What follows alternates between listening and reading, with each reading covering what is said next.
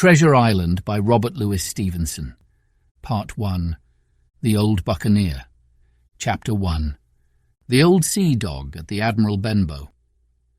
Squire Trelawney, Dr. Livesey, and the rest of these gentlemen having asked me to write down the whole particulars about Treasure Island, from the beginning to the end, keeping nothing back but the bearings of the island, and that only because there is still treasure not yet lifted, I take up my pen in the year of grace 17, and go back to the time when my father kept the Admiral Benbow inn, and the brown old seaman with the sabre cut first took up his lodging under our roof. I remember him as if it were yesterday, as he came plodding to the inn door, his sea-chest following behind him in a hand-barrow, a tall, strong, heavy, nut-brown man, his tarry pigtail falling over the shoulders of his soiled blue coat, his hands ragged and scarred with black broken nails, and the sabre cut across one cheek, a dirty, livid white. I remember him looking round the cove and whistling to himself as he did so, and then breaking out in that old sea-song that he sang so often afterwards. 15 men on the dead man's chest, yo-ho-ho and a bottle of rum, in the high old tottering voice that seemed to have been tuned and broken at the capstan bars. Then he rapped on the door with a bit of stick like a handspike that he carried, and when my father appeared, called roughly for a glass of rum. This, when it was brought to him, he drank slowly, like a connoisseur, lingering on the taste, and still looking about him at the cliffs and up at our signboard. "This is a handy cove," says he at length, "and a pleasant, sitiated grog-shop. Much company, mate?" My father told him no, very little company, the more was the pity. "Well then," said he, "this is the berth for me. Here you, matey," he cried to the man who trundled the barrow, "bring up alongside and help up my chest. I'll stay here a bit," he continued. "I'm a plain man. Rum and bacon and eggs is what I want, and that head up therefore to watch ships off. What you mought call me? You mought call me captain. Oh, I see what you're at. There." And he threw down 3 or 4 gold pieces on the threshold. "You can tell me when I've worked through that," says he, looking as fierce as a commander. And indeed, bad as his clothes were and coarsely as he spoke, he had none of the appearance of a man who sailed before the mast, but seemed like a mate or skipper, accustomed to be obeyed or to strike. The man who came with the barrow told us the mail had set him down the morning before at the Royal George, that he had inquired what inns there were along the coast, and hearing ours well spoken of, I suppose, and described as lonely, had chosen it from the others for his place of residence. And that was all we could learn of our guest. He was a very silent man by custom. All day he hung round the cove or upon the cliffs with a brass telescope. All evening he sat in a corner of the parlour next the fire and drank rum and water very strong. Mostly he would not speak when spoken to, only look up sudden and fierce, and blow through his nose like a foghorn, and we and the people who came about our house soon learned to let him be. Every day when he came back from his stroll, he would ask if any seafaring men had gone by along the road.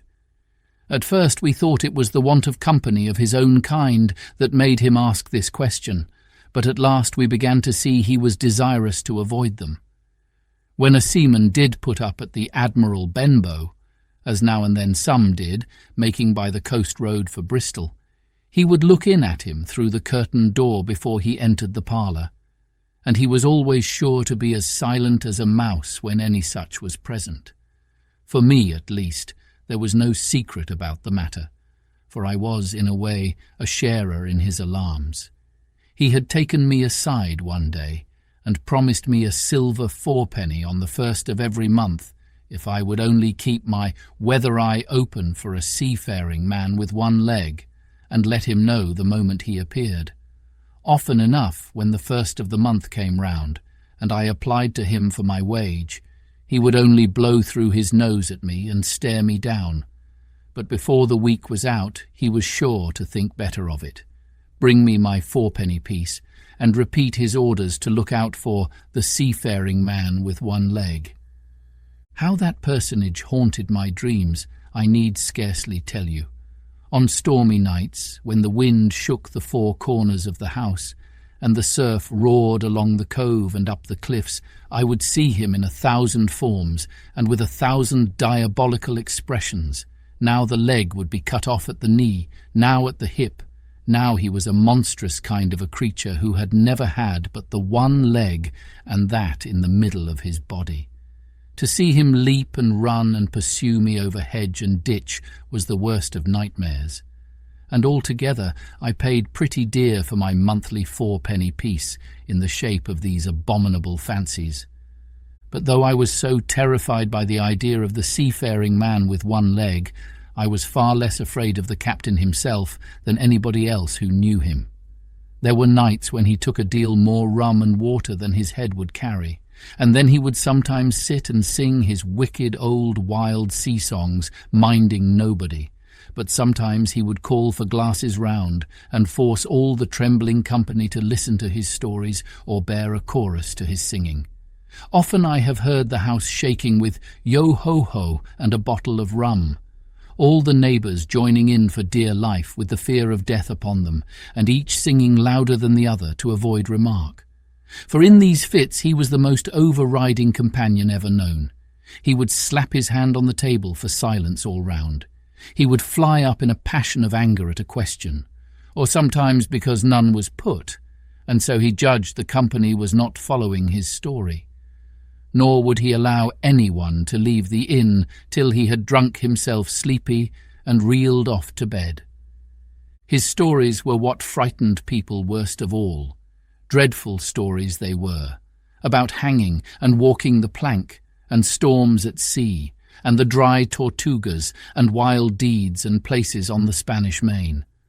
By his own account, he must have lived his life among some of the wickedest men that God ever allowed upon the sea, and the language in which he told these stories shocked our plain country people almost as much as the crimes that he described.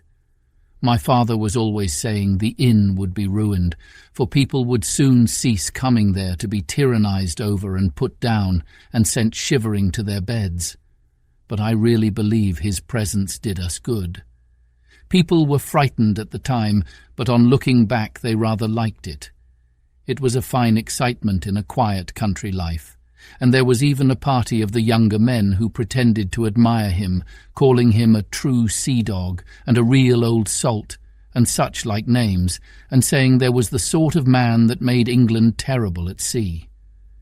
In one way, indeed, he bade fair to ruin us, for he kept on staying week after week, and at last month after month, so that all the money had been long exhausted, and still my father never plucked up the heart to insist on having more. If ever he mentioned it, the captain blew through his nose so loudly that you might say he roared and stared my poor father out of the room. I have seen him wringing his hands after such a rebuff, and I am sure the annoyance and the terror he lived in must have greatly hastened his early and unhappy death. All the time he lived with us, the captain made no change whatever in his dress, but to buy some stockings from a hawker.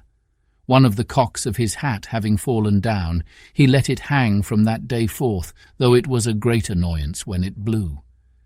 I remember the appearance of his coat, which he patched himself upstairs in his room, and which before the end was nothing but patches. He never wrote or received a letter, and he never spoke with any but the on-rum. The great sea chest none of us had ever seen open. He was only once crossed, and that was towards the end, when my poor father was far gone in a decline that took him off. Dr. Livesey came late one afternoon to see the patient, took a bit of dinner from my mother, and went into the parlour to smoke a pipe until his horse should come down from the hamlet, for we had no stabling at the old Benbow.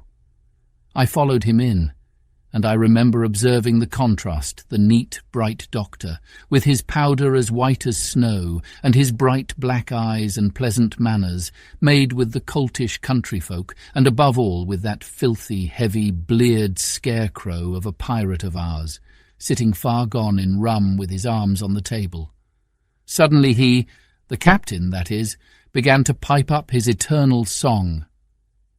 15 men on the dead man's chest, yo-ho-ho, and a bottle of rum, drink and the devil had done for the rest, yo-ho-ho, and a bottle of rum. At first I had supposed the dead man's chest to be that identical big box of his upstairs in the front room, and the thought had been mingled in my nightmares with that of the one-legged seafaring man. But by this time we had all long ceased to pay any particular notice to the song. It was new that night, to nobody but Dr. Livesey, and on him I observed it did not produce an agreeable effect, for he looked up for a moment quite angrily before he went on with his talk to old Taylor the gardener on a new cure for the rheumatics. In the meantime the captain gradually brightened up at his own music, and at last flapped his hand upon the table before him, in a way we all knew to mean silence. The voices stopped at once, all but Dr. Livesey's. He went on as before, speaking clear and kind and drawing briskly at his pipe between every word or two. The captain glared at him for a while, flapped his hand again, glared still harder, and at last broke out with a villainous low oath. "Silence there! Between decks!" "Were you addressing me, sir?" says the doctor. And when the ruffian had told him, with another oath, that this was so, "I have only one thing to say to you, sir," replies the doctor, "that if you keep on drinking rum, the world will soon be quit of a very dirty scoundrel."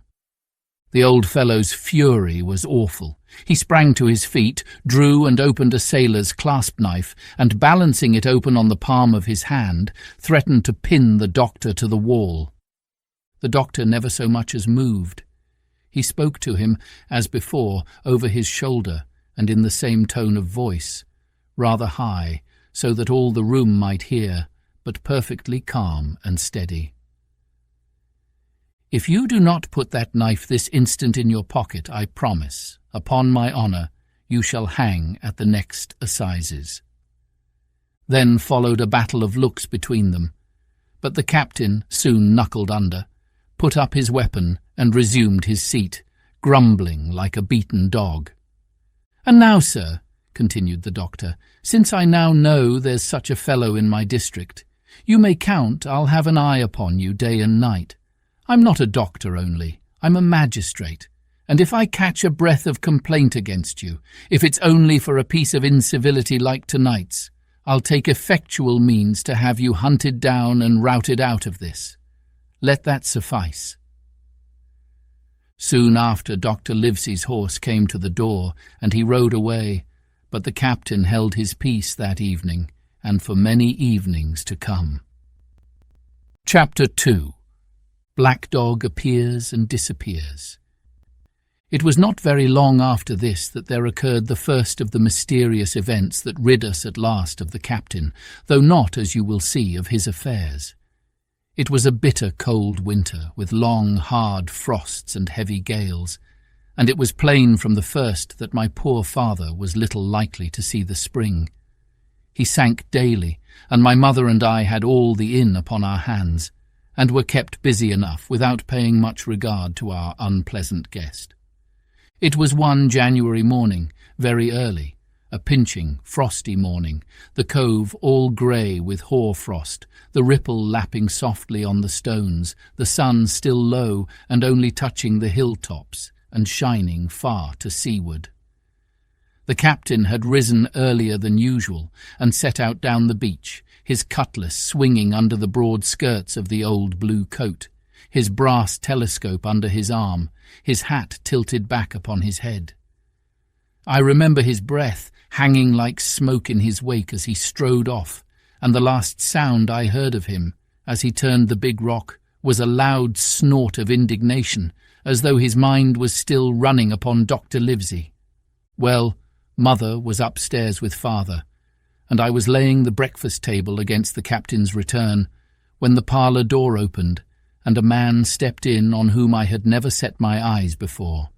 He was a pale, tallowy creature, wanting 2 fingers of the left hand, and though he wore a cutlass, he did not look much like a fighter.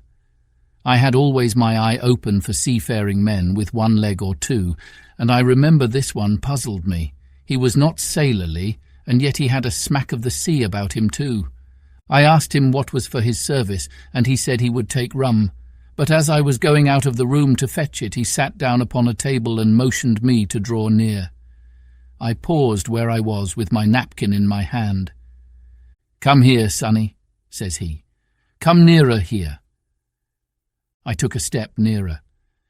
"Is this here table for my mate, Bill?" he asked with a kind of leer. I told him I did not know his mate Bill, and this was for a person who stayed in our house whom we called the captain. "Well," said he, "my mate Bill would be called the captain, as like as not. He has a cut on one cheek, and a mighty pleasant way with him, particularly in drink, has my mate Bill. We'll put it for argument like that your captain has a cut on one cheek, and we'll put it, if you like, that that cheek's the right one."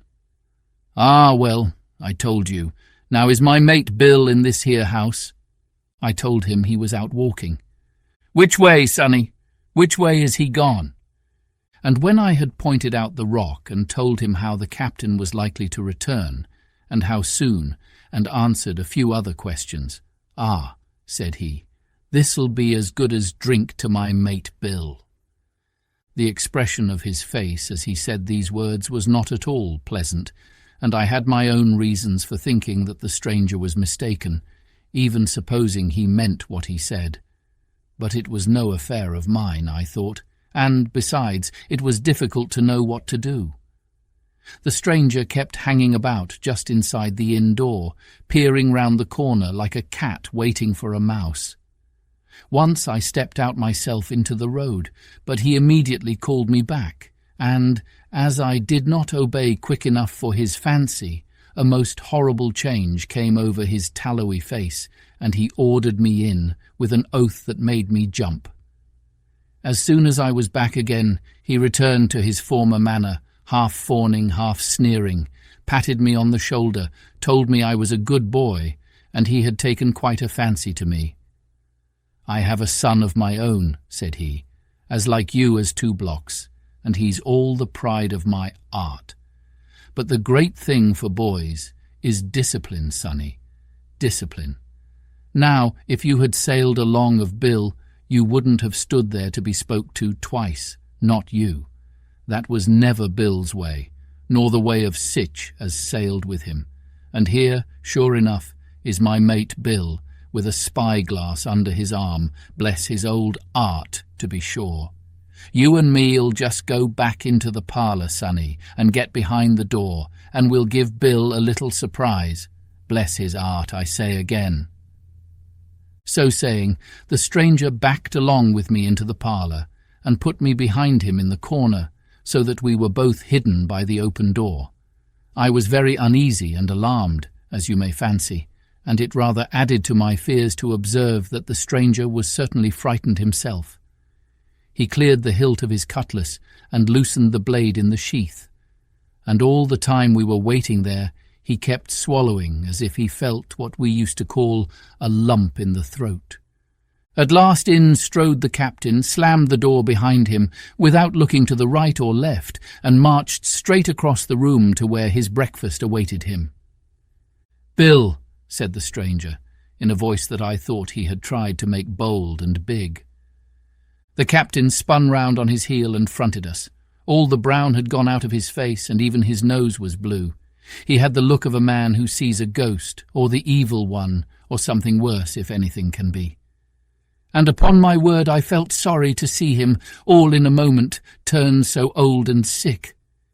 "Come, Bill, you know me. You know an old shipmate, Bill, surely," said the stranger. The captain made a sort of gasp. "Black Dog," said he. "And who else?" returned the other, getting more at his ease. "Black Dog as ever was, come for to see his old shipmate Billy at the Admiral Benbow Inn. Ah, Bill, we have seen a sight of times, us two, since I lost them 2 talons," holding up his mutilated hand. "Now, look here," said the captain.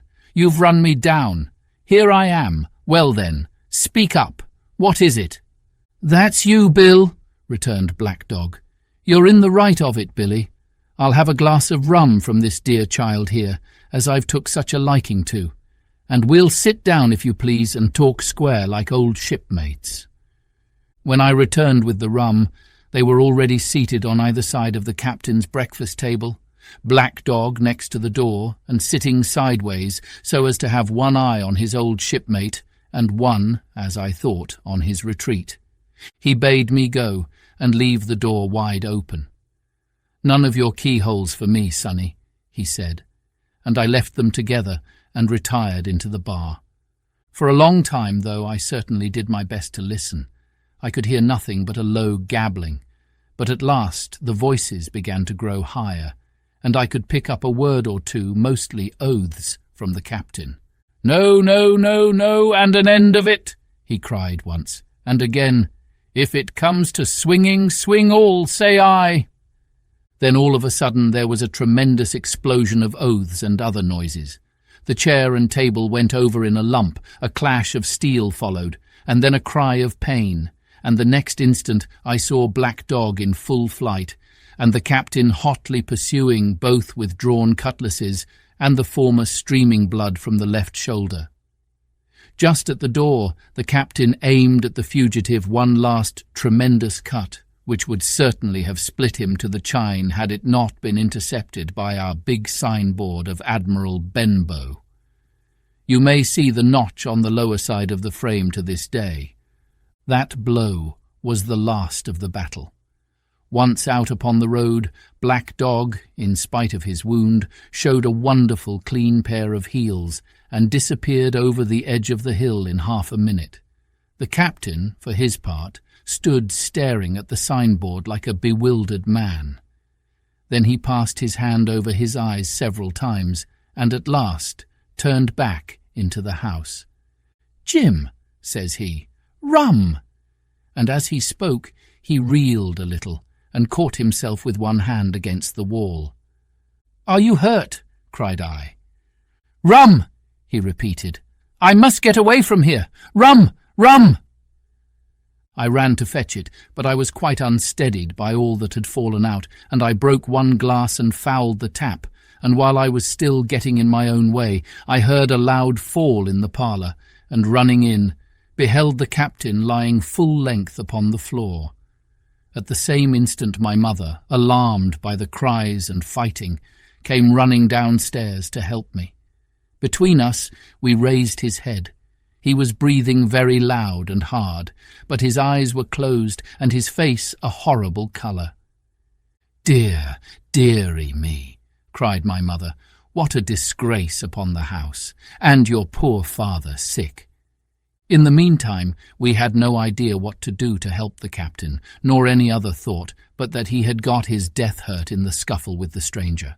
I got the rum, to be sure, and tried to put it down his throat, but his teeth were tightly shut and his jaws as strong as iron. It was a happy relief for us when the door opened and Dr. Livesey came in on his visit to my father. "Oh, doctor," we cried, "what shall we do? Where is he wounded?" "Wounded? A fiddlestick's end," said the doctor. "No more wounded than you or I. The man has had a stroke, as I warned him. Now, Mrs. Hawkins, just you run upstairs to your husband and tell him, if possible, nothing about it. For my part, I must do my best to save this fellow's trebly worthless life. And Jim, you get me a basin." When I got back with the basin, the doctor had already ripped up the captain's sleeve and exposed his great sinewy arm. It was tattooed in several places.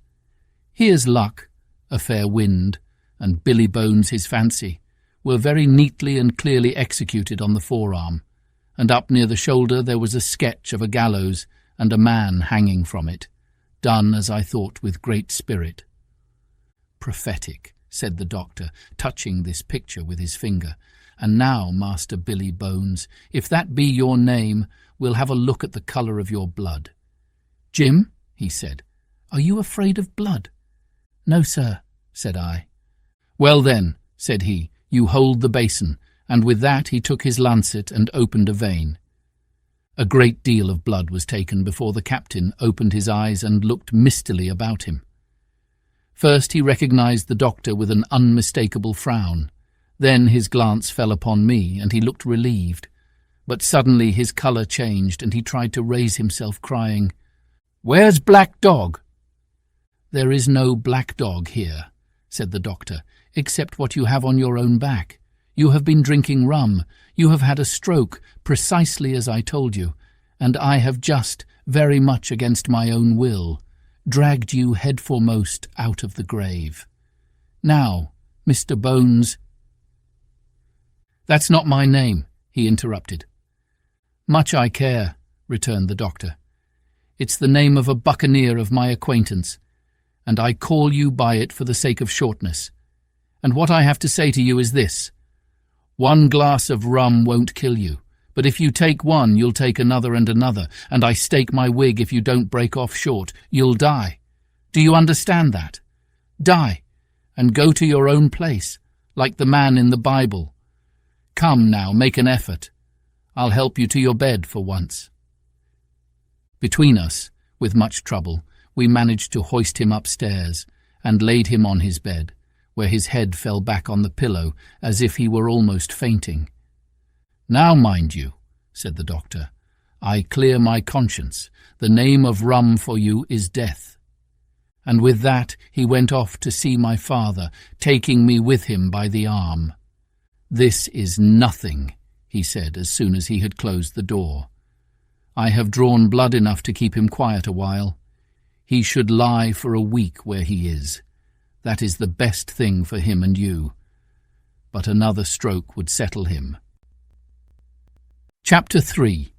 The Black Spot. About noon I stopped at the captain's door with some cooling drinks and medicines. He was lying very much as we had left him, only a little higher, and he seemed both weak and excited. "Jim," he said, "you're the only one here that's worth anything, and you know I've been always good to you. Never a month but I've given you a silver 4-penny for yourself. And now you see, mate, I'm pretty low, and deserted by all. And Jim, you'll bring me 1 noggin of rum now, won't you, matey?" "The doctor," I began. But he broke in, cursing the doctor in a feeble voice, but heartily. "Doctors is all swabs," he said, "and that doctor there, why, what do he know about seafaring men? I've been in places hot as pitch, and mates dropping round with yellow jack, and the blessed land a-heaving like the sea with earthquakes. What do the doctor know of lands like that? And I lived on rum, I tell you. It's been meat and drink and man and wife to me. And if I'm not to have my rum now, I'm a poor old hulk on a lee shore. My blood'll be on you, Jim, and that Dr. Swab." And he ran on again for a while with curses. "Look, Jim, how my fingers fidges," he continued in the pleading tone. "I can't keep 'em still, not I. I haven't had a drop this blessed day. That doctor's a fool, I tell you. If I don't have a drain of rum, Jim, I'll have the horrors. I seen some on 'em already. I seen old Flint in the corner there behind you. As plain as print, I seen him. And if I get the horrors, I'm a man that has lived rough, and I'll raise Cain. Your doctor hisself said 1 glass wouldn't hurt me. I'll give you a golden guinea for a noggin, Jim." He was growing more and more excited, and this alarmed me for my father, who was very low that day and needed quiet. Besides, I was reassured by the doctor's words, now quoted to me, and rather offended by the offer of a bribe. "I want none of your money," said I, "but what you owe my father. I'll get you 1 glass and no more." When I brought it to him, he seized it greedily and drank it out. "Aye, aye," said he, "that's some better, sure enough. And now, matey, did that doctor say how long I was to lie here in this old berth?" "A week at least," said I. "Thunder," he cried. "A week? I can't do that. They'd have the black spot on me by then. The lubbers is going about to get the wind of me this blessed moment. Lubbers as couldn't keep what they got and want to nail what is another's. Is that seamanly behaviour now, I want to know? But I'm a saving soul. I never wasted good money of mine, nor lost it neither. And I'll trick 'em again. I'm not afraid on 'em. I'll shake out another reef, matey, and daddle 'em again." As he was thus speaking, He had risen from bed with great difficulty, holding to my shoulder with a grip that almost made me cry out, and moving his legs like so much dead weight. His words, spirited as they were in meaning, contrasted sadly with the weakness of the voice in which they were uttered. He paused when he had got into a sitting position on the edge. "That doctor's done me," he murmured. "My ears is singing. Lay me back." Before I could do much to help him, he had fallen back again to his former place, where he lay for a while silent. "Jim," he said at length, "you saw that seafaring man today?" "Black Dog?" I asked.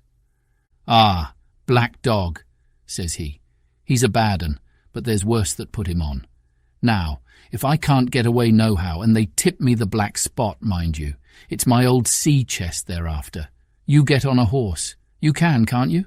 Well then, you get on a horse, and go to, well, yes, I will, to that eternal Dr. Swab, and tell him to pipe all hands, magistrates and sich, and he'll lay 'em aboard at the Admiral Benbow, all old Flint's crew, man and boy, all on 'em that's left. I was first mate, I was, old Flint's first mate, and I'm the only one as knows the place. He gave it me at Savannah when he lay a-dying, like as if I was to now, you see. But you won't peach unless they get the black spot on me, or unless you see that Black Dog again, or a seafaring man with one leg, Jim. Him above all." "But what is the black spot, Captain?" I asked. "That's a summons, mate. I'll tell you if they get that. But you keep your weather eye open, Jim, and I'll share with you equals, upon my honour." He wandered a little longer, his voice growing weaker, but soon after I had given him his medicine, which he took like a child, with the remark, "If ever a seaman wanted drugs, it's me," he fell at last into a heavy, swoon-like sleep, in which I left him. What I should have done had all gone well, I do not know. Probably I should have told the whole story to the doctor, for I was in mortal fear lest the captain should repent of his confessions and make an end of me. But as things fell out, my poor father died quite suddenly that evening, which put all other matters on one side.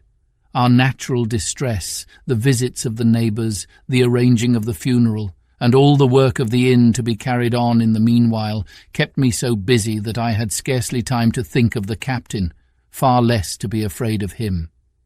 He got downstairs next morning, to be sure, and had his meals as usual, though he ate little, and had more, I am afraid, than his usual supply of rum, for he helped himself out of the bar, scowling and blowing through his nose, and no one dared to cross him. On the night before the funeral he was as drunk as ever, and it was shocking in that house of mourning to hear him singing away at his ugly old sea-song. But weak as he was, we were all in the fear of death for him, and the doctor was suddenly taken up with a case many miles away, and was never near the house after my father's death. I have said the captain was weak, and indeed he seemed rather to grow weaker than regain his strength. He clambered up and down stairs, and went from the parlour to the bar and back again, and sometimes put his nose out of doors to smell the sea, holding on to the walls as he went for support, and breathing hard and fast like a man on a steep mountain. He never particularly addressed me, and it is my belief he had as good as forgotten his confidences, but his temper was more flighty, and, allowing for his bodily weakness, more violent than ever. He had an alarming way now, when he was drunk, of drawing his cutlass and laying it bare before him on the table. But with all that, he minded people less, and seemed shut up in his own thoughts and rather wandering. Once, for instance, to our extreme wonder, he piped up to a different air, a kind of country love-song that he must have learned in his youth before he had begun to follow the sea. So things passed until, the day after the funeral, and about 3 o'clock of a bitter, foggy, frosty afternoon, I was standing at the door for a moment, full of sad thoughts about my father, when I saw someone drawing slowly near along the road. He was plainly blind, for he tapped before him with a stick, and wore a great green shade over his eyes and nose, and he was hunched, as if with age or weakness, and wore a huge old tattered sea cloak with a hood that made him appear positively deformed. I never saw in my life a more dreadful-looking figure.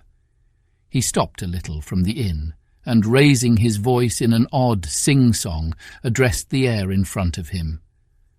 "Will any kind friend inform a poor blind man who has lost the precious sight of his eyes in the gracious defence of his native country, England, and God bless King George, where or in what part of this country he may now be? You are at the Admiral Benbow, Black Hill Cove, my good man," said I. "I hear a voice," said he, "a young voice. Will you give me your hand, my kind young friend, and lead me in?"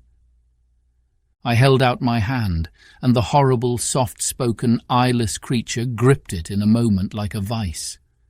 I was so much startled that I struggled to withdraw, but the blind man pulled me close up to him with a single action of his arm. "Now, boy," he said, "take me in to the captain." "Sir," said I, "upon my word I dare not." "Oh," he sneered, "that's it. Take me in straight, or I'll break your arm." And he gave it, as he spoke, a wrench that made me cry out. "Sir," said I, "it is for yourself, I mean. The captain is not what he used to be. He sits with a drawn cutlass. Another gentleman." "Come now, march," interrupted he, and I never heard a voice so cruel and cold and ugly as that blind man's. It cowed me more than the pain, and I began to obey him at once, walking straight in at the door and towards the parlour, where our sick old buccaneer was sitting, dazed with rum. The blind man clung close to me, holding me in one iron fist and leaning almost more of his weight on me than I could carry. Lead me straight up to him, and when I'm in view cry out, "Here's a friend for you, Bill." If you don't, I'll do this. And with that, he gave me a twitch that I thought would have made me faint. Between this and that, I was so utterly terrified of the blind beggar that I forgot my terror of the captain, and as I opened the parlour door, cried out the words he had ordered in a trembling voice. The poor captain raised his eyes, and at one look the rum went out of him and left him staring sober. The expression of his face was not so much of terror as of mortal sickness. He made a movement to rise, but I do not believe he had enough force left in his body. "Now, Bill, sit where you are," said the beggar. "If I can't see, I can hear a finger stirring. Business is business. Hold out your left hand. Boy, take his left hand by the wrist and bring it near to my right." We both obeyed him to the letter, and I saw him pass something from the hollow of the hand that held his stick into the palm of the captain's, which closed upon it instantly. "And now that's done," said the blind man, and at the words he suddenly left hold of me, and with incredible accuracy and nimbleness skipped out of the parlour and into the road, where, as I still stood motionless, I could hear his stick go tap-tap-tapping into the distance. It was some time before either I or the captain seemed to gather our senses, but at length, and about at the same moment, I released his wrist, which I was still holding, and he drew in his hand and looked sharply into the palm. 10 o'clock, he cried. 6 hours. We'll do them yet. And he sprang to his feet. Even as he did so, he reeled, put his hand to his throat, stood swaying for a moment, and then, with a peculiar sound, fell from his whole height face foremost to the floor. I ran to him at once, calling to my mother. But haste was all in vain. The captain had been struck dead by thundering apoplexy. It is a curious thing to understand, for I had certainly never liked the man, though of late I had begun to pity him. But as soon as I saw that he was dead, I burst into a flood of tears. It was the second death I had known, and the sorrow of the first was still fresh in my heart. Chapter 4. The Sea Chest. I lost no time, of course, in telling my mother all that I knew, and perhaps should have told her long before, and we saw ourselves at once in a difficult and dangerous position. Some of the man's money, if he had any, was certainly due to us, but it was not likely that our captain's shipmates, above all the two specimens seen by me, Black Dog, and the blind beggar, would be inclined to give up their booty in payment of the dead man's debts. The captain's order to mount at once and ride for Dr. Livesey would have left my mother alone and unprotected, which was not to be thought of. Indeed, it seemed impossible for either of us to remain much longer in the house. The fall of coals in the kitchen grate, the very ticking of the clock, filled us with alarms. The neighbourhood, to our ears, seemed haunted by approaching footsteps, and what between the dead body of the captain on the parlour floor and the thought of that detestable blind beggar hovering near at hand and ready to return, there were moments when, as the saying goes, I jumped in my skin for terror. Something must speedily be resolved upon, and it occurred to us at last to go forth together and seek help in the neighbouring hamlet. No sooner said than done. Bareheaded as we were, we ran out at once in the gathering evening and the frosty fog. The hamlet lay not many 100 yards away, though out of view on the other side of the next cove, and what greatly encouraged me, it was in an opposite direction from that whence the blind man had made his appearance, and whither he had presumably returned. We were not many minutes on the road, though we sometimes stopped to lay hold of each other and hearken. But there was no unusual sound, nothing but the low wash of the ripple and the croaking of the inmates of the wood. It was already candlelight when we reached the hamlet, and I shall never forget how much I was cheered to see the yellow shine in doors and windows. But that, as it proved, was the best of the help we were likely to get in that quarter. For, you would have thought men would have been ashamed of themselves, no soul would consent to return with us to the Admiral Benbow. The more we told of our troubles, the more, man, woman and child, they clung to the shelter of their houses. The name of Captain Flint, though it was strange to me, was well enough known to some there, and carried a great weight of terror. Some of the men who had been to field work on the far side of the Admiral Benbow remembered, besides, to have seen several strangers on the road, and taking them to be smugglers, to have bolted away, and one at least had seen a little lugger in what we called Kit's Hole. For that matter, anyone who was a comrade of the captain's was enough to frighten them to death, and the short and the long of the matter was that while we could get several who were willing enough to ride to Dr. Livesey's, which lay in another direction, not one would help us to defend the inn. They say cowardice is infectious, but then argument is, on the other hand, a great emboldener, and so when each had said his say, my mother made them a speech. She would not, she declared, lose money that belonged to her fatherless boy. If none of the rest of you dare, she said, Jim and I dare. Back we will go, the way we came, and small thanks to you big, hulking, chicken-hearted men. We'll have that chest open if we die for it, and I'll thank you for that bag, Mrs. Crossley, to bring back our lawful money in. Of course I said I would go with my mother, and of course they all cried out at our foolhardiness, but even then not a man would go along with us. All they would do was to give me a loaded pistol lest we were attacked, and to promise to have horses ready saddled in case we were pursued on our return, while one lad was to ride forward to the doctor's in search of armed assistance. My heart was beating finely when we two set forth in the cold night upon this dangerous venture. A full moon was beginning to rise and peered redly through the upper edges of the fog, and this increased our haste, for it was plain before we came forth again that all would be as bright as day, and our departure exposed to the eyes of any watchers. We slipped along the hedges, noiseless and swift, nor did we see or hear anything to increase our terrors, till, to our relief, the door of the Admiral Benbow had closed behind us. I slipped the bolt at once, and we stood and panted for a moment in the dark, alone in the house with the dead captain's body. Then my mother got a candle in the bar, and holding each other's hands, we advanced into the parlour. He lay as we had left him, on his back, with his eyes open and one arm stretched out. "Draw down the blind, Jim," whispered my mother. They might come and watch outside. And now, said she when I had done so, we have to get the key off that, and who's to touch it, I should like to know. And she gave a kind of sob as she said the words. I went down on my knees at once.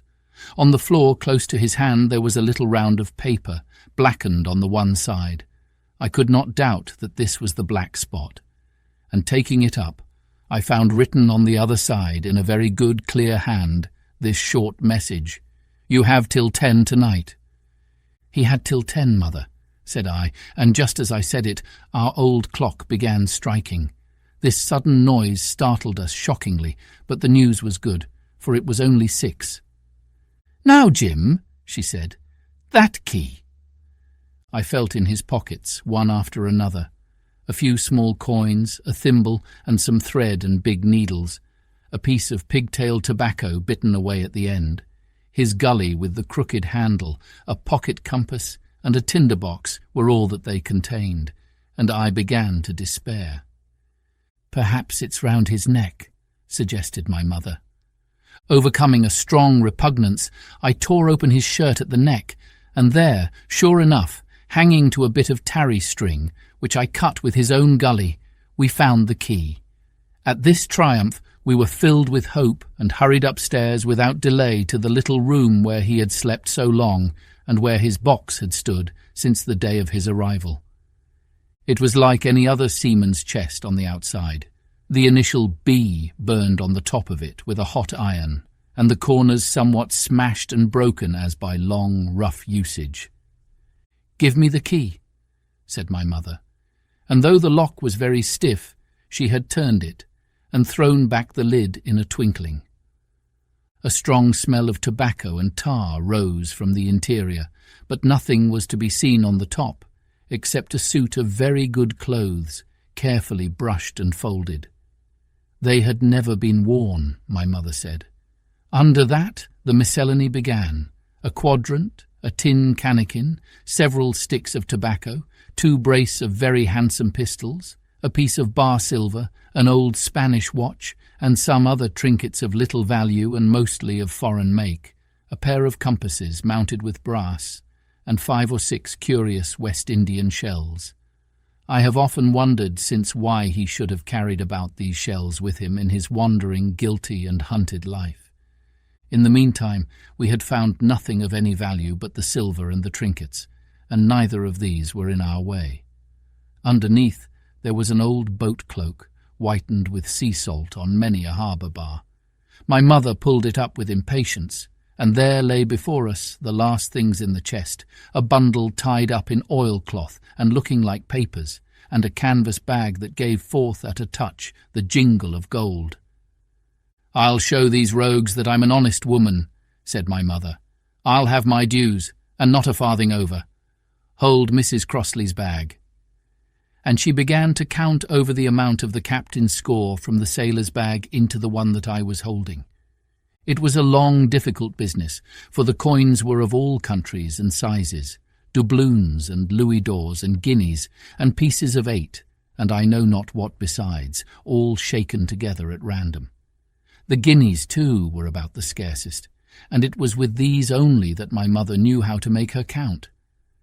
When we were about halfway through, I suddenly put my hand upon her arm, for I had heard in the silent frosty air a sound that brought my heart into my mouth, the tap-tapping of the blind man's stick upon the frozen road. It drew nearer and nearer while we sat holding our breath. Then it struck sharp on the inn door, and then we could hear the handle being turned and the bolt rattling as the wretched being tried to enter. And then there was a long time of silence, both within and without. At last the tapping recommenced, and, to our indescribable joy and gratitude, died slowly away again, until it ceased to be heard. "Mother," said I, "take the whole and let's be going," for I was sure the bolted door must have seemed suspicious, and would bring the whole hornet's nest about our ears, though how thankful I was that I had bolted it. None could tell who had never met that terrible blind man. But my mother, frightened as she was, would not consent to take a fraction more than was due to her, and was obstinately unwilling to be content with less. It was not yet 7, she said, by a long way. She knew her rights and she would have them, and she was still arguing with me when a little low whistle sounded a good way off upon the hill. That was enough, and more than enough, for both of us. "I'll take what I have," she said, jumping to her feet.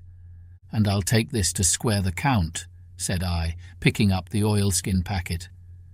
Next moment we were both groping downstairs, leaving the candle by the empty chest, and the next we had opened the door and were in full retreat. We had not started a moment too soon. The fog was rapidly dispersing. Already the moon shone quite clear on the high ground on either side, and it was only in the exact bottom of the dell and round the tavern door that a thin veil still hung unbroken to conceal the first steps of our escape. Far less than halfway to the hamlet, very little beyond the bottom of the hill, we must come forth into the moonlight.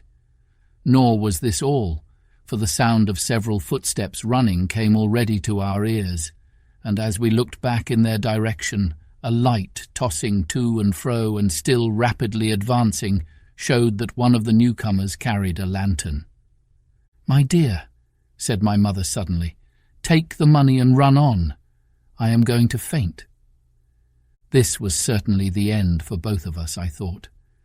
How I cursed the cowardice of the neighbours. How I blamed my poor mother for her honesty and her greed, for her past foolhardiness and present weakness. We were just at the little bridge, by good fortune, and I helped her, tottering as she was, to the edge of the bank, where, sure enough, she gave a sigh and fell on my shoulder. I do not know how I found the strength to do it at all, and I'm afraid it was roughly done, but I managed to drag her down the bank and a little way under the arch. Farther I could not move her, for the bridge was too low to let me do more than crawl below it. So there we had to stay, my mother almost entirely exposed and both of us within earshot of the inn. Chapter 5. The Last of the Blind Man. My curiosity, in a sense, was stronger than my fear, for I could not remain where I was, but crept back to the bank again, whence, sheltering my head behind a bush of broom, I might command the road before our door. I was scarcely in position ere my enemies began to arrive, 7 or 8 of them, running hard, their feet beating out of time along the road, and the man with the lantern some paces in front. 3 men ran together, hand in hand, and I made out, even through the mist, that the middle man of this trio was the blind beggar. The next moment his voice showed me that I was right. "Down with the door!" he cried. "Aye, aye, sir," answered 2 or 3, and a rush was made upon the Admiral Benbow, the lantern-bearer following, and then I could see them pause and hear speeches passed in a lower key, as if they were surprised to find the door open. But the pause was brief, for the blind man again issued his commands. His voice sounded louder and higher, as if he were afire with eagerness and rage. "In, in," he shouted, and cursed them for their delay. 4 or 5 of them obeyed at once, 2 remaining on the road with the formidable beggar. There was a pause, then a cry of surprise, and then a voice shouting from the house, "Bill's dead!" But the blind man swore at them again for their delay. "Search him, some of you shirking lubbers, and the rest of you aloft and get the chest," he cried. I could hear their feet rattling up our old stairs, so that the house must have shook with it. Promptly afterwards, fresh sounds of astonishment arose. The window of the captain's room was thrown open with a slam and a jingle of broken glass, and a man leaned out into the moonlight, head and shoulders, and addressed the blind beggar on the road below him. "Pew," he cried, "they've been before us. Someone's turned the chest out alow and aloft." "Is it there?" roared Pew. "The money's there." The blind man cursed the money. "Flint's fist, I mean," he cried. "We don't see it here nohow," returned the man. "Here, you below there, is it on Bill?" cried the blind man again. At that, another fellow, probably him who had remained below to search the captain's body, came to the door of the inn. "Bill's been overhauled already," said he. "Nothing left." "It's these people of the inn. It's that boy. I wish I had put his eyes out," cried the blind man. "Pew. They were here no time ago. They had the door bolted when I tried it. Scatter, lads, and find 'em." "Sure enough they left their glim here," said the fellow from the window. "Scatter and find 'em. Rout the house out," reiterated Pew, striking with his stick upon the road. Then there followed a great to-do through all our old inn, heavy feet pounding to and fro, furniture thrown over, doors kicked in, until the very rocks re-echoed and the men came out again, one after another, on the road, and declared that we were nowhere to be found. And just the same whistle that had alarmed my mother and myself over the dead captain's money was once more clearly audible through the night, but this time twice repeated. I had thought it to be the blind man's trumpet, so to speak, summoning his crew to the assault, but I now found that it was a signal from the hillside towards the hamlet, and from its effect upon the buccaneers, a signal to warn them of approaching danger. "There's Dirk again," said one. "Twice. We'll have to budge, mates." "Budge, you skulk," cried Pew. "Dirk was a fool and a coward from the first. You wouldn't mind him. They must be close by. They can't be far. You have your hands on it. Scatter and look for them, dogs. Oh, shiver my soul," he cried. "If I had eyes." This appeal seemed to produce some effect, for two of the fellows began to look here and there among the lumber, but half-heartedly, I thought, and with half an eye to their own danger all the time, while the rest stood irresolute on the road. "You have your hands on thousands, you fools, and you hang a leg. You'd be as rich as kings if you could find it, and you know it's here, and you stand there skulking. There wasn't one of you dared face Bill, and I did it, a blind man.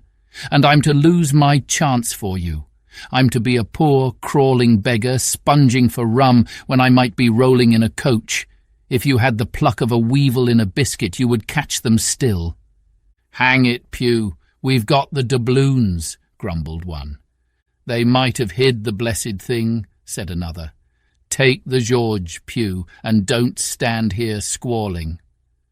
Squalling was the word for it. Pew's anger rose so high at these objections, till at last, his passion completely taking the upper hand, he struck at them right and left in his blindness, and his stick sounded heavily on more than one. These, in their turn, cursed back at the blind miscreant, threatened him in horrid terms, and tried in vain to catch the stick and wrest it from his grasp. This quarrel was the saving of us, for while it was still raging, another sound came from the top of the hill on the side of the hamlet, the tramp of horses galloping. Almost at the same time a pistol shot, flash, and report came from the hedge side, and that was plainly the last signal of danger, for the buccaneers turned at once and ran, separating in every direction, one seaward along the cove, one slant across the hill, and so on, so that in half a minute not a sign of them remained, but Pew. Him they had deserted, whether in sheer panic or out of revenge for his ill words and blows I know not. But there he remained behind, tapping up and down the road in a frenzy, and groping and calling for his comrades. Finally he took a wrong turn and ran a few steps past me towards the hamlet, crying, "Johnny, Black Dog, Dirk, and other names, you won't leave old Pew, mates, not old Pew." Just then the noise of horses topped the rise, and 4 or 5 riders came in sight in the moonlight and swept at full gallop down the slope. At this, Pew saw his error, turned with a scream, and ran straight for the ditch, into which he rolled.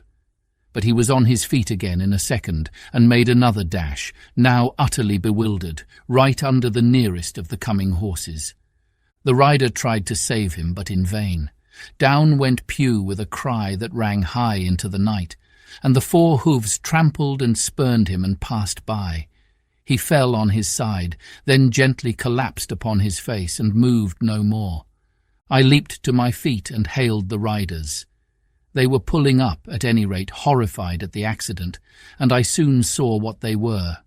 One, tailing out behind the rest, was a lad that had gone from the hamlet to Dr. Livesey's. The rest were revenue officers, whom he had met by the way, and with whom he had had the intelligence to return at once. Some news of the lugger in Kit's Hole had found its way to Supervisor Dance, and set him forth that night in our direction, and to that circumstance my mother and I owed our preservation from death. Pugh was dead, stone dead. As for my mother, when we had carried her up to the hamlet, a little cold water and salts, and that soon brought her back again, and she was none the worse for her terror, though she still continued to deplore the balance of the money. In the meantime the supervisor rode on as fast as he could to Kit's Hole, but his men had to dismount and grope down the dingle, leading and sometimes supporting their horses, and in continual fear of ambushes. So it was no great matter for surprise that when they got down to the hole, the lugger was already under way, though still close in. He hailed her. A voice replied, telling him to keep out of the moonlight or he would get some lead in him, and at the same time a bullet whistled close by his arm. Soon after, the lugger doubled the point and disappeared. Mr. Dance stood there, as he said, like a fish out of water, and all he could do was to dispatch a man to warn the cutter. "And that," said he, "is just about as good as nothing. They've got off clean and there's an end. Only," he added, "I'm glad I trod on Master Pugh's corns." For by this time he had heard my story. I went back with him to the Admiral Benbow, and you cannot imagine a house in such a state of smash. The very clock had been thrown down by these fellows in their furious hunt after my mother and myself, and though nothing had actually been taken away except the captain's money-bag and a little silver from the till, I could see at once that we were ruined. Mr. Dance could make nothing of the scene. "They got the money, you say? Well then, Hawkins, what in fortune were they after? More money, I suppose?" "No, sir, not money, I think," replied I. "In fact, sir, I believe I have the thing in my breast pocket, and to tell you the truth, I should like to get it put in safety." "To be sure, boy. Quite right," said he. "I'll take it if you like." "I thought perhaps Dr. Livesey—" I began. "Perfectly right," he interrupted very cheerily. "Perfectly right, a gentleman and a magistrate. And now I come to think of it, I might as well ride round there myself and report to him or Squire.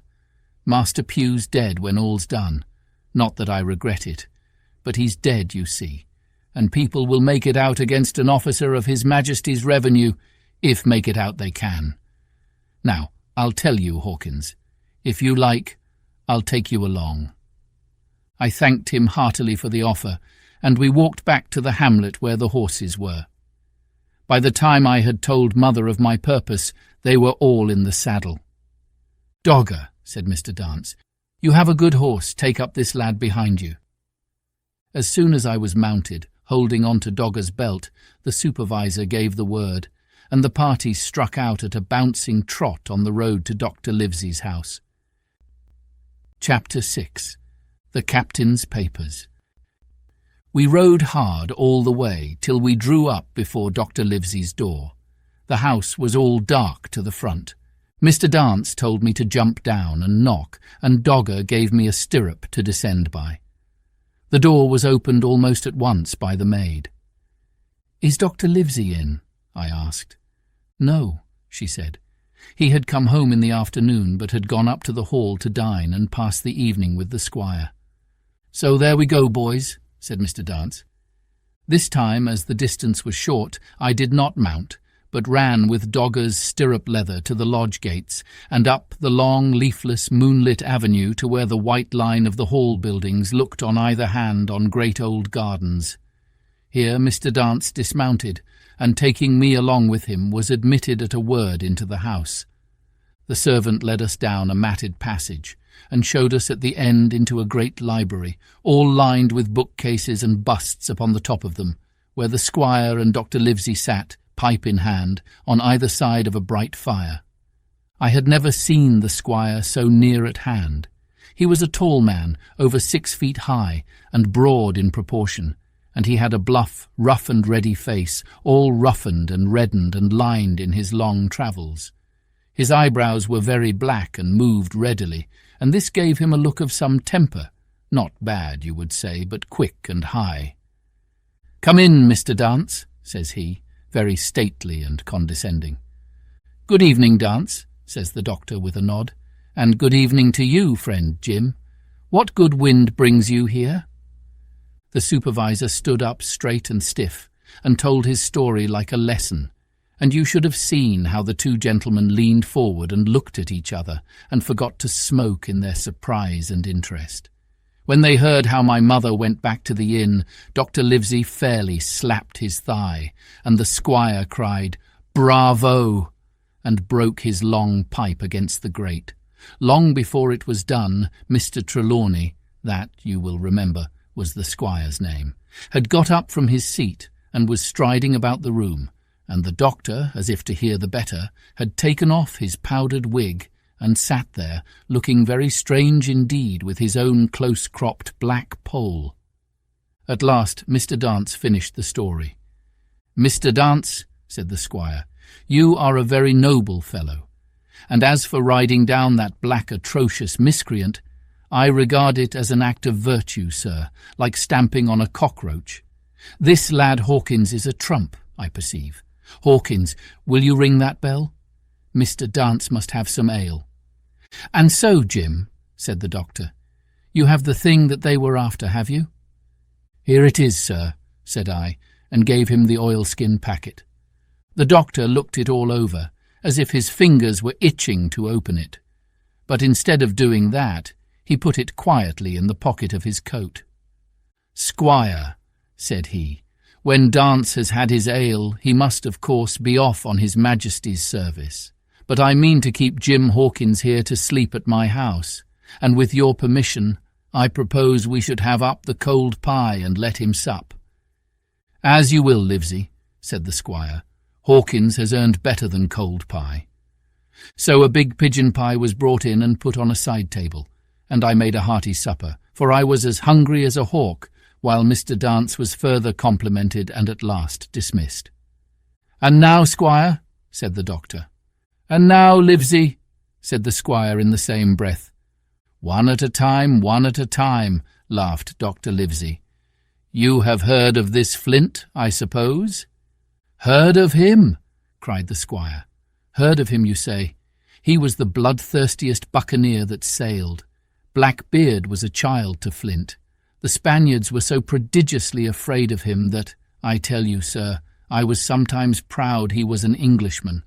I've seen his topsails with these eyes off Trinidad, and the cowardly son of a rum puncheon that I sailed with put back, sir, into port of Spain." "Well, I've heard of him myself in England," said the doctor, "but the point is, had he money?" "Money!" cried the squire. "Have you heard the story? What were these villains after but money? What do they care for but money? For what would they risk their rascal carcasses but money?" "That we shall soon know," replied the doctor. "But you are so confoundedly hot-headed and exclamatory that I cannot get a word in. What I want to know is this. Supposing that I have here in my pocket some clue to where Flint buried his treasure, will that treasure amount to much?"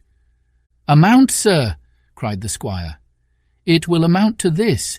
If we have the clue you talk about, I fit out a ship in Bristol dock and take you and Hawkins here along, and I'll have that treasure if I search a year."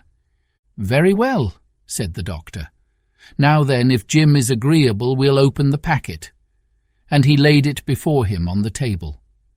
The bundle was sewn together, and the doctor had to get out his instrument case and cut the stitches with his medical scissors. It contained 2 things, a book and a sealed paper. "First of all, we'll try the book," observed the doctor. The squire and I were both peering over his shoulder as he opened it, for Dr. Livesey had kindly motioned me to come round from the side table, where I had been eating, to enjoy the sport of the search. On the first page there were only some scraps of writing, such as a man with a pen in his hand might make for idleness or practice. One was the same as the tattoo mark, Billy Bones his fancy. Then there was Mr. W. Bones, mate. No more rum. Off Palm Key he got it, and some other snatches, mostly single words and unintelligible. I could not help wondering who it was that had got it, and what it was that he got. A knife in his back as like as not. "Not much instruction there," said Dr. Livesey as he passed on. The next 10 or 12 pages were filled with a curious series of entries. There was a date at one end of the line, and at the other a sum of money, as in common account books, but instead of explanatory writing, only a varying number of crosses between the two. On the 12th of June, 1745, for instance, a sum of £70 had plainly become due to someone, and there was nothing but 6 crosses to explain the cause. In a few cases, to be sure, the name of a place would be added as off Caracas, or a mere entry of latitude and longitude as 62 degrees, 17 minutes, 20 seconds, and 19 degrees, 2 minutes, 40 seconds. The record lasted over nearly 20 years, the amount of the separate entries growing larger as time went on, and at the end a grand total had been made out after 5 or 6 wrong additions, and these words appended: "Bones, his pile." "I can't make head or tail of this," said Dr. Livesey. "The thing is as clear as noonday," cried the squire. "This is the Black-Hearted Hound's account book. These crosses stand for the names of ships or towns that they sank or plundered. The sums are the scoundrel's share, and where he feared an ambiguity, you see he added something clearer. Off Caracas, now, you see here was some unhappy vessel boarded off that coast. God help the poor souls that manned her, Coracle long ago." "Right," said the doctor. "See what it is to be a traveller. Right, and the amounts increase, you see, as he rose in rank." There was little else in the volume but a few bearings of places noted in the blank leaves towards the end, and a table for reducing French, English, and Spanish moneys to a common value. "Thrifty man!" cried the doctor. He wasn't the one to be cheated. "And now," said the squire, "for the other." The paper had been sealed in several places with a thimble by way of seal, the very thimble, perhaps, that I had found in the captain's pocket. The doctor opened the seals with great care, and there fell out the map of an island, with latitude and longitude, soundings, names of hills and bays and inlets, and every particular that would be needed to bring a ship to a safe anchorage upon its shores. It was about 9 miles long and 5 across, shaped, you might say, like a fat dragon standing up, and had 2 fine landlocked harbours, and a hill in the centre part marked the Spyglass.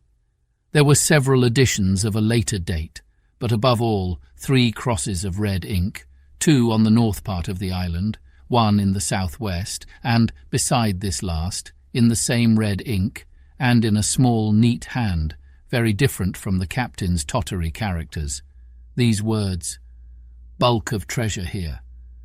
Over on the back the same hand had written this further information: "Tall tree, spyglass shoulder, bearing a point to the N of NNE, Skeleton Island ESE, and by E, 10 feet. The bar silver is in the north cache. You can find it by the trend of the east hummock, 10 fathoms south of the black crag with the face on it. The arms are easy found in the sand hill, N point of North Inlet Cape, bearing E and a quarter NJF. That was all, but brief as it was, and to me incomprehensible, it filled the squire and Dr. Livesey with delight. "Livesey," said the squire, "you will give up this wretched practice at once. Tomorrow I start for Bristol, in 3 weeks' time. 3 weeks, 2 weeks, 10 days. We'll have the best ship, sir, and the choicest crew in England. Hawkins shall come as cabin boy. You'll make a famous cabin boy, Hawkins. You, Livesey, are ship's doctor. I am Admiral. We'll take Redruth, Joyce, and Hunter. We'll have favourable winds, a quick passage, and not the least difficulty in finding the spot. and money to eat, to roll in, to play duck and drake with ever after. "Trelawney," said the doctor, "I'll go with you, and I'll go bail for it. So will Jim, and be a credit to the undertaking. There's only one man I'm afraid of." "And who's that?" cried the squire. "Name the dog, sir." "You," replied the doctor, "for you cannot hold your tongue. We are not the only men who know of this paper. These fellows who attacked the inn tonight, bold, desperate blades for sure, and the rest who stayed aboard that lugger, and more, I dare say, not far off, are, one and all, through thick and thin, bound that they'll get that money. We must none of us go alone till we get to sea. Jim and I shall stick together in the meanwhile.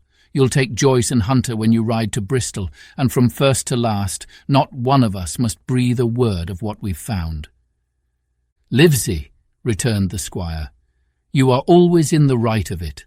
I'll be as silent as the grave." Part 2. The Sea Cook. Chapter 7.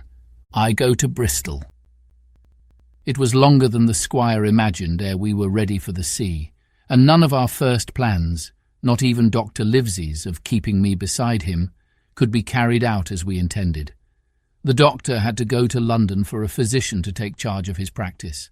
The squire was hard at work at Bristol, and I lived on at the hall under the charge of old Redruth, the gamekeeper, almost a prisoner, but full of sea dreams and the most charming anticipations of strange islands and adventures. I brooded by the hour together over the map, all the details of which I well remembered. Sitting by the fire in the housekeeper's room, I approached that island in my fancy from every possible direction. I explored every acre of its surface.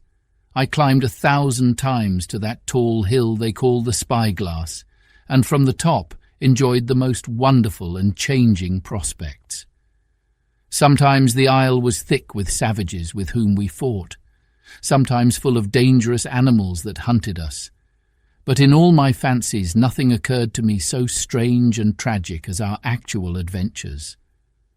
So the weeks passed on, till one fine day there came a letter addressed to Dr. Livesey with this addition, to be opened, in the case of his absence, by Tom Redruth or young Hawkins. Obeying this order, we found, or rather I found, for the gamekeeper was a poor hand at reading anything but print, the following important news. Old Anchor Inn, Bristol, March 1st, 17. Dear Livesey, as I do not know whether you are at the Hall or still in London, I send this in double to both places. The ship is bought and fitted. She lies at anchor, ready for sea. You never imagined a sweeter schooner. A child might sail her. 200 tons. Name, Hispaniola. I got her through my old friend Blandley, who has proved himself throughout the most surprising trump. The admirable fellow literally slaved in my interest, and so, I may say, did everyone in Bristol as soon as they got wind of the port we sailed for. Treasure, I mean. Redruth, said I, interrupting the letter, Dr. Livesey will not like that. The squire has been talking after all. Well, who's a better right? Growled the gamekeeper. A pretty rum go if squire ain't to talk for Dr. Livesey, I should think. At that, I gave up all attempts at commentary, and read straight on. Blandley himself found the Hispaniola, and by the most admirable management, got her for the merest trifle. There is a class of men in Bristol monstrously prejudiced against Blandley.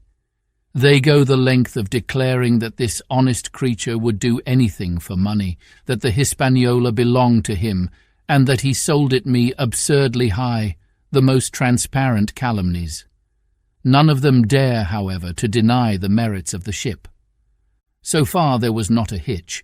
The workpeople, to be sure, riggers and what not, were most annoyingly slow, but time cured that. It was the crew that troubled me. I wished a round score of men, in case of natives, buccaneers, or the odious French, and I had the worry of the deuce itself to find so much as 6, till the most remarkable stroke of fortune brought me the very man that I required.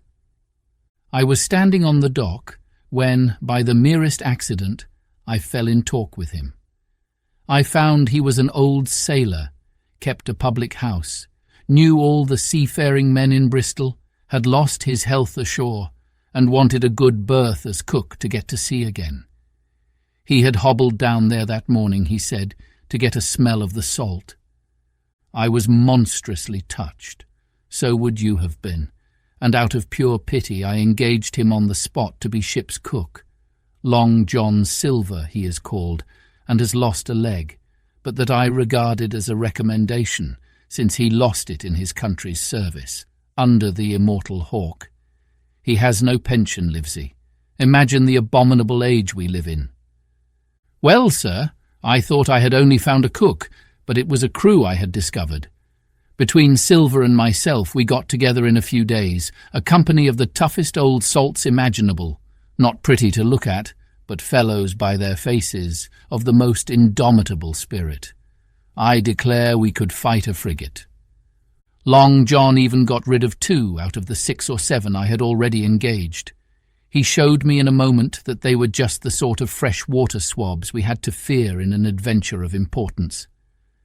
I am in the most magnificent health and spirits, eating like a bull, sleeping like a tree.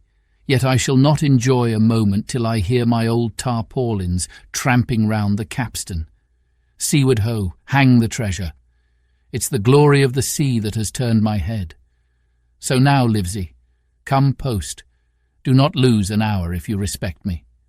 Let young Hawkins go at once to see his mother, with Redruth for a guard, and then both come full speed to Bristol. John Trelawney. Postscript. I did not tell you that Blandley, who, by the way, is to send a consort after us if we don't turn up by the end of August, had found an admirable fellow for sailing master, a stiff man, which I regret, but in all other respects, a treasure. Long John Silver unearthed a very competent man for a mate, a man named Arrow. I have a boatswain who pipes, Livesey, so things shall go man-o'-war fashion on board the good ship Hispaniola. I forgot to tell you that Silver is a man of substance. I know of my own knowledge that he has a banker's account, which has never been overdrawn. He leaves his wife to manage the inn, and as she is a woman of colour, a pair of old bachelors like you and I may be excused for guessing that it is the wife, quite as much as the health, that sends him back to roving. J.T. P.P.S. Hawkins may stay one night with his mother. J.T. You can fancy the excitement into which that letter put me. I was half beside myself with glee, and if ever I despised a man, it was old Tom Redruth, who could do nothing but grumble and lament. Any of the under-gamekeepers would gladly have changed places with him, but such was not the squire's pleasure, and the squire's pleasure was like law among them all. Nobody but old Redruth would have dared so much as even to grumble. The next morning he and I set out on foot for the Admiral Benbow, and there I found my mother in good health and spirits. The captain, who had so long been a cause of so much discomfort, was gone where the wicked cease from troubling. The squire had had everything repaired, and the public rooms and the sign repainted, and had added some furniture, above all a beautiful armchair for mother in the bar. He had found her a boy as an apprentice also, so that she should not want help while I was gone. It was on seeing that boy that I understood for the first time my situation. I had thought up to that moment of the adventures before me, not at all of the home that I was leaving. And now, at sight of this clumsy stranger who was to stay here in my place beside my mother, I had my first attack of tears.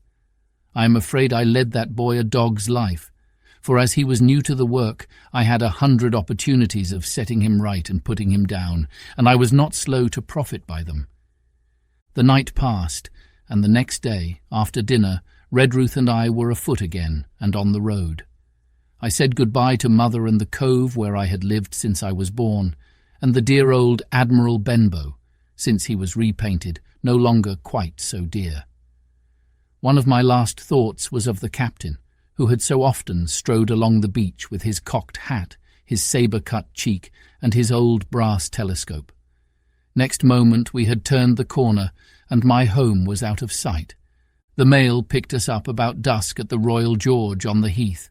I was wedged in between Redruth and a stout old gentleman, and in spite of the swift motion and the cold night air, I must have dozed a great deal from the very first, and then slept like a log up hill and down dale through stage after stage. For when I was awakened at last, it was by a punch in the ribs, and I opened my eyes to find that we were standing still before a large building in a city street, and that the day had already broken a long time. "Where are we?" I asked. "Bristol," said Tom. "Get down." Mr. Trelawney had taken up his residence at an inn far down the docks to superintend the work upon the schooner.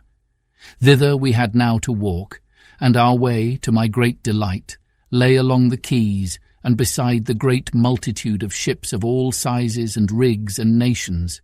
In one, sailors were singing at their work. In another, there were men aloft, high over my head, hanging to threads that seemed no thicker than a spider's.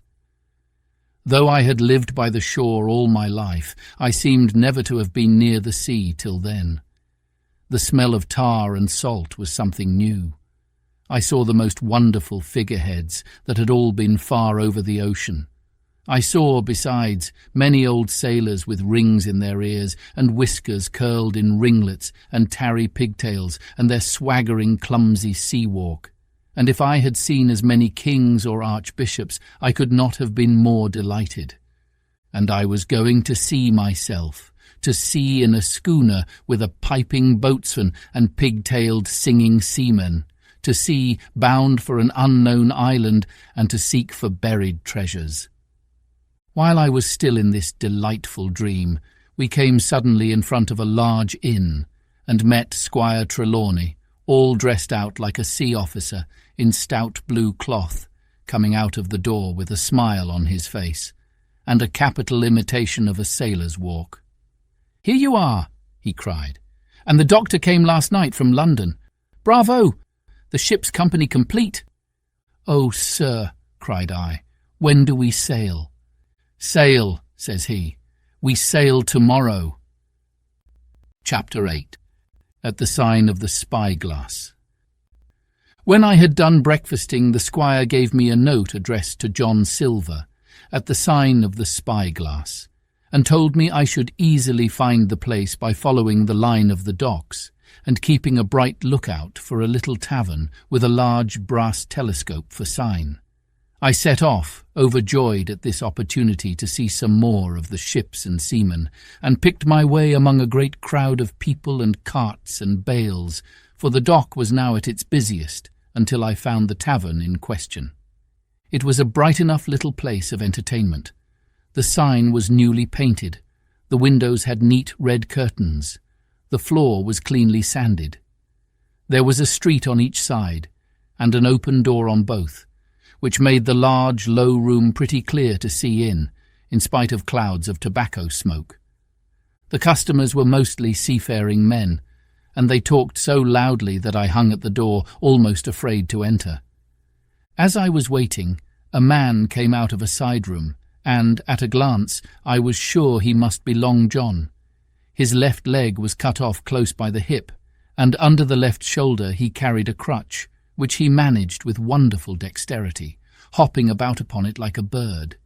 He was very tall and strong, with a face as big as a ham, plain and pale, but intelligent and smiling. Indeed, he seemed in the most cheerful spirits, whistling as he moved about among the tables, with a merry word or a slap on the shoulder for the more favoured of his guests. Now, to tell you the truth, from the very first mention of Long John in Squire Trelawney's letter, I had taken a fear in my mind that he might prove to be the very one-legged sailor whom I had watched for so long at the old Benbow. But one look at the man before me was enough. I had seen the captain and Black Dog and the blind man Pew, and I thought I knew what a buccaneer was like, a very different creature, according to me, from this clean and pleasant-tempered landlord. I plucked up courage at once, crossed the threshold, and walked right up to the man where he stood, propped on his crutch, talking to a customer. "Mr. Silver, sir?" I asked, holding out the note. "Yes, my lad," said he. "Such is my name, to be sure, and who may you be?" And then, as he saw the squire's letter, he seemed to me to give something almost like a start. "Oh," said he, quite loud, and offering his hand. "I see. You are our new cabin boy. Pleased I am to see you." And he took my hand in his large, firm grasp. Just then one of the customers at the far side rose suddenly and made for the door. It was close by him, and he was out in the street in a moment. But his hurry had attracted my notice, and I recognized him at glance. It was the tallow-faced man, wanting 2 fingers, who had come first to the Admiral Benbow. "Oh!" I cried. "Stop him!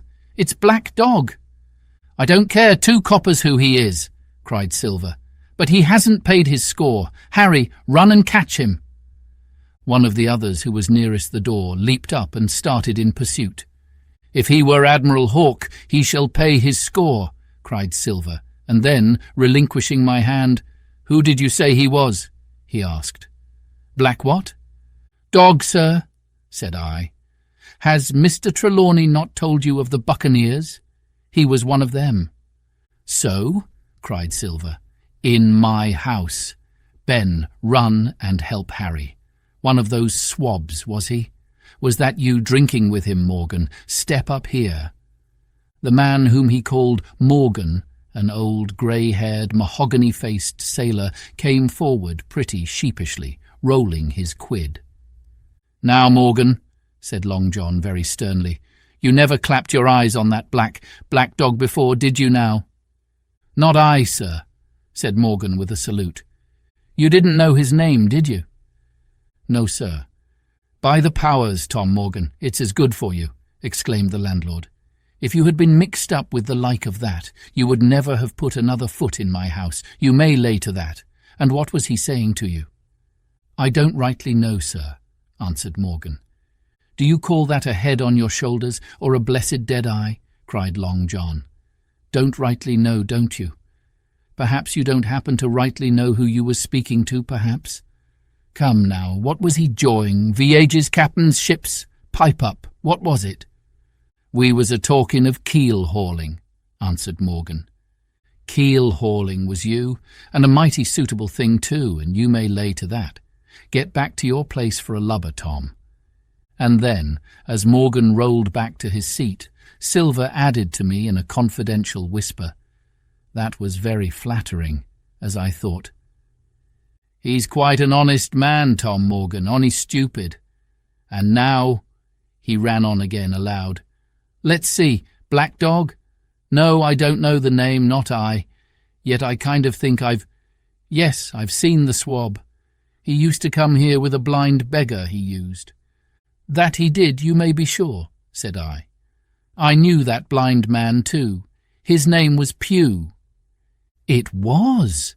cried Silver, now quite excited. "Pugh! That were his name for certain. Ah, he looked a shark, he did. If we run down this Black Dog, now there'll be news for Captain Trelawney. Ben's a good runner. Few seamen run better than Ben. He should run him down, hand over hand, by the powers. He talked of keel-hauling, did he? I'll keel-haul him." All the time he was jerking out these phrases, he was stumping up and down the tavern on his crutch, slapping tables with his hand, and giving such a show of excitement as would have convinced an Old Bailey judge or a Bow Street runner. My suspicions had been thoroughly reawakened on finding Black Dog at the spy-glass, and I watched the cook narrowly.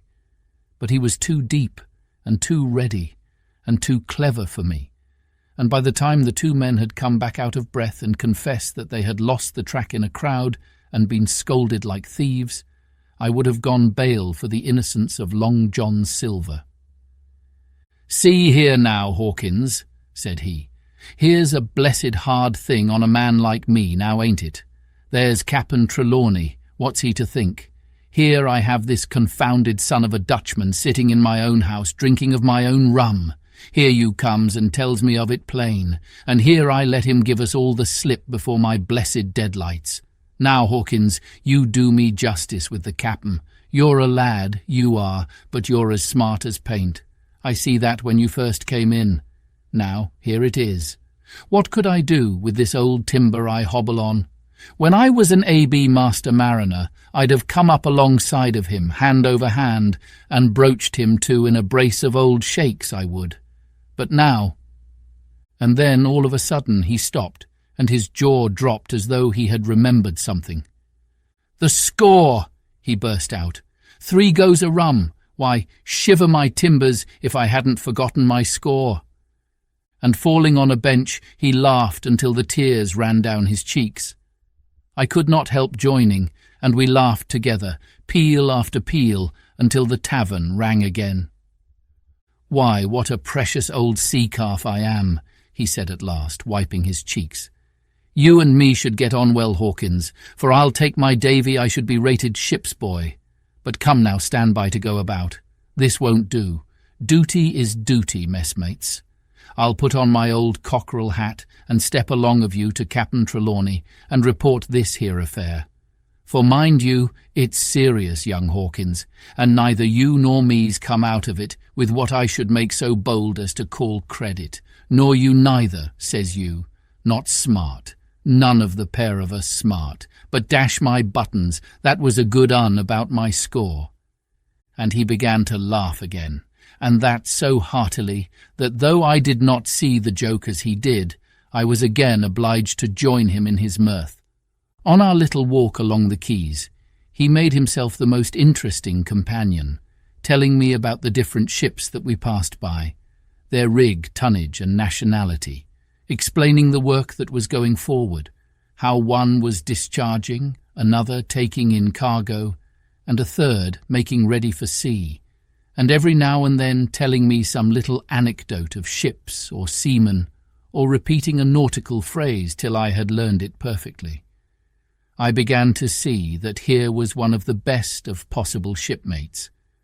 When we got to the inn, the squire and Dr. Livesey were seated together, finishing a quart of ale with a toast in it, before they should go aboard the schooner on a visit of inspection.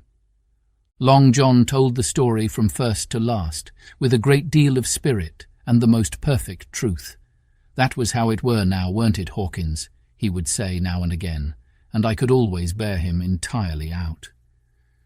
The 2 gentlemen regretted that Black Dog had got away, but we all agreed there was nothing to be done, and after he had been complimented, Long John took up his crutch and departed. "All hands aboard by 4 this afternoon," shouted the squire after him. "Aye, aye, sir," cried the cook in the passage. "Well, squire," said Dr. Livesey, "I don't put much faith in your discoveries as a general thing, but I will say this. John Silver suits me."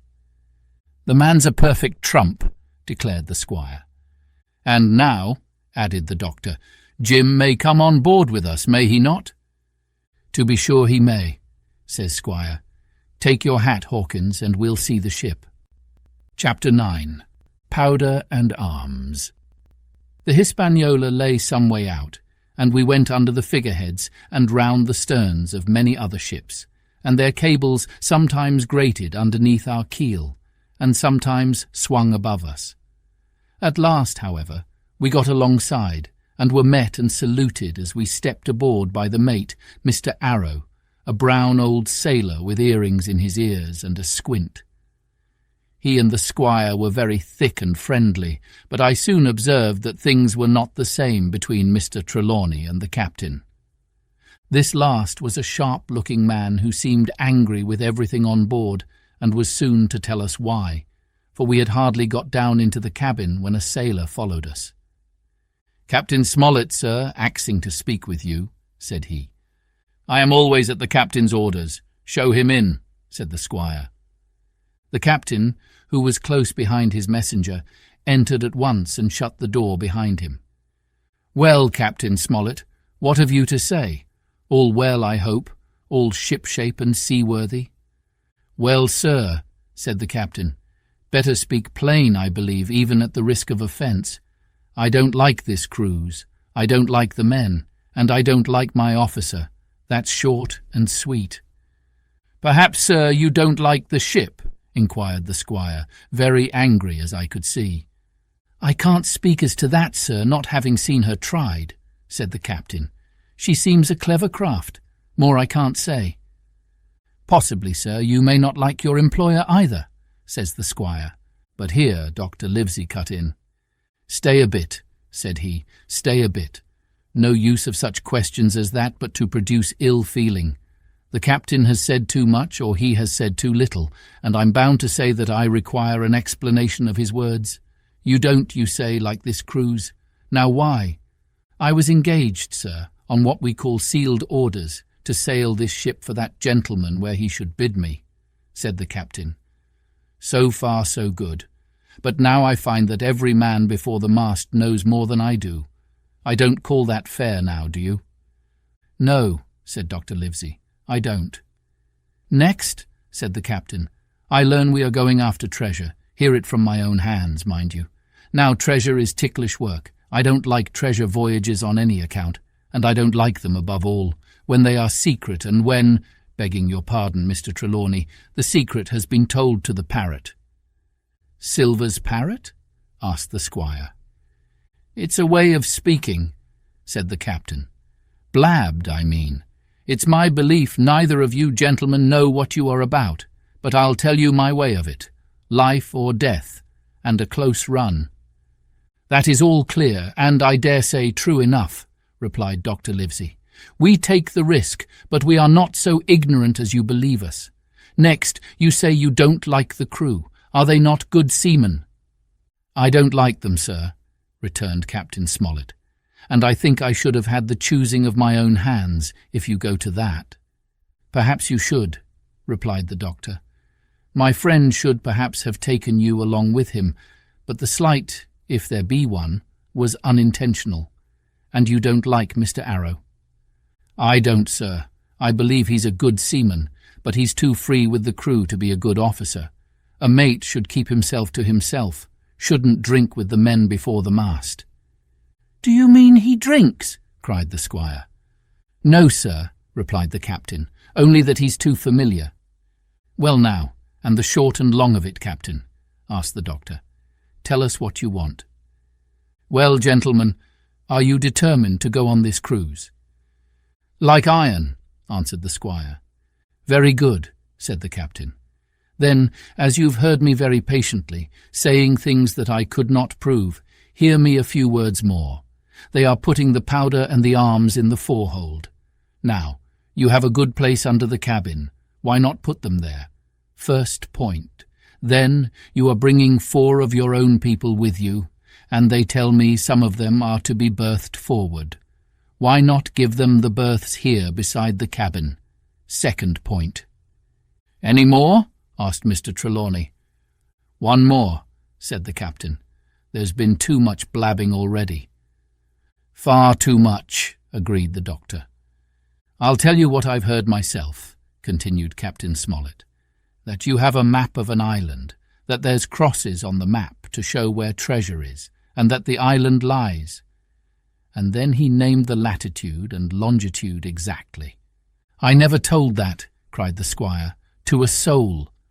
"The hands know it, sir," returned the captain. "Livesey, that must have been you or Hawkins," cried the squire.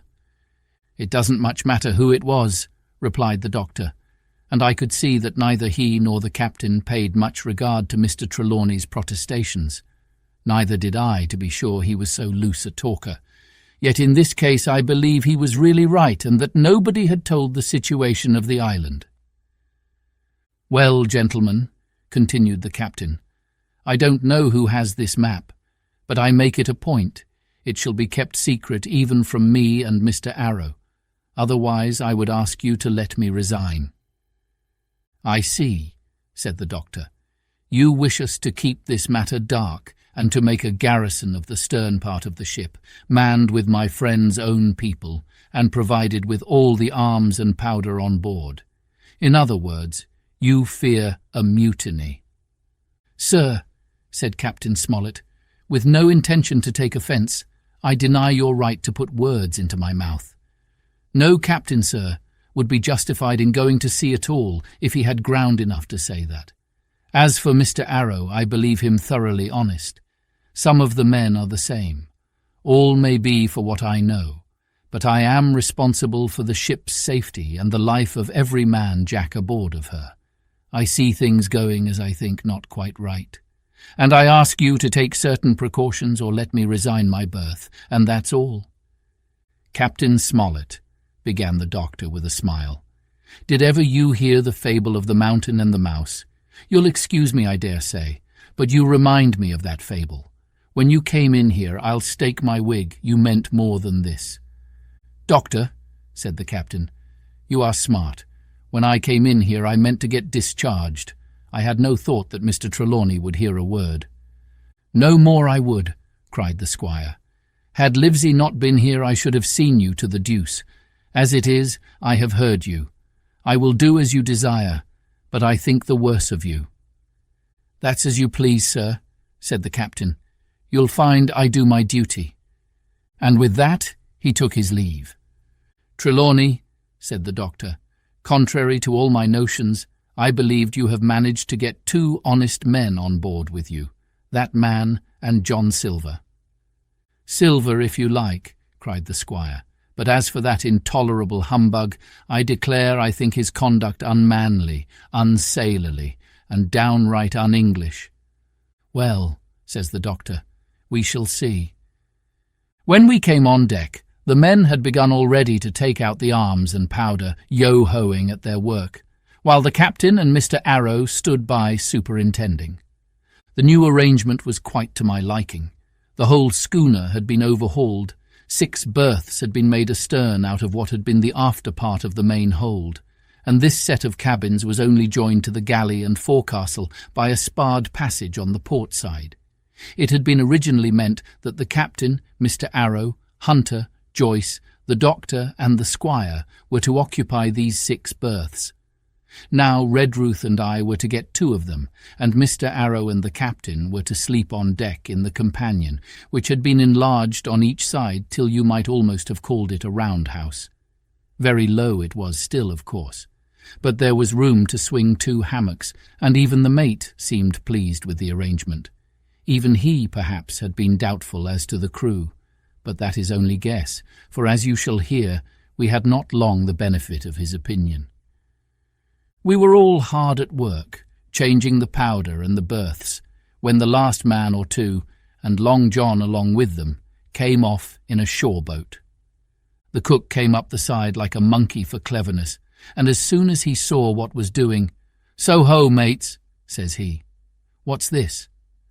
"We're a changing of the powder, Jack," answers one. "Why, by the powers," cried Long John, "if we do, we'll miss the morning tide." "My orders," said the captain shortly. "You may go below, my man.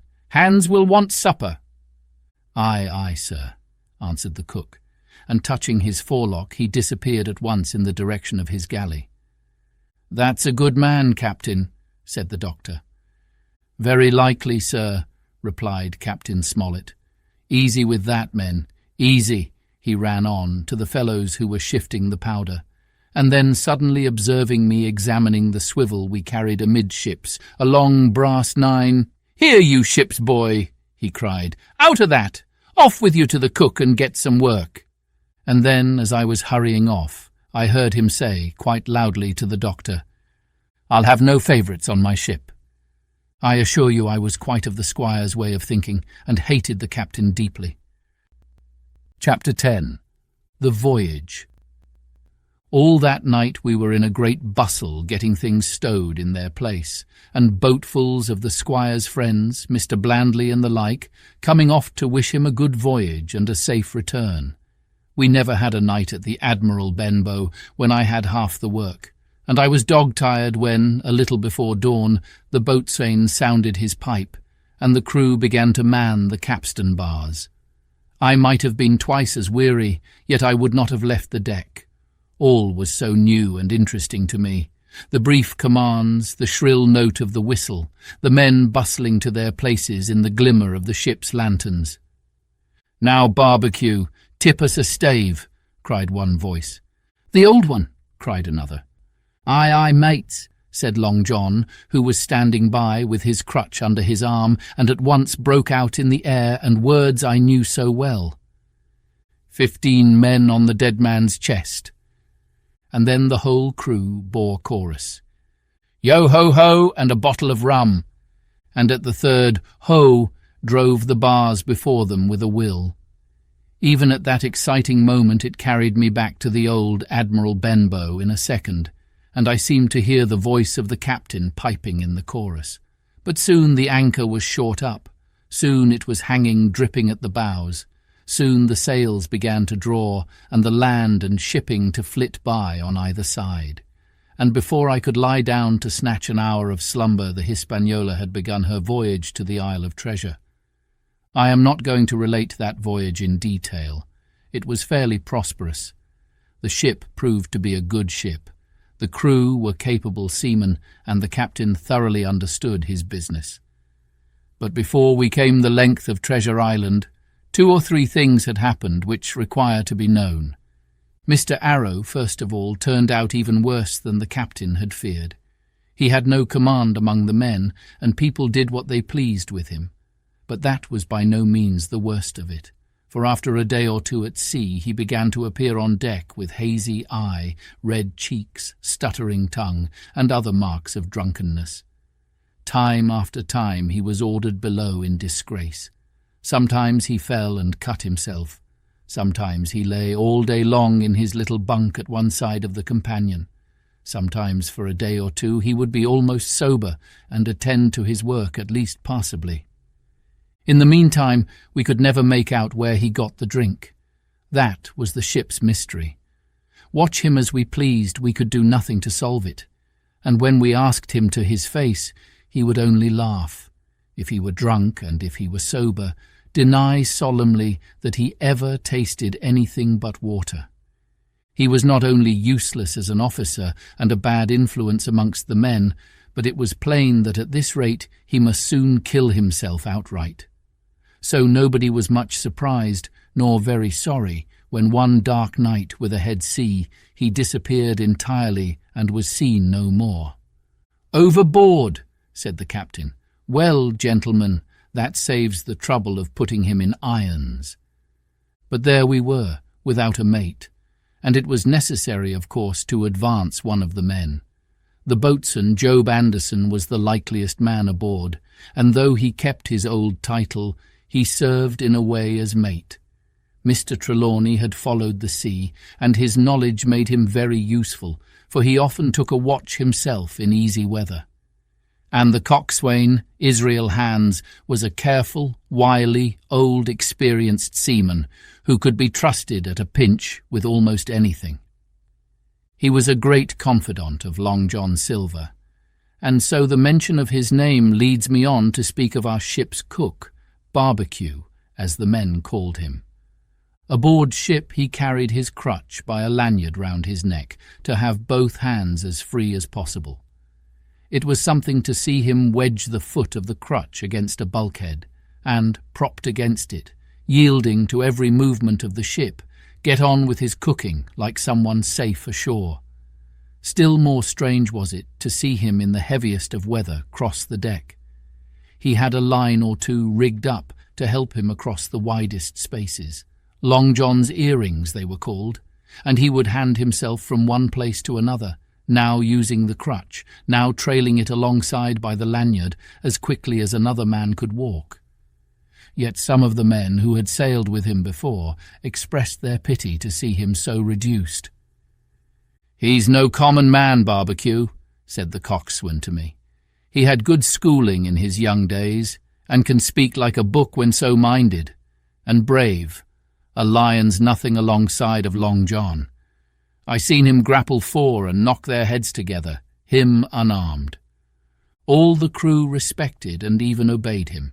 He had a way of talking to each, and doing everybody some particular service. To me he was unweariedly kind, and always glad to see me in the galley, which he kept as clean as a new pin. The dishes hanging up burnished, and his parrot in a cage in one corner. "Come away, Hawkins," he would say. "Come and have a yarn with John. Nobody more welcome than yourself, my son. Sit you down and hear the news.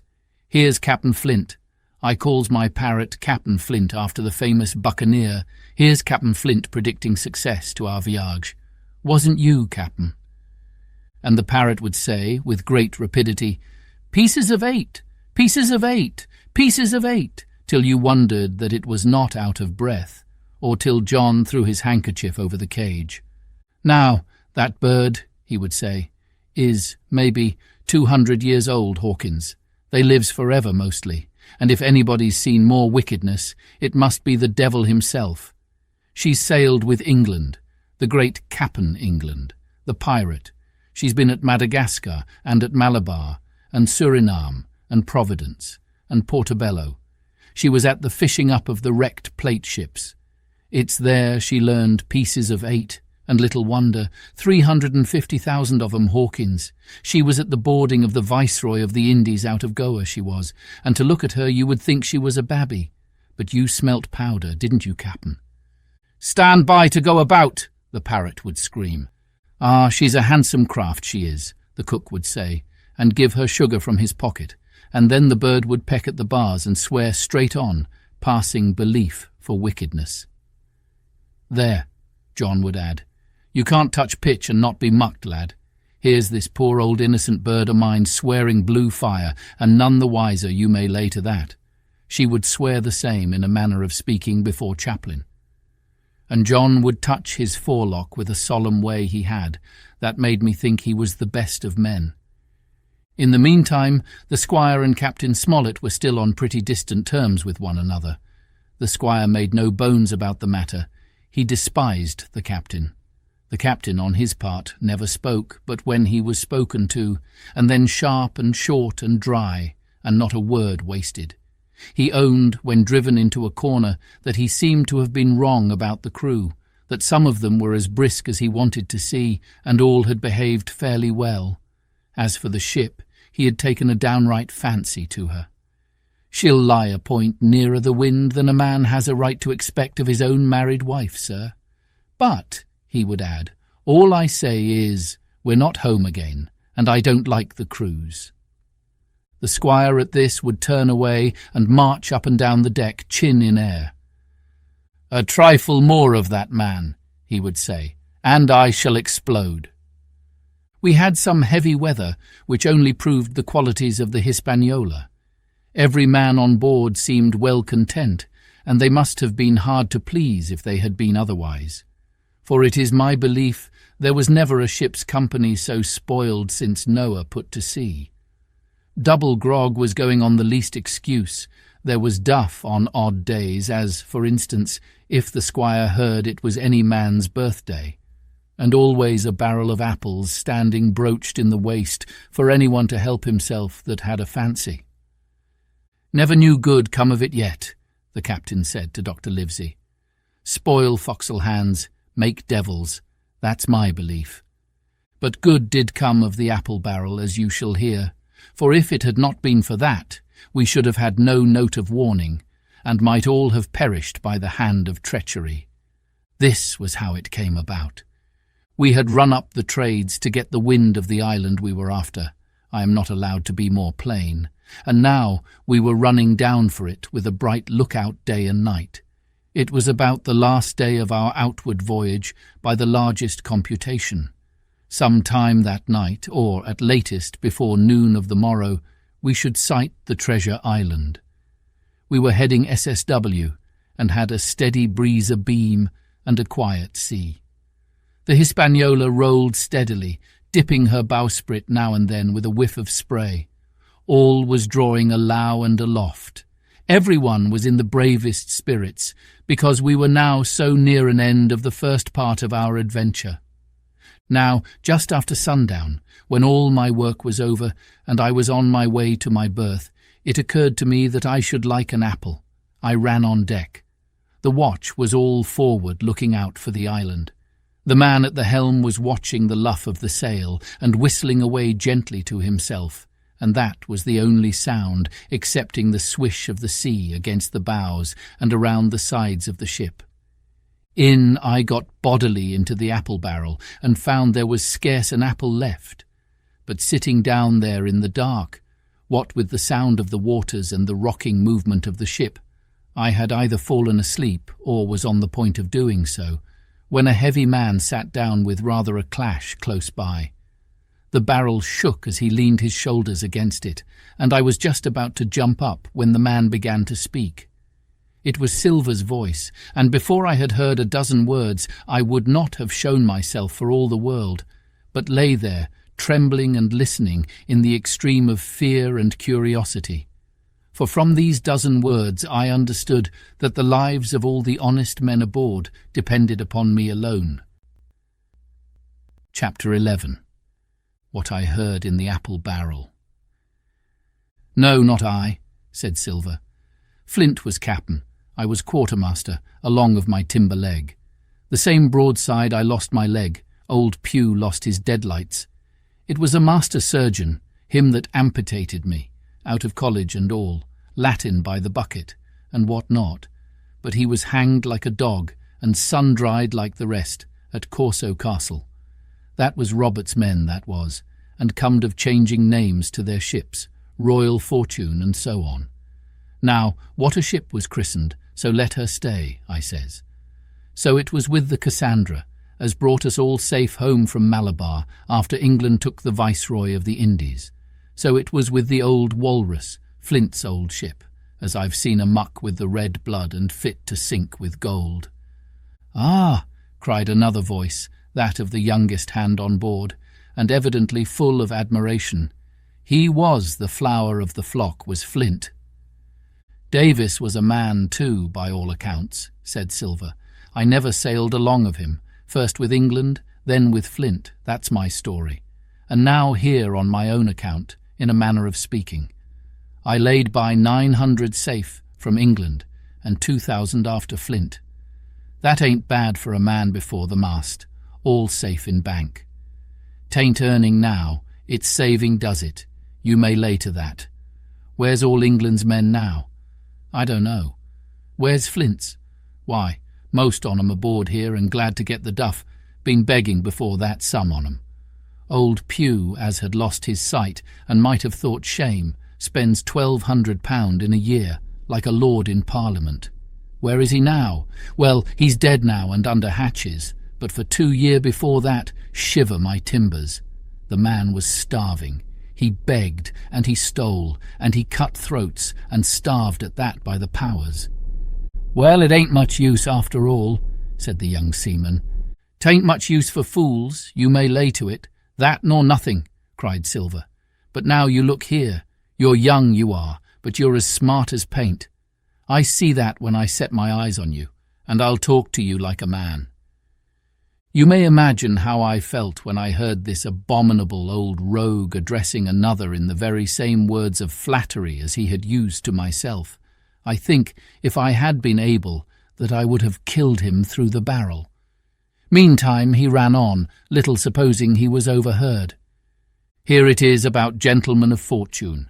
They lives rough and they risk swinging, but they eat and drink like fighting cocks, and when a cruise is done, why, it's hundreds of pounds instead of hundreds of farthings in their pockets. Now the most goes for rum and a good fling, and to sea again in their shirts. But that's not the course I lay. I puts it all away, some here, some there, and none too much anywheres, by reason of suspicion. I'm 50, mark you. Once back from this cruise, I set up gentlemen in earnest.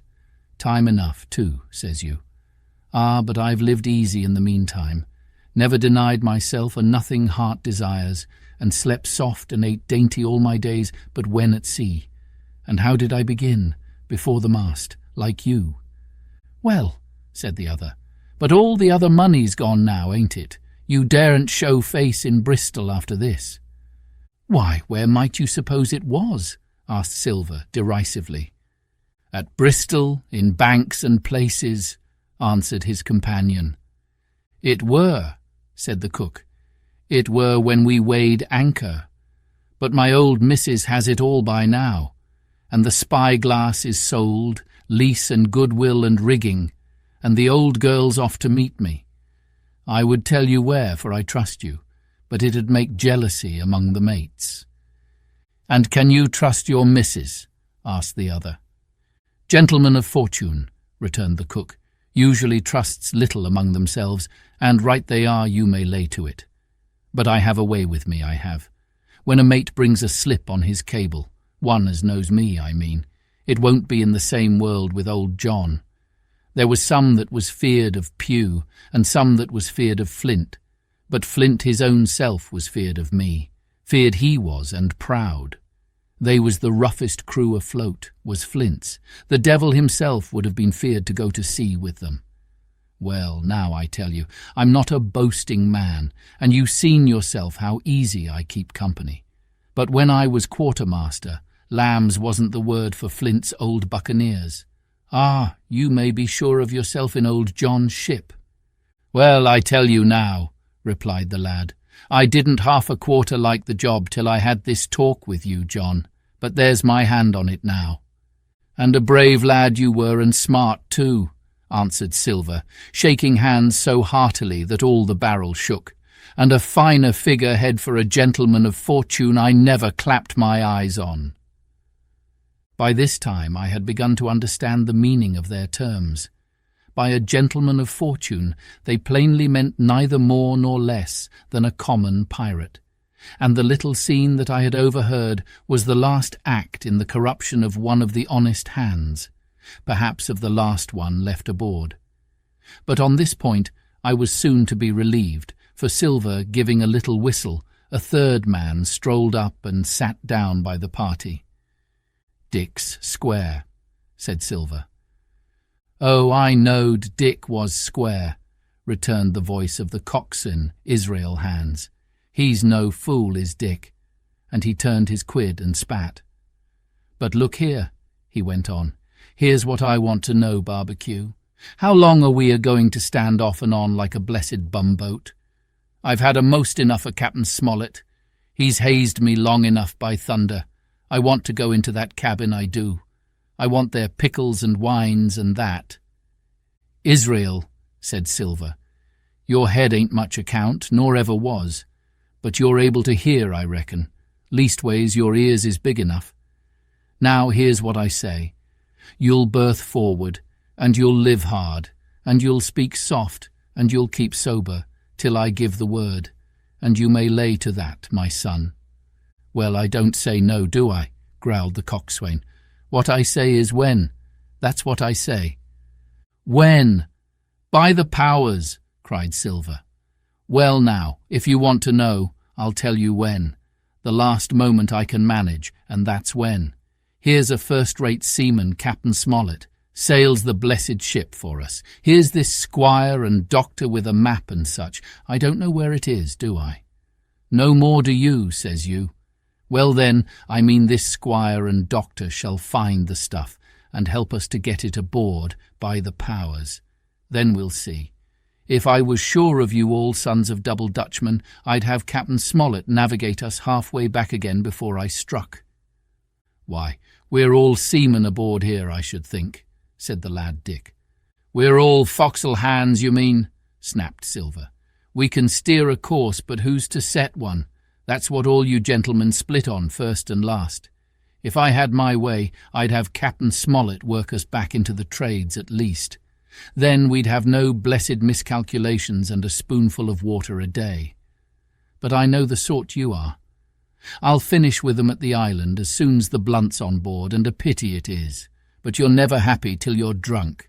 Split my sides, I've a sick heart to sail with the likes of you." "Easy all, Long John," cried Israel. "Who's a-crossing of you?" "Why, how many tall ships, think ye now, have I seen laid aboard, and how many brisk lads drying in the sun at Execution Dock?" cried Silver. "And all for this same hurry and hurry and hurry. You hear me? I seen a thing or two at sea, I have. If you would only lay your course and a pint to windward, you would ride in carriages, you would. But not you, I know you. You'll have your mouthful of rum tomorrow and go hang. Everybody knowed you was a kind of a chaplain, John. But there's others as could hand and steer as well as you," said Israel. "They liked a bit of fun, they did. They wasn't so high and dry nohow, but took their fling, like jolly companions, every one." "So?" says Silver. "Well, and where are they now? Pugh was that sort, and he died a beggar man. Flint was, and he died of rum at Savannah. Ah, they was a sweet crew, they was. Onny, where are they?" "But," asked Dick, "when we do lay 'em athwart, what are we to do with 'em anyhow?" "There's the man for me," cried the cook admiringly. "That's what I call business. Well, what would you think? Put 'em ashore like maroons? That would have been England's way. Or cut 'em down like that much pork. That would have been Flint's or Billy Bones's." "Billy was the man for that," said Israel. "Dead men don't bite," says he. Well, he's dead now hisself. He knows the long and short on it now. And if ever a rough hand come to port, it was Billy. "Right you are," said Silver, "rough and ready. But mark you here, I'm an easy man. I'm quite the gentleman, says you. But this time it's serious. Duty is duty, mates. I give my vote, death. When I'm in Parliament and riding in my coach, I don't want none of these sea lawyers in the cabin a-coming home unlooked for, like the devil at prayers. Wait is what I say, but when the time comes, why let her rip?" "John," cries the coxswain, "you're a man." "You'll say so, Israel, when you see," said Silver. "Only one thing I claim Trelawney. I'll wring his calf's head off his body with these hands, Dick," he added, breaking off. "You just jump up like a sweet lad and get me an apple to wet my pipe like. You may fancy the terror I was in. I should have leaped out and run for it if I had found the strength, but my limbs and heart alike misgave me. I heard Dick begin to rise, and then someone seemingly stopped him, and the voice of Hans exclaimed, "Oh, stow that! Don't you get sucking of that bilge, John. Let's have a go of the rum." "Dick," said Silver, "I trust you. I've a gauge on the keg, mind. There's the key. You fill a pannikin and bring it up." Terrified as I was, I could not help thinking to myself that this must have been how Mr. Arrow got the strong waters that destroyed him. Dick was gone but a little while, and during his absence Israel spoke straight on in the cook's ear. It was but a word or two that I could catch, and yet I gathered some important news, for besides other scraps that tended to the same purpose, this whole clause was audible. "Not another man of them'll jine." Hence there were still faithful men on board. When Dick returned, one after another of the trio took the pannikin and drank, one to luck, another with a "Here's to old Flint," and Silver himself saying in a kind of song, "Here's to ourselves, and hold your luff, plenty of prizes and plenty of duff." Just then a sort of brightness fell upon me in the barrel, and looking up, I found the moon had risen, and was silvering the mizzen-top and shining white on the luff of the foresail, and almost at the same time the voice of the lookout shouted, "Land ho!" Chapter 12. Council of War. There was a great rush of feet across the deck. I could hear people tumbling up from the cabin and the forecastle, and slipping in an instant outside my barrel, I dived behind the foresail, made a double towards the stern, and came out upon the open deck in time to join Hunter and Dr. Livesey in the rush for the weather bow. There all hands were already congregated. A belt of fog had lifted almost simultaneously with the appearance of the moon. Away to the southwest of us we saw two low hills, about a couple of miles apart, and rising behind one of them a third and higher hill, whose peak was still buried in the fog. All three seemed sharp and conical in figure. So much I saw, almost in a dream, for I had not yet recovered from my horrid fear of a minute or two before.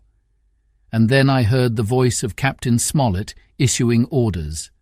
The Hispaniola was laid a couple of points nearer the wind, and now sailed a course that would just clear the island on the east. "And now, men," said the captain when all was sheeted home, "has any one of you ever seen that land ahead?" "I have, sir," said Silver. "I've watered there with a trader I was cook in." "The anchorage is on the south, behind an islet, I fancy?" asked the captain. "Yes, sir. Skeleton Island, they calls it. It were a main place for pirates once, and a hand we had on board knowed all their names for it. That hill to the nor'ard they calls the foremast hill. There are 3 hills in a row, running southward, fore, main and mizzen, sir. But the main, that's the big un, with the cloud on it, they usually calls the spyglass, by reason of a lookout they kept when they was in the anchorage cleaning. For it's there they cleaned their ships, sir, asking your pardon. I have a chart here, says Captain Smollett. See if that's the place. Long John's eyes burned in his head as he took the chart, but by the fresh look of the paper I knew he was doomed to disappointment. This was not the map we found in Billy Bones's chest, but an accurate copy, complete in all things, names and heights and soundings, with the single exception of the red crosses and the written notes. Sharp as must have been his annoyance, Silver had the strength of mind to hide it. "Yes, sir," said he, "this is the spot to be sure, and very prettily drawed out. Who might have done that, I wonder? The pirates were too ignorant, I reckon. Aye, here it is, Captain Kidd's anchorage, just the name my shipmate called it. There's a strong current runs along the south, and then away nor'ard up the west coast. Right you was, sir," says he, "to haul your wind and keep the weather of the island. Leastways, if such was your intention as to enter and careen, and there ain't no better place for that in these waters." "Thank you, my man," says Captain Smollett. "I'll ask you later on to give us a help. You may go." I was surprised at the coolness with which John avowed his knowledge of the island, and I own I was half frightened when I saw him drawing nearer to myself. He did not know, to be sure, that I had overheard his counsel from the apple barrel, and yet I had, by this time, taken such a horror of his cruelty, duplicity, and power, that I could scarce conceal a shudder when he laid his hand upon my arm. "Ah," says he, "this here is a sweet spot, this island, a sweet spot for a lad to get ashore on. You'll bathe, and you'll climb trees, and you'll hunt goats, you will, and you'll get aloft on them hills like a goat yourself. Why, it makes me young again. I was going to forget my timber-leg, I was. It's a pleasant thing to be young and have 10 toes, and you may lay to that. When you want to go a bit of exploring, you just ask old John, and he'll put up a snack for you to take along." And clapping me in the friendliest way upon the shoulder, he hobbled off forward and went below. Captain Smollett, the squire, and Dr. Livesey were talking together on the quarter-deck, and anxious as I was to tell them my story, I durst not interrupt them openly. While I was still casting about in my thoughts to find some probable excuse, Dr. Livesey called me to his side. He had left his pipe below, and being a slave to tobacco had meant that I should fetch it. But as soon as I was near enough to speak and not to be overheard, I broke out immediately. "Doctor, let me speak. Get the captain and squire down to the cabin, and then make some pretence to send for me. I have terrible news." The doctor changed countenance a little, but next moment he was master of himself. "Thank you, Jim," said he quite loudly. "That was all I wanted to know," as if he had asked me a question. And with that he turned on his heel and rejoined the other 2. They spoke together for a little, and though none of them started, or raised his voice, or so much as whistled, it was plain enough that Dr. Livesey had communicated my request, for the next thing that I heard was the captain giving an order to Job Anderson, and all hands were piped on deck. "My lads," said Captain Smollett, "I've a word to say to you. This land that we have sighted is the place we have been sailing for. Mr. Trelawney, being a very open-handed gentleman, as we all know, has just asked me a word or two, and as I was able to tell him that every man on board had done his duty, alow and aloft, as I never ask to see it done better, why, he and I and the doctor are going below to the cabin to drink your health and luck, and you'll have grog served out for you to drink our health and luck. I'll tell you what I think of this. I think it handsome, and if you think as I do, you'll give a good sea cheer for the gentleman that does it." The cheer followed. That was a matter of course, but it rang out so full and hearty that I confess I could hardly believe these same men were plotting for our blood.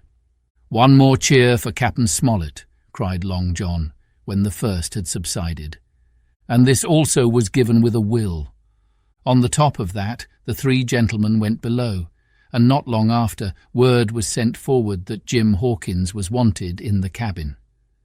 I found them all three seated round the table, a bottle of Spanish wine and some raisins before them, and the doctor smoking away, with his wig on his lap, and that, I knew, was a sign that he was agitated. The stern window was open, for it was a warm night, and you could see the moon shining behind on the ship's wake. "Now, Hawkins," said the squire, "you have something to say. Speak up." I did as I was bid, and as short as I could make it, told the whole details of Silver's conversation. Nobody interrupted me till I was done, nor did any one of the three of them make so much as a movement, but they kept their eyes upon my face from first to last. "Jim," said Dr. Livesey, "take a seat."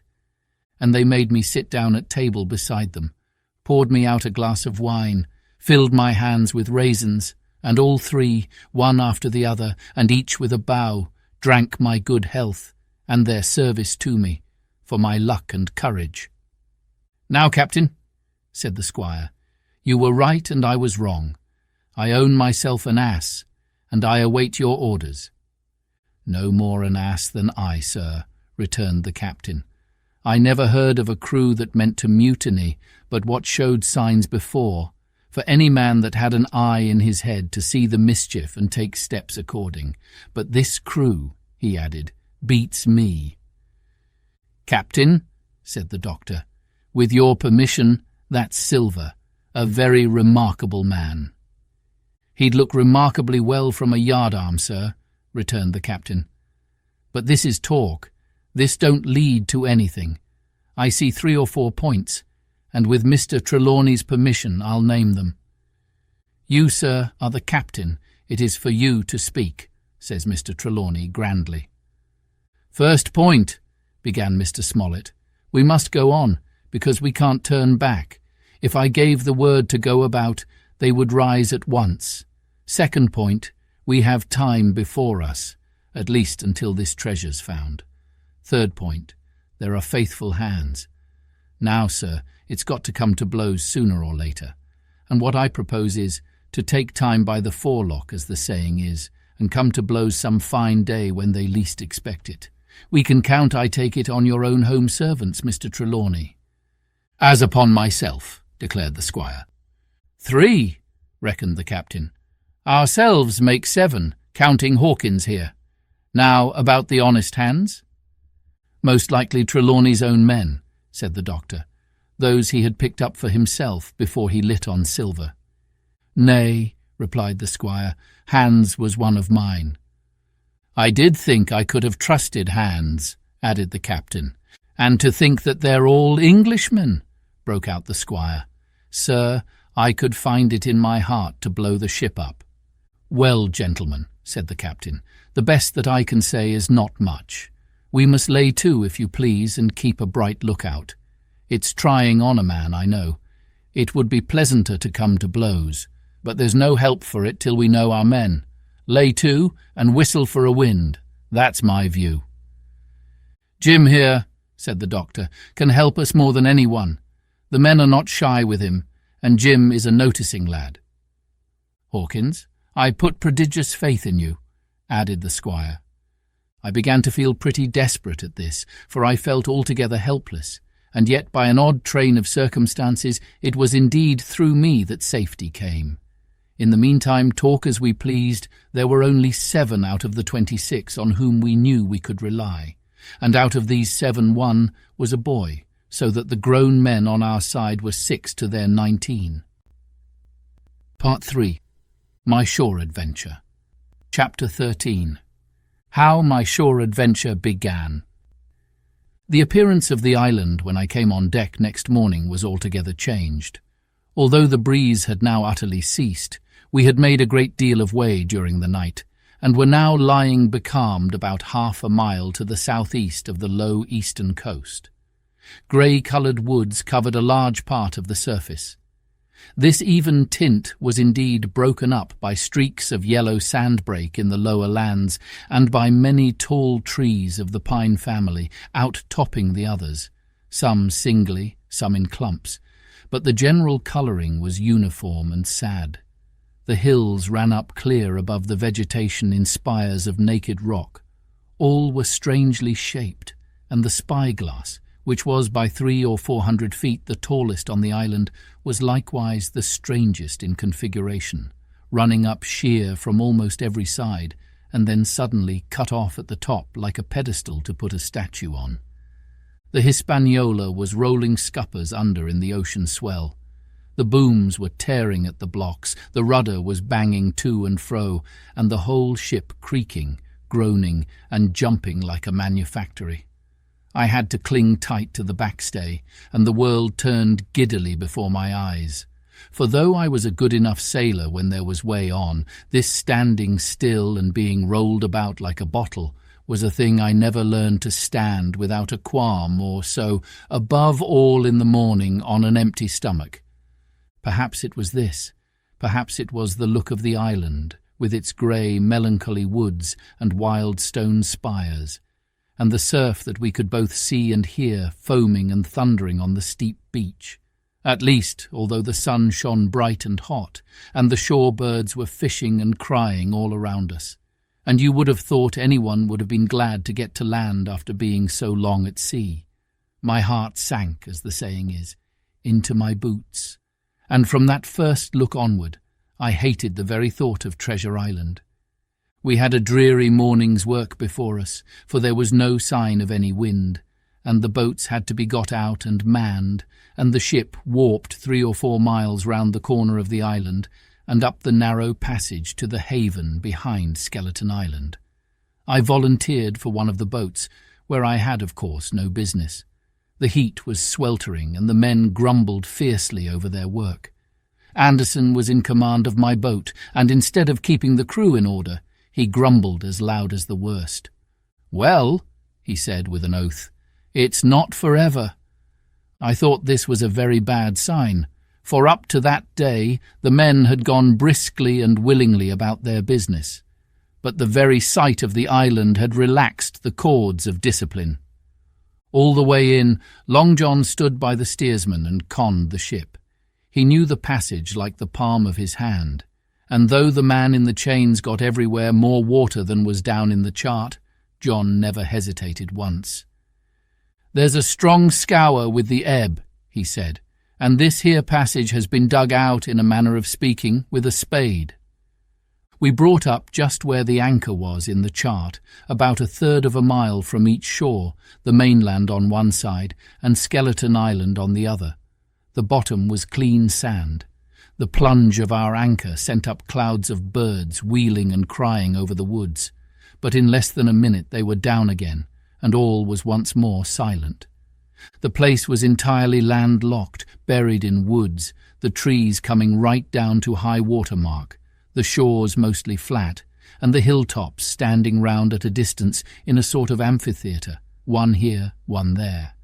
2 little rivers, or rather 2 swamps, emptied out into this pond, as you might call it, and the foliage round that part of the shore had a kind of poisonous brightness. From the ship we could see nothing of the house or stockade, for they were quite buried among trees, and if it had not been for the chart on the companion, we might have been the first that had ever anchored there since the island arose out of the seas.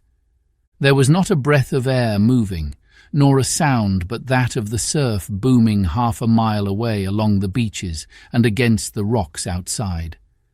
A peculiar stagnant smell hung over the anchorage, a smell of sodden leaves and rotting tree trunks. I observed the doctor sniffing and sniffing, like someone tasting a bad egg. "I don't know about treasure," he said, "but I'll stake my wig there's fever here." If the conduct of the men had been alarming in the boat, it became truly threatening when they had come aboard. They lay about the deck, growling together in talk. The slightest order was received with a black look, and grudgingly and carelessly obeyed. Even the honest hands must have caught the infection, for there was not one man aboard to mend another. Mutiny, it was plain, hung over us like a thundercloud, and it was not only we of the cabin party who perceived the danger. Long John was hard at work, going from group to group, spending himself in good advice, and as, for example, no man could have shown a better. He fairly outstripped himself in willingness and civility. He was all smiles to everyone. If an order were given, John would be on his crutch in an instant, with the cheeriest "Aye, aye, sir" in the world. And when there was nothing else to do, he kept up one song after another, as if to conceal the discontent of the rest.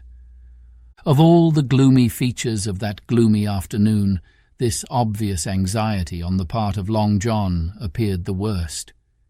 We held a council in the cabin. "Sir," said the captain, "if I risk another order, the whole ship'll come about our ears by the run. You see, sir, here it is. I get a rough answer, do I not? Well, if I speak back, pikes will be going in 2 shakes. If I don't, Silver will see there's something under that, and the game's up. Now we've only one man to rely on." "And who is that?" asked the squire. "Silver, sir," returned the captain. "He's as anxious as you and I to smother things up. This is a tiff. He'd soon talk 'em out of it if he had the chance, and what I propose to do is to give him the chance. Let's allow the men an afternoon ashore. If they all go, why, we'll fight the ship. If they none of them go, well then, we hold the cabin, and God defend the right.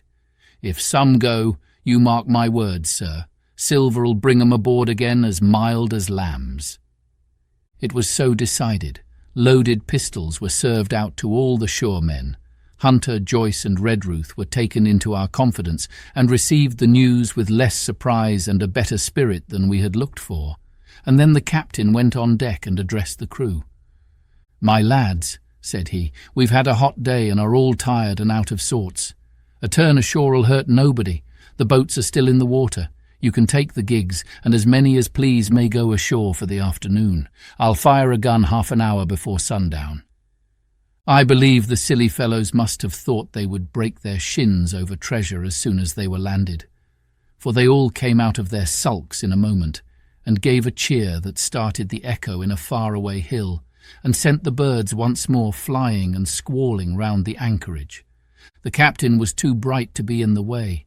He whipped out of sight in a moment, leaving Silver to arrange the party, and I fancy it was as well he did so.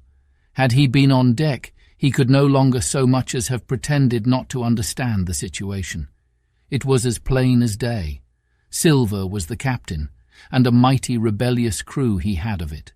The honest hands, and I was soon to see it proved that there were such on board, must have been very stupid fellows.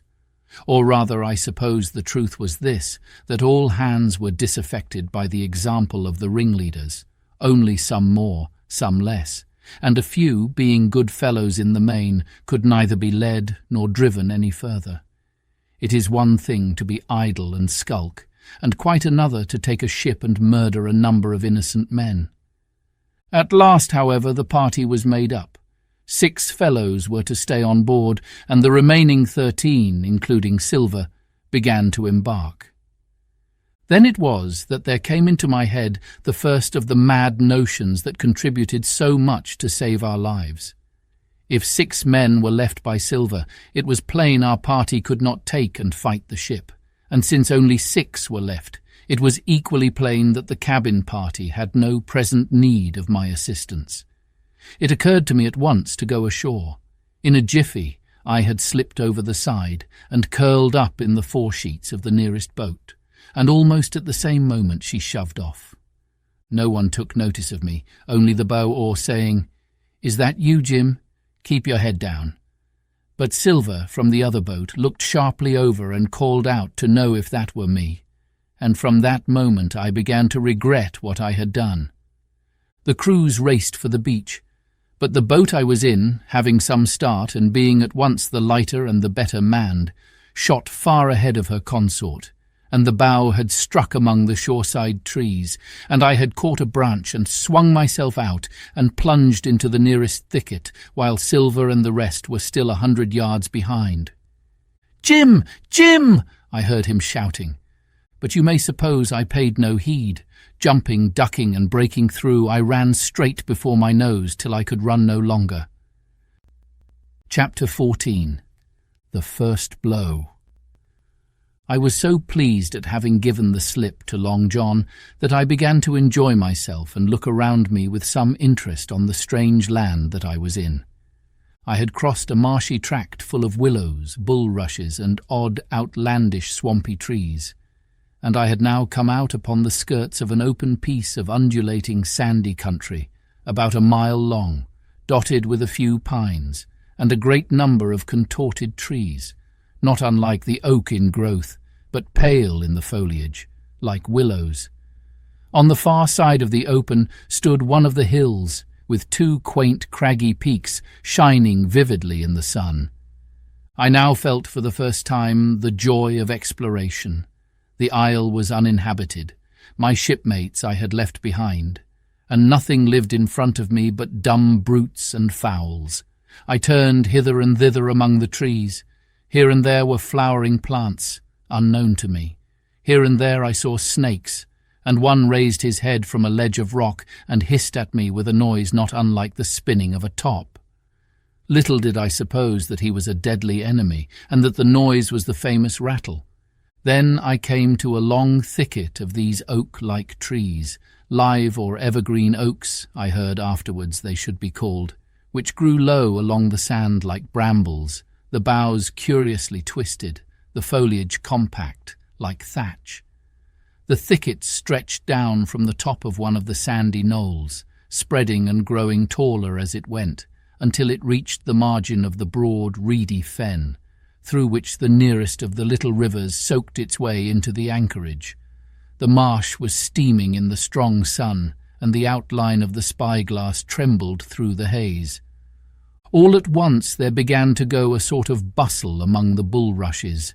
A wild duck flew up with a quack, another followed, and soon over the whole surface of the marsh a great cloud of birds hung screaming and circling in the air. I judged at once that some of my shipmates must be drawing near along the borders of the fen. Nor was I deceived, for soon I heard the very distant and low tones of a human voice, which, as I continued to give ear, grew steadily louder and nearer. This put me in a great fear, and I crawled under cover of the nearest live oak and squatted there, hearkening, as silent as a mouse. Another voice answered, and then the first voice, which I now recognized to be Silver's, once more took up the story and ran on for a long while in a stream, only now and again interrupted by the other. By the sound they must have been talking earnestly and almost fiercely, but no distinct word came to my hearing. At last the speakers seemed to have paused and perhaps to have sat down, for not only did they cease to draw any nearer, but the birds themselves began to grow more quiet and to settle again to their places in the swamp. And now I began to feel that I was neglecting my business, that since I had been so foolhardy as to come ashore with these desperadoes, the least I could do was to overhear them at their councils, and that my plain and obvious duty was to draw as close as I could manage, under the favourable ambush of the crouching trees. I could tell the direction of the speakers pretty exactly, not only by the sound of their voices, but by the behaviour of the few birds that still hung in alarm above the heads of the intruders. Crawling on all fours, I made steadily but slowly towards them, till at last, raising my head to an aperture among the leaves, I could see clear down into a little green dell beside the marsh, and closely set about with trees, where Long John Silver and another of the crew stood face to face in conversation. The sun beat full upon them. Silver had thrown his hat beside him on the ground, and his great, smooth, blonde face, all shining with heat, was lifted to the other man's in a kind of appeal. "Mate," he was saying, "it's because I thinks gold dust of you. Gold dust, and you may lay to that. If I hadn't took to you like pitch, do you think I'd have been here a warning of you? All's up, you can't make nor mend. It's to save your neck that I'm a-speaking, and if one of the wild uns knew it, where'd I be, Tom? Now tell me, where'd I be?" "Silver," said the other man, and I observed he was not only red in the face, but spoke as hoarse as a crow, and his voice shook too like a taut rope. "Silver," says he, "you're old and you're honest, or has the name for it, and you've money too, which lots of poor sailors hasn't, and you're brave, or I'm mistook. And will you tell me you'll let yourself be led away with that kind of a mess of swabs? Not you. As sure as God sees me, I'd sooner lose my hand, if I turn agin my duty." And then all of a sudden he was interrupted by a noise. I had found one of the honest hands. Well, here at that same moment came news of another. Far away out in the marsh there arose all of a sudden a sound like the cry of anger, then another on the back of it, and then one horrid, long-drawn scream. The rocks of the spyglass re-echoed it a score of times. The whole troop of marsh birds rose again, darkening heaven with a simultaneous whir. And long after that death yell was still ringing in my brain. Silence had re-established its empire, and only the rustle of the redescending birds and the boom of the distant surges disturbed the languor of the afternoon.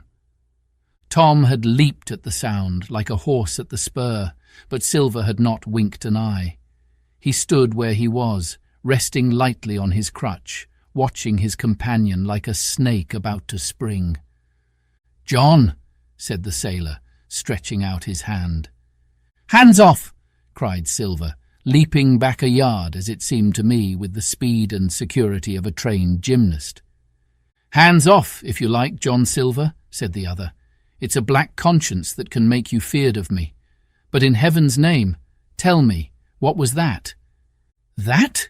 returned Silver, smiling away but warier than ever, his eye a mere pinpoint in his big face, but gleaming like a crumb of glass. "That? Oh, I reckon that'll be Alan." And at this point Tom flashed out like a hero. "Alan!" he cried, "then rest his soul for a true seaman. And as for you, John Silver, long you've been a mate of mine, but you're mate of mine no more. If I die like a dog, I'll die in my duty. You've killed Alan, have you? Kill me too, if you can, but I defies you." And with that, this brave fellow turned his back directly on the cook and set off walking for the beach. But he was not destined to go far.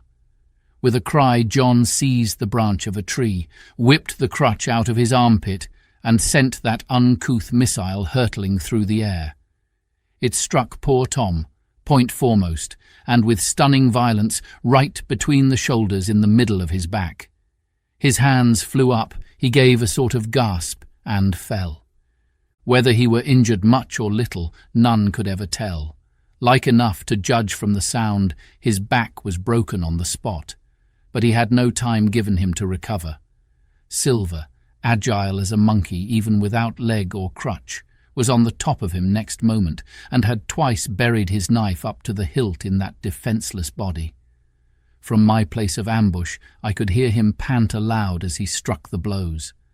I do not know what it rightly is to faint, but I do know that for the next little while the whole world swam away from before me in a whirling mist.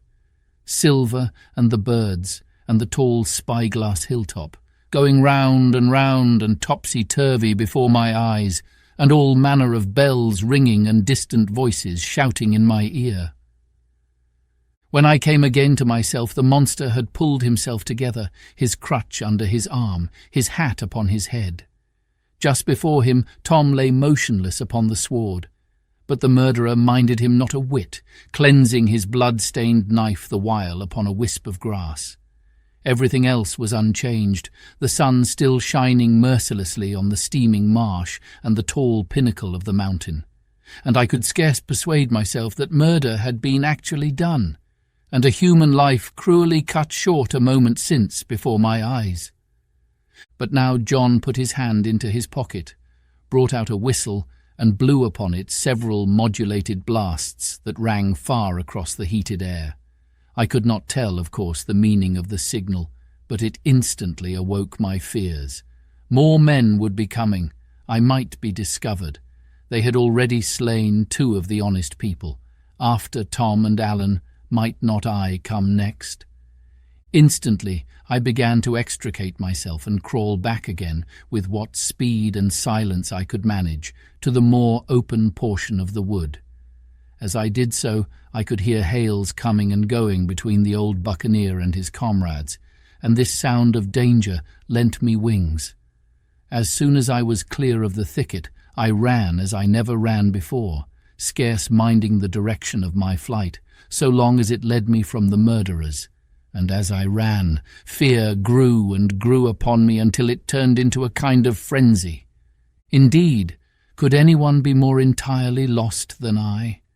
When the gun fired, how should I dare to go down to the boats among those fiends, still smoking from their crime? Would not the first of them who saw me wring my neck like a snipe's? Would not my absence itself be an evidence to them of my alarm, and therefore of my fatal knowledge?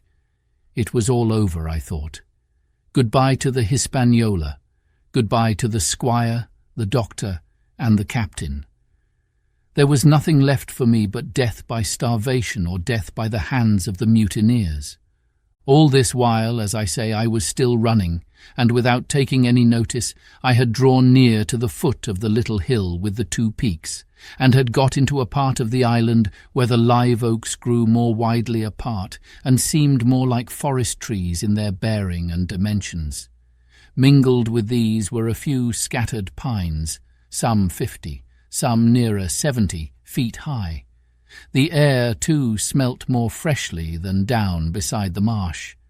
And here a fresh alarm brought me to a standstill with a thumping heart. Chapter 15. The Man of the Island. From the side of the hill, which was here steep and stony, a spout of gravel was dislodged and fell rattling and bounding through the trees. My eyes turned instinctively in that direction, and I saw a figure leap with great rapidity behind the trunk of a pine. What it was, whether bear or man or monkey, I could in no wise tell. It seemed dark and shaggy, more I knew not, but the terror of this new apparition brought me to a stand. I was now, it seemed, cut off upon both sides.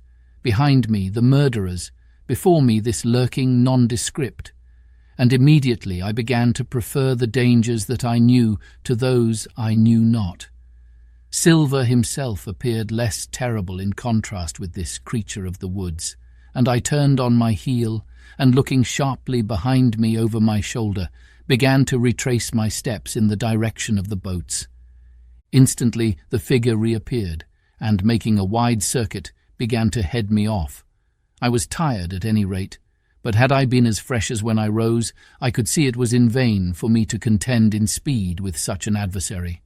From trunk to trunk the creature flitted like a deer, running man-like on 2 legs, but unlike any man that I had ever seen, stooping almost double as it ran. Yet a man it was. I could no longer be in doubt about that. I began to recall what I had heard of cannibals. I was within an ace of calling for help, but the mere fact that he was a man, however wild, had somewhat reassured me, and my fear of Silver began to revive in proportion. I stood still, therefore, and cast about for some method of escape. And as I was so thinking, the recollection of my pistol flashed into my mind. As soon as I remembered I was not defenceless, courage glowed again in my heart, and I set my face resolutely for this man of the island, and walked briskly towards him. He was concealed by this time behind another tree trunk, but he must have been watching me closely, for as soon as I began to move in his direction, he reappeared and took a step to meet me. Then he hesitated, drew back, came forward again, and at last, to my wonder and confusion, threw himself on his knees and held out his clasped hands in supplication. At that I once more stopped. "Who are you?" I asked. "Ben Gunn," he answered, and his voice sounded hoarse and awkward, like a rusty lock. "I'm poor Ben Gunn, I am, and I haven't spoke with a Christian these 3 years." I could now see that he was a white man like myself, and that his features were even pleasing. His skin, wherever it was exposed, was burnt by the sun. Even his lips were black, and his fair eyes looked quite startling in so dark a face. Of all the beggar men that I had seen or fancied, he was the chief for raggedness. He was clothed with tatters of old ship's canvas and old sea-cloth, and this extraordinary patchwork was all held together by a system of the most various and incongruous fastenings, brass buttons, bits of stick, and loops of tarry gaskin. About his waist he wore an old brass-buckled leather belt, which was the one thing solid in his whole accoutrement. 3 years, I cried. Were you shipwrecked? Nay, mate, said he, marooned. I had heard the word, and I knew it stood for a horrible kind of punishment common enough among the buccaneers, in which the offender is put ashore with a little powder and shot, and left behind on some desolate and distant island. Marooned 3 years agone, he continued, and lived on goats since then, and berries and oysters. Wherever a man is, says I, a man can do for himself. But, mate, my heart is sore for Christian diet. You mightn't happen to have a piece of cheese about you now. No? Well, many's the long night I've dreamed of cheese, toasted mostly, and woke up again, and here I were. If ever I can get aboard again, said I, you shall have cheese by the stone. All this time he had been feeling the stuff of my jacket, smoothing my hands, looking at my boots, and generally, in the intervals of his speech, showing a childish pleasure in the presence of a fellow creature. But at my last words he perked up into a kind of startled slyness. If ever you can get aboard again, says you, he repeated. Why now, who's to hinder you? Not you, I know, was my reply. And right you was, he cried.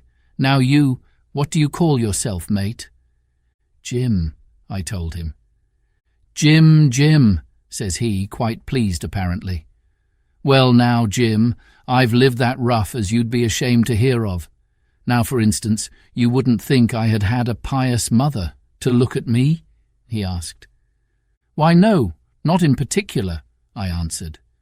Ah, well, said he, but I had remarkable pious, and I was a civil, pious boy, and could rattle off my catechism that fast, as you couldn't tell one word from another. And here's what it come to, Jim, and it begun with Chuck Farthen on the blessed gravestones. That's what it begun with, but it went further than that, and so my mother told me, and predict the whole, she did, the pious woman. But it were Providence that put me here. I've thought it all out in this here lonely island, and I'm back on piety. You don't catch me tasting rum so much, but just a thimbleful for luck, of course, the first chance I have. I'm bound I'll be good, and I see the way too. And Jim, looking all round him and lowering his voice to a whisper, I'm rich. I now felt sure that the poor fellow had gone crazy in his solitude, and I suppose I must have shown the feeling in my face, for he repeated the statement hotly. Rich, rich, I says, and I'll tell you what, I'll make a man of you, Jim. Ah, Jim, you'll bless your stars, you will. You was the first that found me. And at this there came suddenly a lowering shadow over his face, and he tightened his grasp upon my hand and raised a forefinger threateningly before my eyes. Now, Jim, you tell me true. That ain't Flint's ship? He asked. At this I had a happy inspiration. I began to believe that I had found an ally, and I answered him at once. It's not Flint's ship, and Flint is dead. But I'll tell you true, as you ask me, there are some of Flint's hands aboard. Worse luck for the rest of us. Not a man with one leg? He gasped. Silver? I asked. Ah, Silver, says he. That were his name. He's the cook and the ringleader too. He was still holding me by the wrist, and at that he give it quite a ring. If you were sent by Long John, he said, I'm as good as pork, and I know it. But where was you, do you suppose? I had made my mind up in a moment, and by way of answer told him the whole story of our voyage and the predicament in which we found ourselves. He heard me with the keenest interest, and when I had done, he patted me on the head. "You're a good lad, Jim," he said, "and you're all in a clove hitch, ain't you? Well, you just put your trust in Ben Gunn. Ben Gunn's the man to do it. Would you think it likely now that your squire would prove a liberal-minded one in case of help, him being in a clove hitch, as you remark?" I told him the squire was the most liberal of men. "Aye, but you see," returned Ben Gunn, "I didn't mean giving me a gate to keep and a suit of livery clothes and such. That's not my mark, Jim. What I mean is, would he be likely to come down to the tune of, say, £1,000 out of money that's as good as a man's own already?" "I am sure he would," said I. As it was, all hands were to share. "And a passage home?" he added with a look of great shrewdness. "Why," I cried, "the squire's a gentleman, and besides, if we got rid of the others, we should want you to help work the vessel home." "Ah," said he, "so you would," and he seemed very much relieved. "Now, I'll tell you what," he went on. "So much I'll tell you and no more. I were in Flint's ship when he buried the treasure, he and 6 along, 6 strong seamen. They was ashore nigh on a week, and us standing off and on in the old Walrus.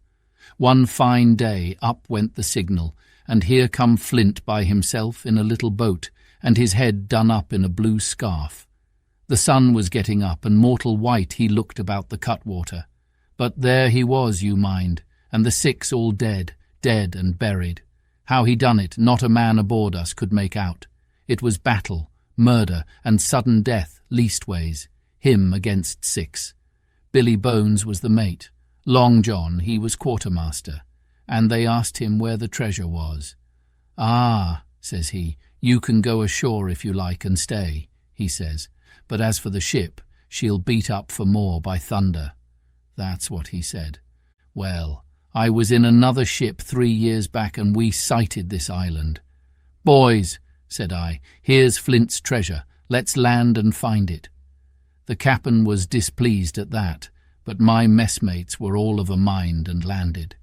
12 days they looked for it, and every day they had the worse word for me, until one fine morning all hands went aboard.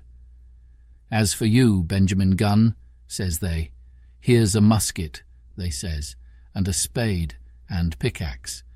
You can stay here and find Flint's money for yourself," they says. Well, Jim, 3 years have I been here, and not a bite of Christian diet from that day to this. But now, you look here, look at me. Do I look like a man before the mast? No, says you. Nor I weren't neither, I says. And with that he winked and pinched me hard. "Just you mention them words to your squire, Jim," he went on. "Nor he weren't neither, that's the words. 3 years he were the man of this island, light and dark, fair and rain. And sometimes he would maybe think upon a prayer, says you, and sometimes he would maybe think of his old mother. So be as she's alive, you'll say. But the most part of Gunn's time, this is what you'll say. The most part of his time was took up with another matter. And then you'll give him a nip, like I do." And he pinched me again in the most confidential manner. "Then," he continued, "then you'll up and you'll say this. Gunn is a good man, you'll say. And he puts a precious sight more confidence. A precious sight, mind that, in a gentleman born than in these gentlemen of fortune, having been one hisself." "Well," I said, "I don't understand one word that you've been saying, but that's neither here nor there, for how am I to get on board?" "Ah," said he, "that's the hitch for sure. Well, there's my boat that I made with my 2 hands. I keep her under the White Rock. If the worst come to the worst, we might try that after dark. Hi!" he broke out. "What's that?" For just then, although the sun had still an hour or 2 to run, all the echoes of the island awoke and bellowed to the thunder of a cannon. "They have begun to fight!" I cried. "Follow me!" And I began to run towards the anchorage, my terrors all forgotten, while close at my side the marooned man in his goatskins trotted easily and lightly. "Left, left," says he. "Keep to your left hand, mate Jim, under the trees with you. There's where I killed my first goat. They don't come down here now. They're all mast-headed on them mountings for the fear of Benjamin gun. Ah, and there's the cemetery, he must have meant. You see the mounds? I come here and prayed nows and thens, when I thought maybe a Sunday would be about due. It weren't quite a chapel, but it seemed more solemn-like.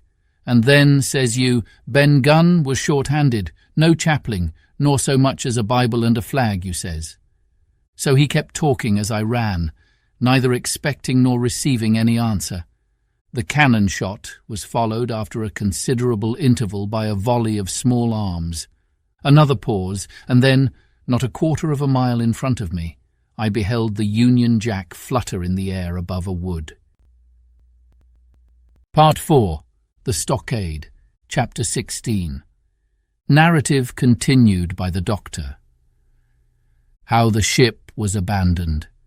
It was about 1:30, 3 bells in the sea phrase, that the 2 boats went ashore from the Hispaniola. The captain, the squire, and I were talking matters over in the cabin. Had there been a breath of wind, we should have fallen on the 6 mutineers who were left aboard with us, slipped our cable and away to sea.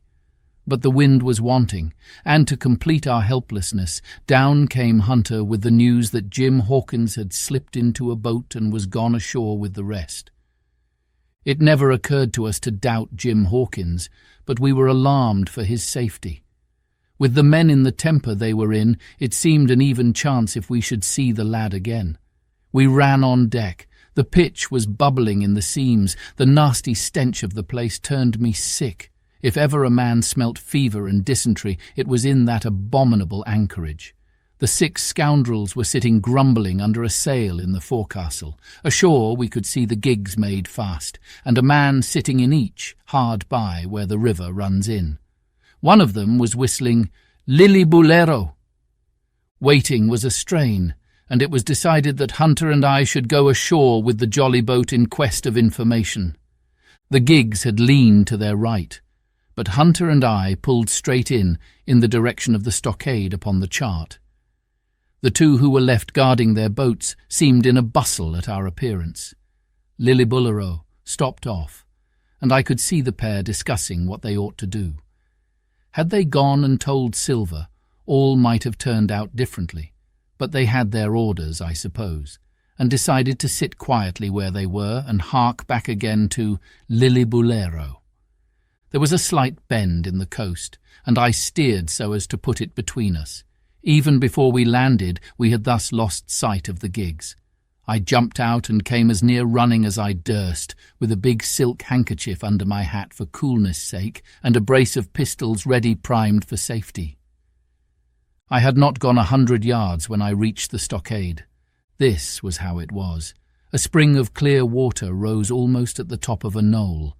Well, on the knoll, and enclosing the spring, they had clapped a stout log-house to hold 20 of people on a pinch and loopholed for musketry on either side.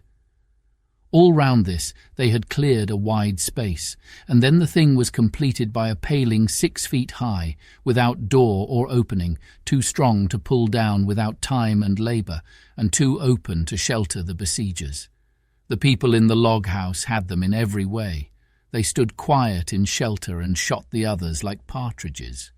All they wanted was a good watch and food. For short of a complete surprise, they might have held the place against a regiment. What particularly took my fancy was the spring. For, though we had a good enough place of it in the cabin of the Hispaniola, with plenty of arms and ammunition, and things to eat, and excellent wines, there had been one thing overlooked. We had no water. I was thinking this over when there came ringing over the island the cry of a man at the point of death. I was not new to violent death. I have served His Royal Highness the Duke of Cumberland and got a wound myself at Fontenoy, but I know my pulse went dot and carry one. "Jim Hawkins is gone," was my first thought. It is something to have been an old soldier, but more still to have been a doctor. There is no time to dilly-dally in our work, and so now I made up my mind instantly, and with no time lost returned to the shore and jumped on board the jolly boat. By good fortune, Hunter pulled a good oar. We made the water fly, and the boat was soon alongside and I aboard the schooner. I found them all shaken, as was natural. The squire was sitting down as white as a sheet, thinking of the harm he had led us to, the good soul. And one of the 6 forecastle hands was little better. "There's a man," says Captain Smollett, nodding towards him, "new to this work. He came nigh-hand fainting, Doctor, when he heard the cry. Another touch of the rudder, and that man would join us. I told my plan to the captain, and between us we settled on the details of its accomplishment. We put old Redruth in the gallery between the cabin and the forecastle, with 3 or 4 loaded muskets and a mattress for protection. Hunter brought the boat round under the stern port, and Joyce and I set to work loading her with powder tins, muskets, bags of biscuits, kegs of pork, a cask of cognac, and my invaluable medicine chest. In the meantime, the squire and the captain stayed on deck, and the latter hailed the coxswain, who was the principal man aboard. "Mr. Hands," he said, "here are 2 of us with a brace of pistols each. If any one of you 6 make a signal of any description, that man's dead." They were a good deal taken aback, and after a little consultation, one and all tumbled down the fore companion, thinking no doubt to take us on the rear. But when they saw Redruth waiting for them in the sparred galley, they went about ship at once, and a head popped out again on deck. "Down, dog!" cries the captain, and the head popped back again, and we heard no more for the time of these 6 very faint-hearted seamen. By this time, tumbling things in as they came, we had the jolly boat loaded as much as we dared. Joyce and I got out through the stern port, and we made for shore again as fast as oars could take us. This second trip fairly aroused the watchers along shore. Lillibulero was dropped again, and just before we lost sight of them behind the little point, one of them whipped ashore and disappeared. I had half a mind to change my plan and destroy their boats, but I feared that Silver and the others might be close at hand, and all might very well be lost by trying for too much. We had soon touched land in the same place as before and set to provision the blockhouse. All 3 made the first journey, heavily laden, and tossed our stores over the palisade. Then, leaving Joyce to guard them, 1 man to be sure, but with half a dozen muskets, Hunter and I returned to the jolly boat and loaded ourselves once more. So we proceeded without pausing to take breath, till the whole cargo was bestowed, when the 2 servants took up their position in the blockhouse, and I, with all my power, sculled back to the Hispaniola. That we should have risked a second boatload seems more daring than it really was. They had the advantage of numbers, of course, but we had the advantage of arms. Not one of the men ashore had a musket, and before they could get within range for pistol shooting, we flattered ourselves we should be able to give a good account of a half-dozen at least. The squire was waiting for me at the stern window, all his faintness gone from him. He caught the painter and made it fast, and we fell to loading the boat for our very lives. Pork, powder, and biscuit was the cargo, with only a musket and a cutlass apiece for the squire, and me and Redruth and the captain. The rest of the arms and powder we dropped overboard in 2 fathoms and a half of water, so that we could see the bright steel shining far below us in the sun, on the clean sandy bottom. By this time the tide was beginning to ebb, and the ship was swinging round to her anchor. Voices were heard faintly hallooing in the direction of the 2 gigs, and though this reassured us for Joyce and Hunter, who were well to the eastward, it warned our party to be off.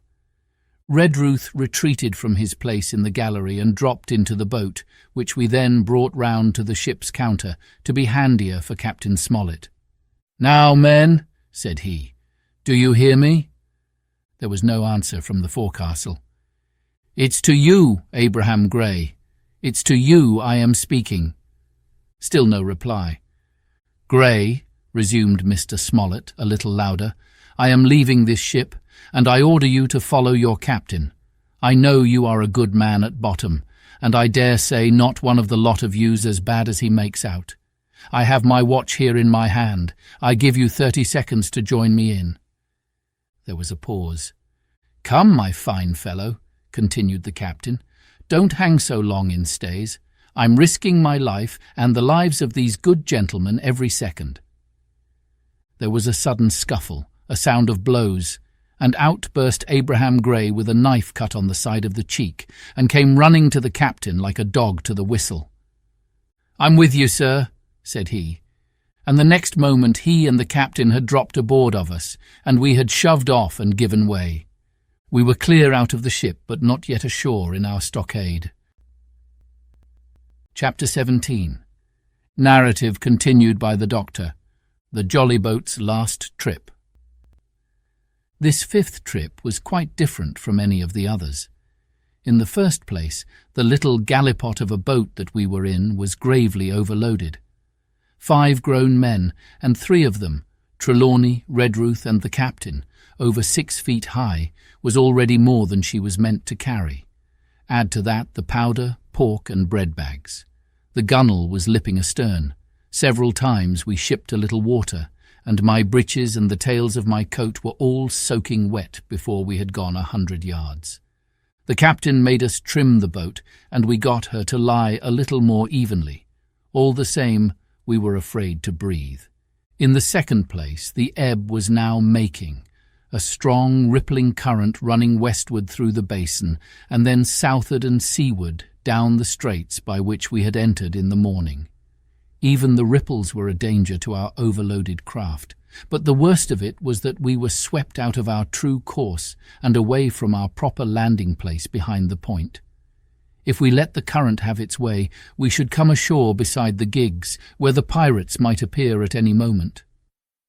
"I cannot keep her head for the stockade, sir," said I to the captain. I was steering, while he and Redruth, 2 fresh men, were at the oars. "The tide keeps washing her down. Could you pull a little stronger?" "Not without swamping the boat," said he. "You must bear up, sir, if you please. Bear up until you see you're gaining." I tried and found by experiment that the tide kept sweeping us westward until I had laid her head due east, or just about right angles to the way we ought to go. "We'll never get ashore at this rate," said I. "If it's the only course that we can lie, sir, we must even lie it," returned the captain. "We must keep upstream. You see, sir," he went on, "if once we drop to leeward of the landing place, it's hard to say where we should get ashore, besides the chance of being boarded by the gigs. Whereas, the way we go, the current must slacken, and then we can dodge back along the shore." "The current's lesser ready, sir," said the man Gray, who was sitting in the foresheets. "You can ease her off a bit." "Thank you, my man," said I, quite as if nothing had happened, for we had all quietly made up our minds to treat him like one of ourselves. Suddenly the captain spoke up again, and I thought his voice was a little changed. "The gun," said he. "I have thought of that," said I, for I made sure he was thinking of a bombardment of the fort. "They could never get the gun ashore, and if they did, they could never haul it through the woods." "Look astern, Doctor," replied the captain. We had entirely forgotten the long 9, and there, to our horror, were the 5 rogues busy about her, getting off her jacket, as they called the stout tarpaulin cover under which she sailed. Not only that, but it flashed into my mind at the same moment that the round shot and the powder for the gun had been left behind, and a stroke with an axe would put it all into the possession of the evil ones abroad. "Israel was Flint's gunner," said Gray hoarsely. At any risk, we put the boat's head direct for the landing place. By this time we had got so far out of the run of the current that we kept steerage way even at our necessarily gentle rate of rowing, and I could keep her steady for the goal. But the worst of it was that with the course I now held, we turned our broadside instead of our stern to the Hispaniola and offered a target like a barn door. I could hear as well as see that brandy-faced rascal Israel Hands plumping down a round shot on the deck. "Who's the best shot?" asked the captain. "Mr. Trelawney, out and away," said I. "Mr. Trelawney, will you please pick me off one of these men, sir? Hands, if possible," said the captain. Trelawney was as cool as steel. He looked to the priming of his gun. "Now," cried the captain, "easy with that gun, sir, or you'll swamp the boat. All hands stand by to trim her when he aims." The squire raised his gun, the rowing ceased, and we leaned over to the other side to keep the balance, and all was so nicely contrived that we did not ship a drop. They had the gun, by this time, slewed round upon the swivel, and Hans, who was at the muzzle with the rammer, was in consequence the most exposed. However, we had no luck, for just as Trelawney fired, down he stooped, the ball whistled over him, and it was one of the other four who fell.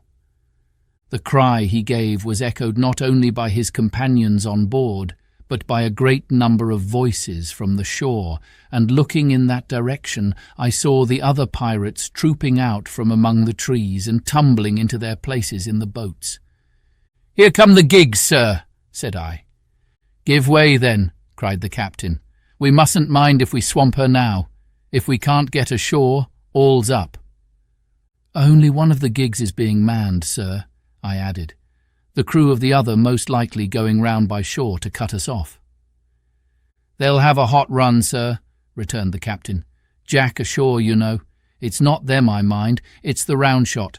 Carpet bowls. My lady's maid couldn't miss.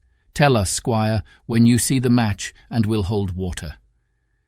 In the meanwhile, we had been making headway at a good pace for a boat so overloaded, and we had shipped but little water in the process. We were now close in, 30 or 40 strokes, and we should beach her, for the ebb had already disclosed a narrow belt of sand below the clustering trees. The gig was no longer to be feared. The little point had already concealed it from our eyes. The ebb-tide, which had so cruelly delayed us, was now making reparation and delaying our assailants. The one source of danger was the gun. "If I durst," said the captain, "I'd stop and pick off another man." But it was plain that they meant nothing should delay their shot. They had never so much as looked at their fallen comrade, though he was not dead, and I could see him trying to crawl away. "Ready!" cried the squire. "Hold!" cried the captain, quick as an echo. And he and Redruth backed with a great heave that sent her stern bodily under water. The report fell in at the same instant of time. This was the first that Jim heard, the sound of the squire's shot not having reached him. Where the ball passed, not one of us precisely knew, but I fancy it must have been over our heads, and that the wind of it may have contributed to our disaster. At any rate, the boat sank by the stern quite gently, in 3 feet of water, leaving the captain and myself facing each other on our feet. The other 3 took complete headers and came up again drenched and bubbling. So far there was no great harm. No lives were lost, and we could wade ashore in safety. But there were all our stores at the bottom, and to make things worse, only 2 guns out of 5 remained in a state for service. Mine I had snatched from my knees and held over my head by a sort of instinct. As for the captain, he had carried his over his shoulder by a bandolier, and like a wise man, lock uppermost.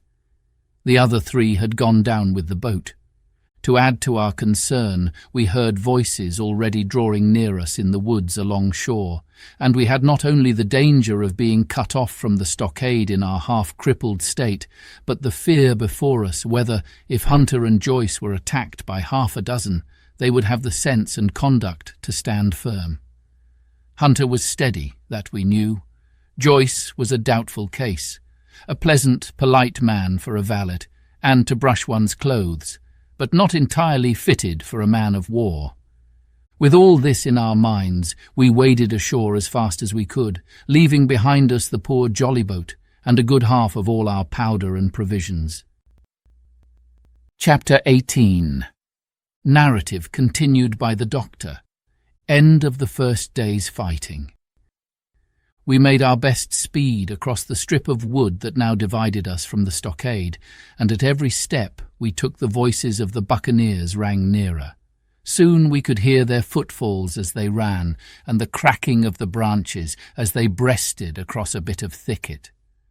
I began to see we should have a brush for it in earnest, and looked to my priming. "Captain," said I, "Trelawney is the dead shot. Give him your gun. His own is useless." They exchanged guns, and Trelawney, silent and cool as he had been since the beginning of the bustle, hung a moment on his heel to see that all was fit for service.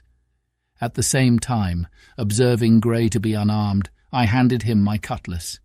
It did all our hearts good to see him spit in his hand, knit his brows, and make the blade sing through the air. It was plain from every line of his body that our new hand was worth his salt. 40 paces farther, we came to the edge of the wood and saw the stockade in front of us.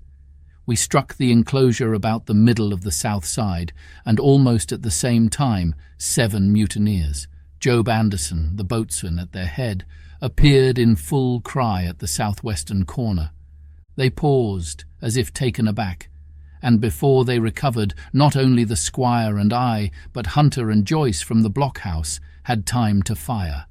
The 4 shots came in rather a scattering volley, but they did the business. One of the enemy actually fell, and the rest, without hesitation, turned and plunged into the trees. After reloading, we walked down the outside of the palisade to see to the fallen enemy. He was stone dead, shot through the heart. We began to rejoice over our good success when just at that moment a pistol cracked in the bush. A ball whistled close past my ear, and poor Tom Redruth stumbled and fell his length on the ground. Both the squire and I returned the shot, but as we had nothing to aim at, it is probable we only wasted powder. Then we reloaded and turned our attention to poor Tom. The captain and Grey were already examining him, and I saw with half an eye that all was over. I believe the readiness of our return volley had scattered the mutineers once more, for we were suffered without further molestation to get the poor old gamekeeper hoisted over the stockade and carried, groaning and bleeding, into the log-house. Poor old fellow, he had not uttered one word of surprise, complaint, fear, or even acquiescence from the very beginning of our troubles till now, when we had laid him down in the log-house to die. He had lain like a Trojan behind his mattress in the gallery. He had followed every order silently, doggedly, and well. He was the oldest of our party by a score of years, and now, sullen, old, serviceable servant, it was he that was to die. The squire dropped down beside him on his knees and kissed his hand, crying like a child. "Be I going, doctor?" he asked. "Tom, my man," said I, "you're going home." "I wish I had had a lick at them with the gun first," he replied. "Tom," said the squire, "say you forgive me, won't you?" "Would that be respectful like, from me to you, squire?" was the answer. "Howsoever, so be it. Amen." After a little while of silence, he said he thought somebody might read a prayer. "It's the custom, sir," he added apologetically. And not long after, without another word, he passed away. In the meantime, the captain, whom I had observed to be wonderfully swollen about the chest and pockets, had turned out a great many various stores, the British colours, a Bible, a coil of stoutish rope, pen, ink, the logbook, and pounds of tobacco. He had found a longish fir tree lying felled and trimmed in the enclosure, and with the help of Hunter he had set it up at the corner of the log-house where the trunks crossed and made an angle. Then, climbing on the roof, he had with his own hand bent and run up the colours. This seemed mightily to relieve him. He re-entered the log-house and set about counting up the stores as if nothing else existed. But he had an eye on Tom's passage for all that, and as soon as all was over, came forward with another flag and reverently spread it on the body. "Don't you take on, sir," he said, shaking the squire's hand. "All's well with him. No fear for a hand that's been shot down in his duty to captain and owner. It mayn't be good divinity, but it's a fact." Then he pulled me aside. "Dr. Livesey," he said, "in how many weeks do you and Squire expect the consort?" I told him it was a question not of weeks but of months, that if we were not back by the end of August, Blandley was to send to find us, but neither sooner nor later. "You can calculate for yourself," I said. "Why, yes," returned the captain, scratching his head, "and making a large allowance, sir, for all the gifts of Providence, I should say we were pretty close hauled." "How do you mean?" I asked. "It's a pity, sir, we lost that second load." "That's what I mean," replied the captain. "As for powder and shot, we'll do. But the rations are short, very short, so short, Dr. Livesey, that we're perhaps as well without that extra mouth." And he pointed to the dead body under the flag. Just then, with a roar and a whistle, a round shot passed high above the roof of the log house and plumped far beyond us in the wood. "Oh ho," said the captain. "Blaze away. You've little enough powder already, my lads."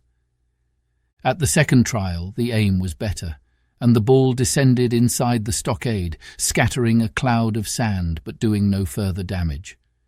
"Captain," said the squire, "the house is quite invisible from the ship. It must be the flag they are aiming at. Would it not be wiser to take it in?" "Strike my colours," cried the captain. "No, sir, not I." And as soon as he had said the words, I think we all agreed with him, for it was not only a piece of stout, seamanly good feeling, it was good policy besides, and showed our enemies that we despised their cannonade. All through the evening they kept thundering away. Ball after ball flew over or fell short or kicked up the sand in the enclosure, but they had to fire so high that the shot fell dead and buried itself in the soft sand. We had no ricochet to fear, and though one popped in through the roof of the log house and out again through the floor, we soon got used to that sort of horseplay, and minded it no more than cricket. "There is one good thing about all this," observed the captain. "The wood in front of us is likely clear. The ebb has made a good while. Our stores should be uncovered. Volunteers to go and bring in pork." Gray and Hunter were the first to come forward.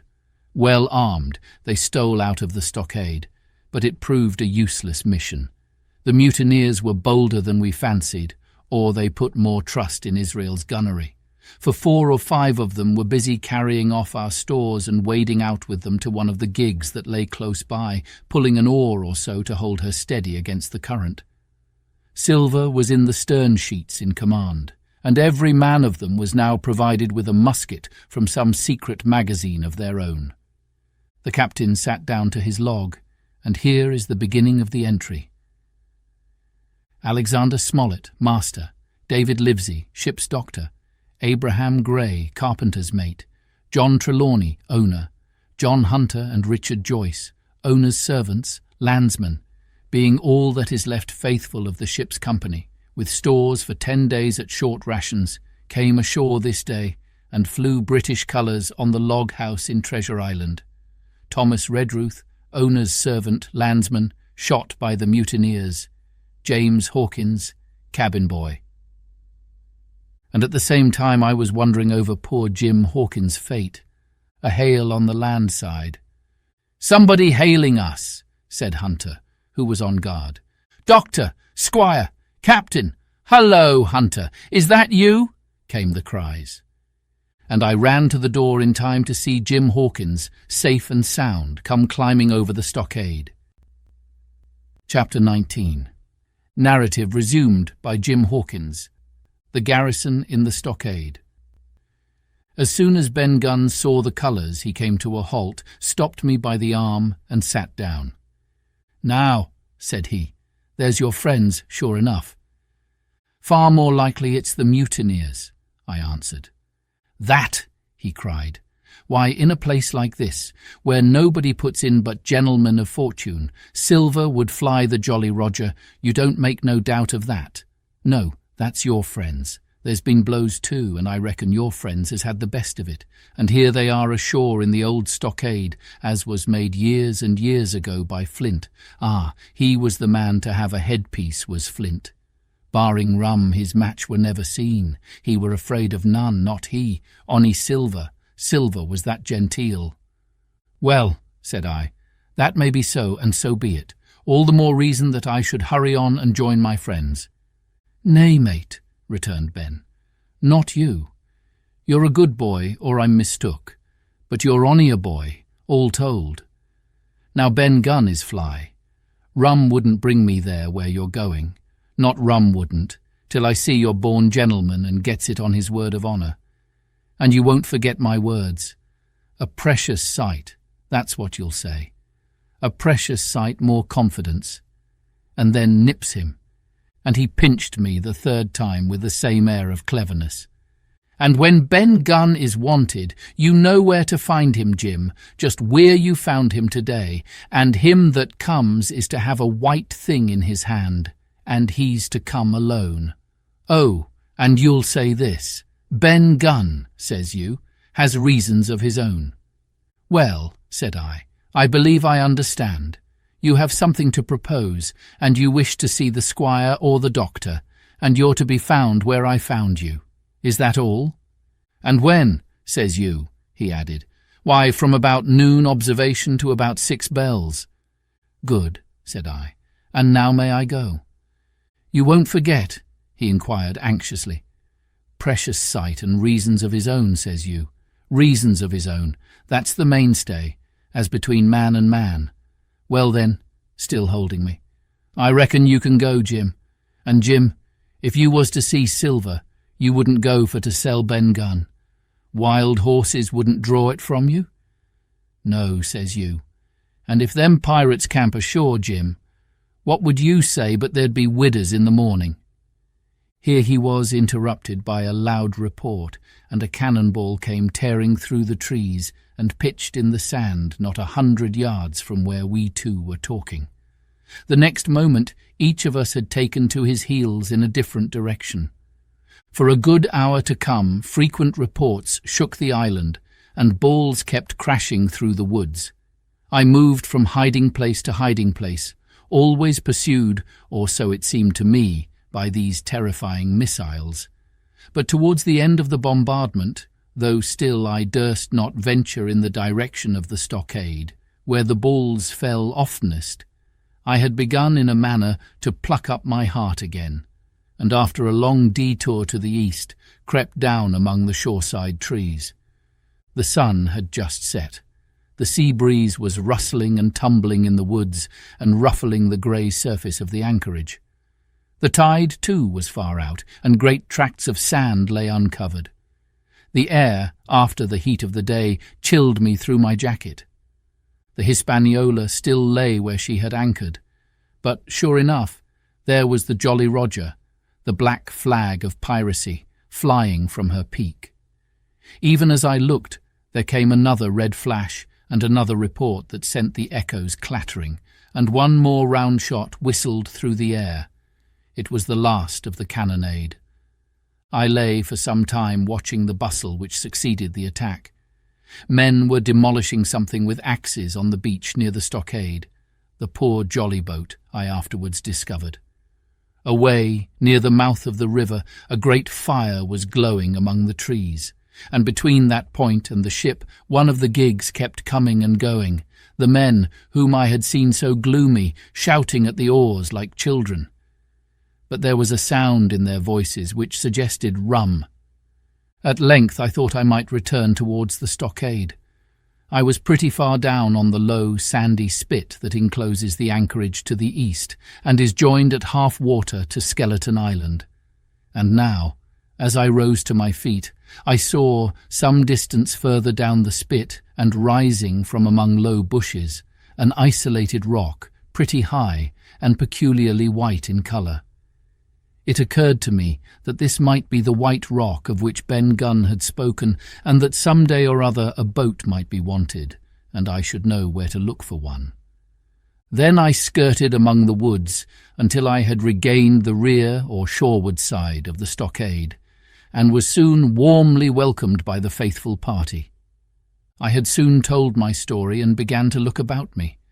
The log house was made of unsquared trunks of pine, roof, walls and floor. The latter stood in several places as much as a foot or a foot and a half above the surface of the sand. There was a porch at the door, and under this porch the little spring welled up into an artificial basin of a rather odd kind, no other than a great ship's kettle of iron, with the bottom knocked out and sunk to her bearings, as the captain said, among the sand. Little had been left besides the framework of the house, but in one corner there was a stone slab laid down by way of hearth, and an old rusty iron basket to contain the fire. The slopes of the knoll and all the inside of the stockade had been cleared of timber to build the house, and we could see by the stumps what a fine and lofty grove had been destroyed. Most of the soil had been washed away or buried in drift after the removal of the trees. Only where the streamlet ran down from the kettle, a thick bed of moss and some ferns and little creeping bushes were still green among the sand. Very close around the stockade, too close for defence, they said, the wood still flourished high and dense, all of fir on the land side, but towards the sea with a large admixture of live oaks. The cold evening breeze of which I have spoken whistled through every chink of the rude building and sprinkled the floor with a continual rain of fine sand. There was sand in our eyes, sand in our teeth, sand in our suppers, sand dancing in the spring at the bottom of the kettle, for all the world like porridge beginning to boil. Our chimney was a square hole in the roof. It was but a little part of the smoke that found its way out, and the rest eddied about the house and kept us coughing and piping the eye. Add to this that Gray, the new man, had his face tied up in a bandage for a cut he had got in breaking away from the mutineers, and that poor old Tom Redruth, still unburied, lay along the wall, stiff and stark, under the Union Jack. If we had been allowed to sit idle, we should all have fallen in the blues, but Captain Smollett was never the man for that. All hands were called up before him, and he divided us into watches. The doctor, and Gray and I for one, the Squire, Hunter and Joyce upon the other. Tired though we all were, 2 were sent out for firewood, 2 more were set to dig a grave for Redruth. The doctor was named Cook. I was put sentry at the door, and the captain himself went from one to another, keeping up our spirits and lending a hand wherever it was wanted.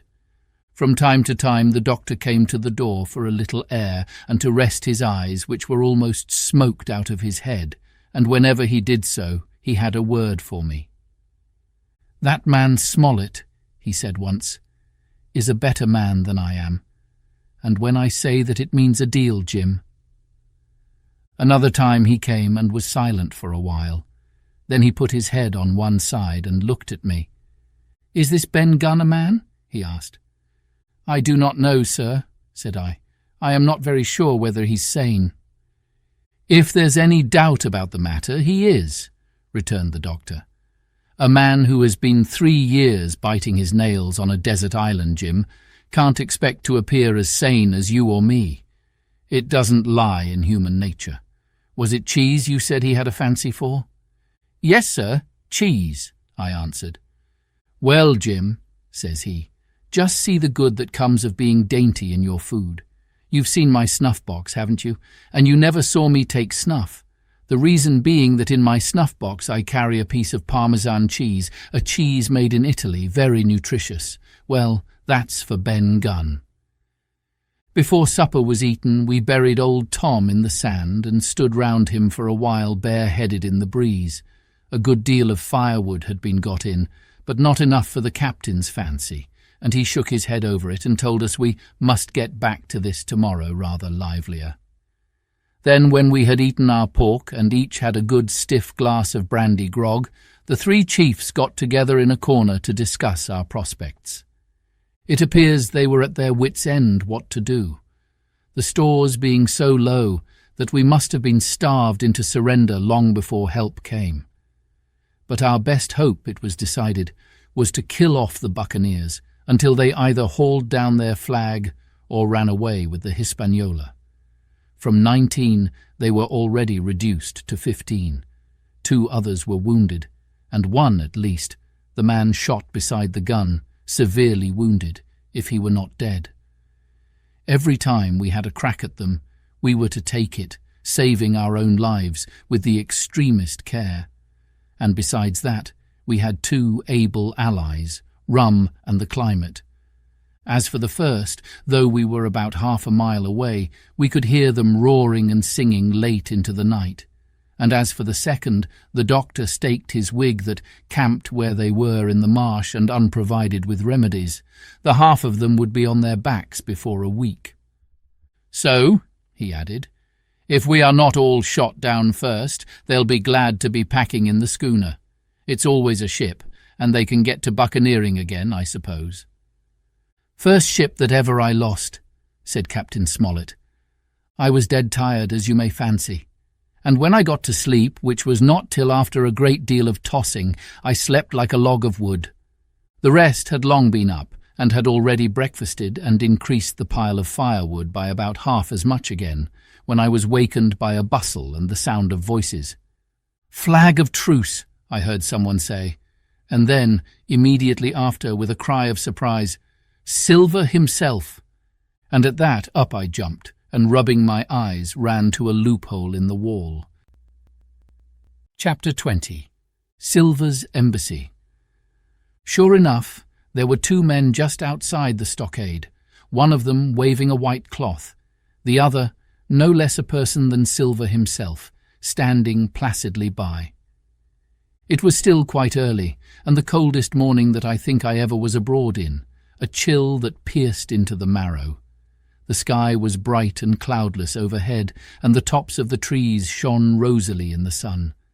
But where Silver stood with his lieutenant all was still in shadow, and they waded knee-deep in a low, white vapour that had crawled during the night out of the morass.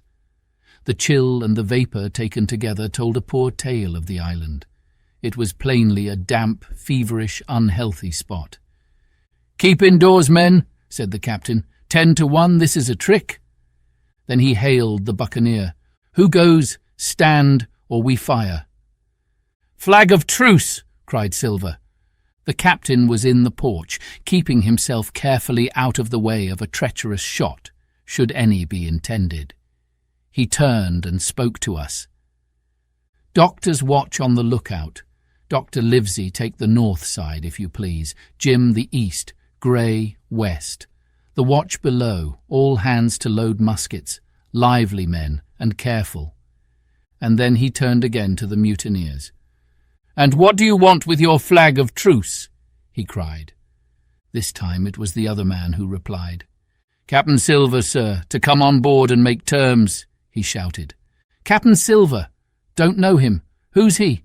cried the captain, and we could hear him adding to himself, "Captain, is it? My heart, and here's promotion." Long John answered for himself. "Me, sir? These poor lads have chosen me captain, after your desertion, sir," laying a particular emphasis upon the word desertion.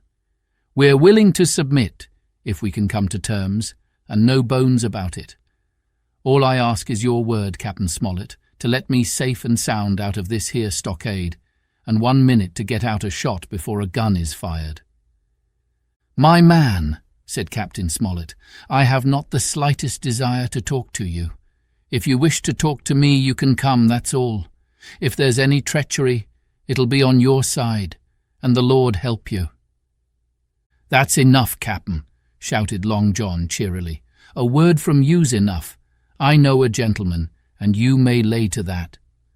We could see the man who carried the flag of truce attempting to hold Silver back. Nor was that wonderful, seeing how cavalier had been the captain's answer. But Silver laughed at him aloud and slapped him on the back as if the idea of alarm had been absurd. Then he advanced to the stockade, threw over his crutch, got a leg up, and with great vigour and skill succeeded in surmounting the fence and dropping safely to the other side. I will confess that I was far too much taken up with what was going on to be of the slightest use as sentry. Indeed, I had already deserted my eastern loophole and crept up behind the captain, who had now seated himself on the threshold, with his elbows on his knees, his head in his hands, and his eyes fixed on the water as it bubbled out of the old iron kettle in the sand. He was whistling, "Come, lasses and lads." Silver had terrible hard work getting up the knoll, what with the steepness of the incline, the thick tree stumps and the soft sand. He and his crutch were as helpless as a ship in stays. But he stuck to it like a man in silence, and at last arrived before the captain, whom he saluted in the handsomest style. He was tricked out in his best. An immense blue coat, thick with brass buttons, hung as low as to his knees, and a fine laced hat was set on the back of his head. "Here you are, my man," said the captain, raising his head. "You had better sit down." "You ain't a-going to let me inside, Cap'n?" complained Long John. "It's a main cold morning, to be sure, sir, to sit outside upon the sand." "Why, Silver," said the captain, "if you had pleased to be an honest man, you might have been sitting in your galley. It's your own doing. You're either my ship's cook, and then you were treated handsome, or Captain Silver, a common mutineer and pirate, and then you can go hang." "Well, well, Cap'n," returned the sea cook, sitting down as he was bidden on the sand. "You'll have to give me a hand up again, that's all. A sweet pretty place you have of it here. Ah, there's Jim. The top of the morning to you, Jim. Doctor, here's my service. Why, there you all are together like a happy family, in a manner of speaking. If you have anything to say, my man, better say it," said the captain. "Right you were, Captain Smollett," replied Silver. "Duty is duty, to be sure. Well now, you look here, that was a good lay of yours last night. I don't deny it was a good lay. Some of you pretty handy with a handspike end. And I'll not deny neither but what some of my people was shook, maybe all was shook. Maybe I was shook myself. Maybe that's why I'm here for terms. But you mark me, Cap'n, it won't do twice, by thunder. We'll have to do sentry go and ease off a point or so on the rum. Maybe you think we were all a sheet in the wind's eye. But I'll tell you I was sober. I was onny dog tired, and if I'd awoke a second sooner I'd a caught you at the act, I would.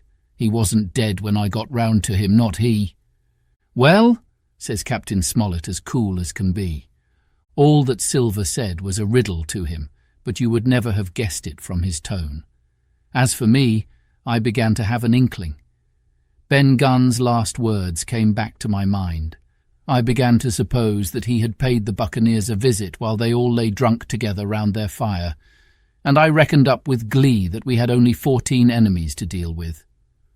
"Well, here it is," said Silver. "We want that treasure, and we'll have it. That's our point.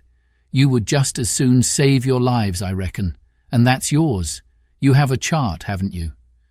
"That's as may be," replied the captain. "Oh, well, you have, I know that," returned Long John. "You needn't be so husky with a man. There ain't a particle of service in that, and you may lay to it. What I mean is, we want your chart. Now, I never meant you no harm myself." "That won't do with me, my man," interrupted the captain. "We know exactly what you meant to do, and we don't care. For now, you see, you can't do it." And the captain looked at him calmly and proceeded to fill a pipe. "If Abe Gray—" Silver broke out. "Avast there," cried Mr. Smollett. "Gray told me nothing, and I asked him nothing. And what's more, I would see you and him and this whole island blown clean out of the water into blazes first. So there's my mind for you, my man, on that." This little whiff of temper seemed to cool Silver down. He had been growing nettled before, but now he pulled himself together. "Like enough," said he. "I would set no limits to what gentlemen might consider shipshape, or might not, as the case were. And seeing as how you are about to take a pipe, Cap'n, I'll make so free as do likewise." And he filled a pipe and lighted it, and the two men sat silently smoking for quite a while, now looking each other in the face, now stopping their tobacco, now leaning forward to spit. It was as good as the play to see them. "Now," resumed Silver, "here it is. You give us the chart to get the treasure by, and drop shooting poor seamen and stoving of their heads in while asleep. You do that, and we'll offer you a choice. Either you come aboard along of us, once the treasure's shipped, and then I'll give you my affidavy, upon my word of honour, to clap you somewhere safe ashore. Or if that ain't to your fancy, some of my hands being rough and having old scores on account of hazing, then you can stay here, you can. We'll divide stores with you, man for man, and I'll give my affidavy, as before, to speak the first ship I sight and send 'em here to pick you up.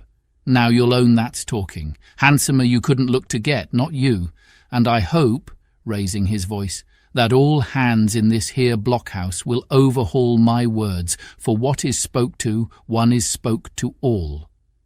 Captain Smollett rose from his seat and knocked out the ashes of his pipe in the palm of his left hand. "Is that all?" he asked. "Every last word, by thunder," answered John. "Refuse that, and you've seen the last of me, but musket balls." "Very good," said the captain. "Now you'll hear me. If you'll come up one by one unarmed, I'll engage to clap you all in irons and take you home to a fair trial in England. If you won't, my name is Alexander Smollett, I've flown my sovereign's colours, and I'll see you all to Davy Jones. You can't find the treasure. You can't sail the ship. There's not a man among you fit to sail the ship. You can't fight us. Grey there got away from 5 of you. Your ship's in irons, Master Silver. You're on a lee shore, and so you'll find. I stand here and tell you so, and they're the last good words you'll get from me. For in the name of heaven I'll put a bullet in your back when next I meet you. Tramp, my lad. Bundle out of this, please, hand over hand, and double quick." Silver's face was a picture. His eyes started in his head with wrath. He shook the fire out of his pipe. "Give me a hand up," he cried. "Not I," returned the captain. "Who'll give me a hand up?" he roared. Not a man among us moved. Growling the foulest imprecations, he crawled along the sand till he got hold of the porch and could hoist himself again upon his crutch. Then he spat into the spring. "There," he cried, "that's what I think of you. Before an hour's out, I'll stove in your old blockhouse like a rum-puncheon. Laugh, by thunder, laugh. Before an hour's out, you'll laugh upon the other side. Them that die'll be the lucky ones." And with a dreadful oath he stumbled off, ploughed down the sand, was helped across the stockade, after 4 or 5 failures, by the man with the flag of truce, and disappeared in an instant afterwards among the trees. Chapter 21. The Attack. As soon as Silver disappeared, the captain, who had been closely watching him, turned towards the interior of the house and found not a man of us at his post, but Grey. It was the first time we had ever seen him angry. "Quarters!" he roared, and then, as we all slunk back to our places, "Grey," he said, "I'll put your name in the log. You've stood by your duty like a seaman. Mr. Trelawney, I'm surprised at you, sir. Doctor, I thought you had worn the king's coat. If that was how you served at Fontenoy, sir, you'd have been better in your berth." The doctor's watch were all back at their loopholes. The rest were busy loading the spare muskets, and everyone with a red face, you may be certain, and a flea in his ear, as the saying is. The captain looked on for a while in silence. Then he spoke. "My lads," said he, "I've given Silver a broadside. I pitched it in red hot on purpose. And before the hour's out, as he said, we shall be boarded. We're outnumbered, I needn't tell you that, but we fight in shelter. And a minute ago I should have said we fought with discipline. I've no manner of doubt that we can drub them, if you choose." Then he went the rounds and saw, as he said, that all was clear. On the 2 short sides of the house, east and west, there were only 2 loopholes. On the south side, where the porch was, 2 again, and on the north side, 5. There was a round score of muskets for the 7 of us. The firewood had been built into 4 piles. tables, you might say, one about the middle of each side, and on each of these tables some ammunition and 4 loaded muskets were laid ready to the hand of the defenders. In the middle the cutlasses lay ranged. "Toss out the fire," said the captain. "The chill is past, and we mustn't have smoke in our eyes." The iron fire basket was carried bodily out by Mr. Trelawney, and the embers smothered among sand. "Hawkins hasn't had his breakfast. Hawkins, help yourself, and back to your post to eat it," continued Captain Smollett. "Lively now, my lad. You'll want it before you've done. Hunter, serve out a round of brandy to all hands." And while this was going on, the captain completed, in his own mind, the plan of the defence. "Doctor, you will take the door," he resumed. "See, and don't expose yourself. Keep within and fire through the porch. Hunter, take the east side, there. Joyce, you stand by the west, my man. Mr. Trelawney, you are the best shot. You and Gray will take this long north side, with the 5 loopholes. It's there the danger is. If they can get up to it and fire in upon us through our own ports, things would begin to look dirty. Hawkins, neither you nor I are much account at the shooting. We'll stand by to load and bear a hand." As the captain had said, the chill was past. As soon as the sun had climbed above our girdle of trees, it fell with all its force upon the clearing and drank up the vapours at a draught. Soon the sand was baking, and the resin melting in the logs of the blockhouse. Jackets and coats were flung aside, shirts thrown open at the neck and rolled up to the shoulders, and we stood there, each at his post, in a fever of heat and anxiety. An hour passed away. "Hang them," said the captain. "This is as dull as the doldrums. Gray, whistle for a wind." And just at that moment came the first news of the attack. "If you please, sir," said Joyce, "if I see anyone, am I to fire?" "I told you so," cried the captain. "Thank you, sir," returned Joyce with the same quiet civility. Nothing followed for a time, but the remark had set us all on the alert, straining ears and eyes. The musketeers with their pieces balanced in their hands, the captain out in the middle of the blockhouse, with his mouth very tight and a frown on his face. So some seconds passed, till suddenly Joyce whipped up his musket and fired. The report had scarcely died away ere it was repeated and repeated from without in a scattering volley, shot behind shot, like a string of geese from every side of the enclosure. Several bullets struck the log house, but not one entered, and as the smoke cleared away and vanished, the stockade and the woods around it looked as quiet and empty as before. Not a bough waved, not the gleam of a musket barrel betrayed the presence of our foes. "Did you hit your man?" asked the captain. "No, sir," replied Joyce. "I believe not, sir." "Next best thing to tell the truth," muttered Captain Smollett.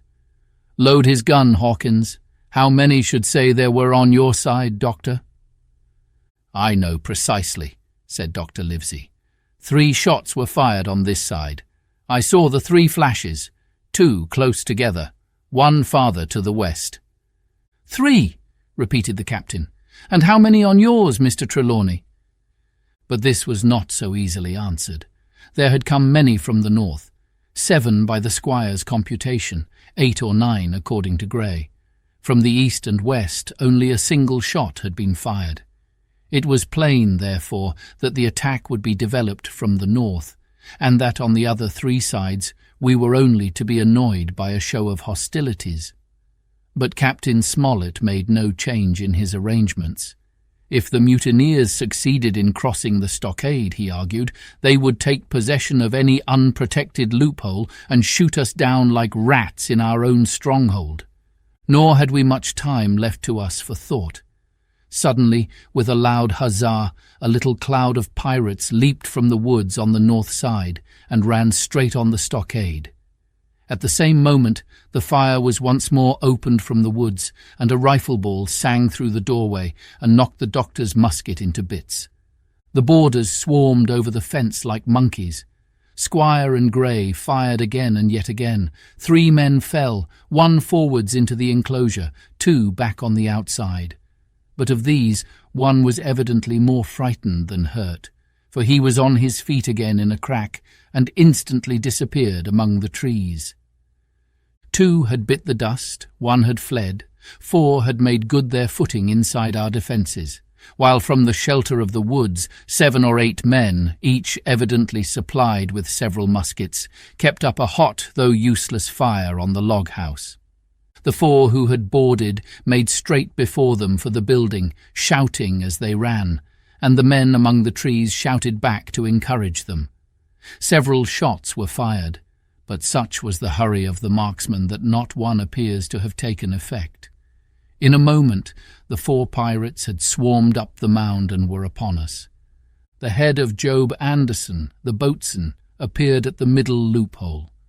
"At 'em, all hands, all hands!" he roared in a voice of thunder. At the same moment another pirate grasped Hunter's musket by the muzzle, wrenched it from his hands, plucked it through the loophole, and with one stunning blow laid the poor fellow senseless on the floor. Meanwhile a third, running unharmed all around the house, appeared suddenly in the doorway and fell with his cutlass on the doctor. Our position was utterly reversed. A moment since we were firing, under cover, at an exposed enemy. Now it was we who lay uncovered and could not return a blow. The log-house was full of smoke, to which we owed our comparative safety. Cries and confusion, the flashes and reports of pistol shots, and one loud groan rang in my ears. "Out, lads, out, and fight 'em in the open! Cutlasses!" cried the captain. I snatched a cutlass from the pile, and someone, at the same time snatching another, gave me a cut across the knuckles which I hardly felt. I dashed out of the door into the clear sunlight. Someone was close behind, I knew not whom. Right in front, the doctor was pursuing his assailant down the hill, and just as my eyes fell upon him, beat down his guard and sent him sprawling on his back with a great slash across the face. "Round the house, lads! Round the house!" cried the captain, and even in the hurly-burly I perceived a change in his voice. Mechanically I obeyed, turned eastwards, and with my cutlass raised, ran round the corner of the house. Next moment I was face to face with Anderson. He roared aloud, and his hanger went up above his head, flashing in the sunlight. I had not time to be afraid, but, as the blow still hung impending, leaped in a trice upon one side, and missing my foot in the soft sand, rolled headlong down the slope. When I had first sallied from the door, the other mutineers had been already swarming up the palisade to make an end of us. One man, in a red nightcap, with his cutlass in his mouth, had even got upon the top and thrown a leg across. Well, so short had been the interval, that when I found my feet again all was in the same posture, the fellow with the red nightcap still halfway over, another still just showing his head above the top of the stockade. And yet, in this breath of time, the fight was over and the victory was ours. Grey, following close behind me, had cut down the big boatswain ere he had time to recover from his last blow. Another had been shot at a loophole in the very act of firing into the house, and now lay in agony, the pistol still smoking in his hand. A third, as I had seen, the doctor had disposed of at a blow. Of the 4 who had scaled the palisade, one only remained unaccounted for, and he, having left his cutlass on the field, was now clambering out again with the fear of death upon him. "Fire! Fire from the house!" cried the doctor. "And you, lads, back into cover." But his words were unheeded. No shot was fired, and the last boarder made good his escape and disappeared with the rest into the wood. In 3 seconds nothing remained of the attacking party but the 5 who had fallen, 4 on the inside and 1 on the outside of the palisade. The doctor and Grey and I ran full speed for shelter. The survivors would soon be back where they had left their muskets, and at any moment the fire might recommence. The house was by this time somewhat cleared of smoke, and we saw at a glance the price we had paid for victory.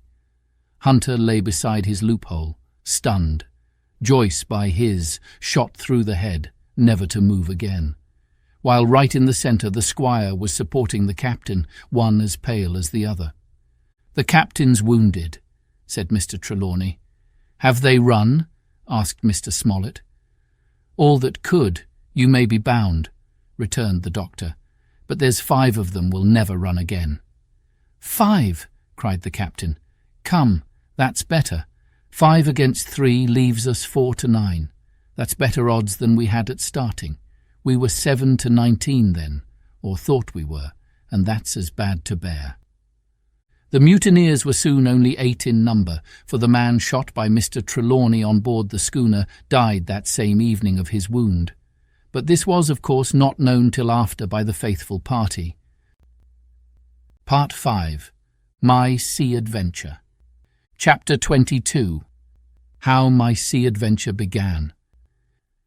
There was no return of the mutineers, not so much as another shot out of the woods.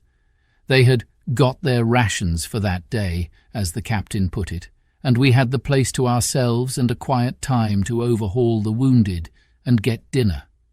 Squire and I cooked outside in spite of the danger, and even outside we could hardly tell what we were at, for horror of the loud groans that reached us from the doctor's patients.